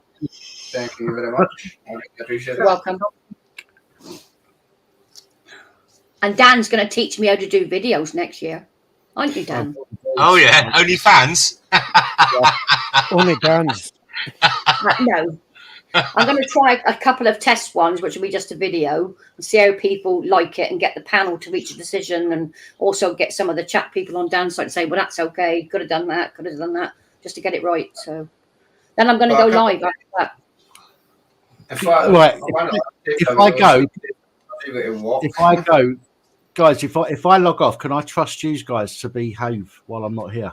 Do you want to? I drop out anyway, mate. Do you want to send a co-host over to one of us? It's just that I don't want to just disappear while Kat is Man, if you need to go. You'll let her know. Dan, do you want to send me a co-host? I don't know if you can do it on a stream that's already running. Well, Holly's just put leave the StreamYard. I think, isn't she an administrator on? Yeah, she's an admin as well. No, she's been having trouble getting into StreamYard. So who would have the ability to then shut the Try and send me a link over on email it over or WhatsApp. When I leave, well, actually, no, because the broadcast will keep running still, won't it? Yeah, it's easier just to shut it down, mate. It's easier just to shut it down. Yeah, I'm going to say good night to everybody anyway. So God bless everyone. Okay, peace and blessings to you all. Do my Okay? best. Take care. Take care. Good night, Tina. Take care. Good to see you. Simon, you've got a number for Miss Cat, haven't you? Yeah. I'll Discord her now and say that we're about to drop down. Hang on a second. There we go. I just don't want to piss off and have her come back and go, where the fuck is everybody? Because that's like really rude. Or keel over on camera again. Yeah. More to the point. I've been catching up on a bit of sleep. No, it should be okay. Well, I just sent her a message. We're just dropping down on Dan's. Yeah, let's go. I got to eat my food in a minute. It's this fucking school night as well. Right. No, it's a bank holiday tomorrow. It's before not. Before you guys drop, hang on. Before you guys drop off, hang on, guys. What, Scottish independence?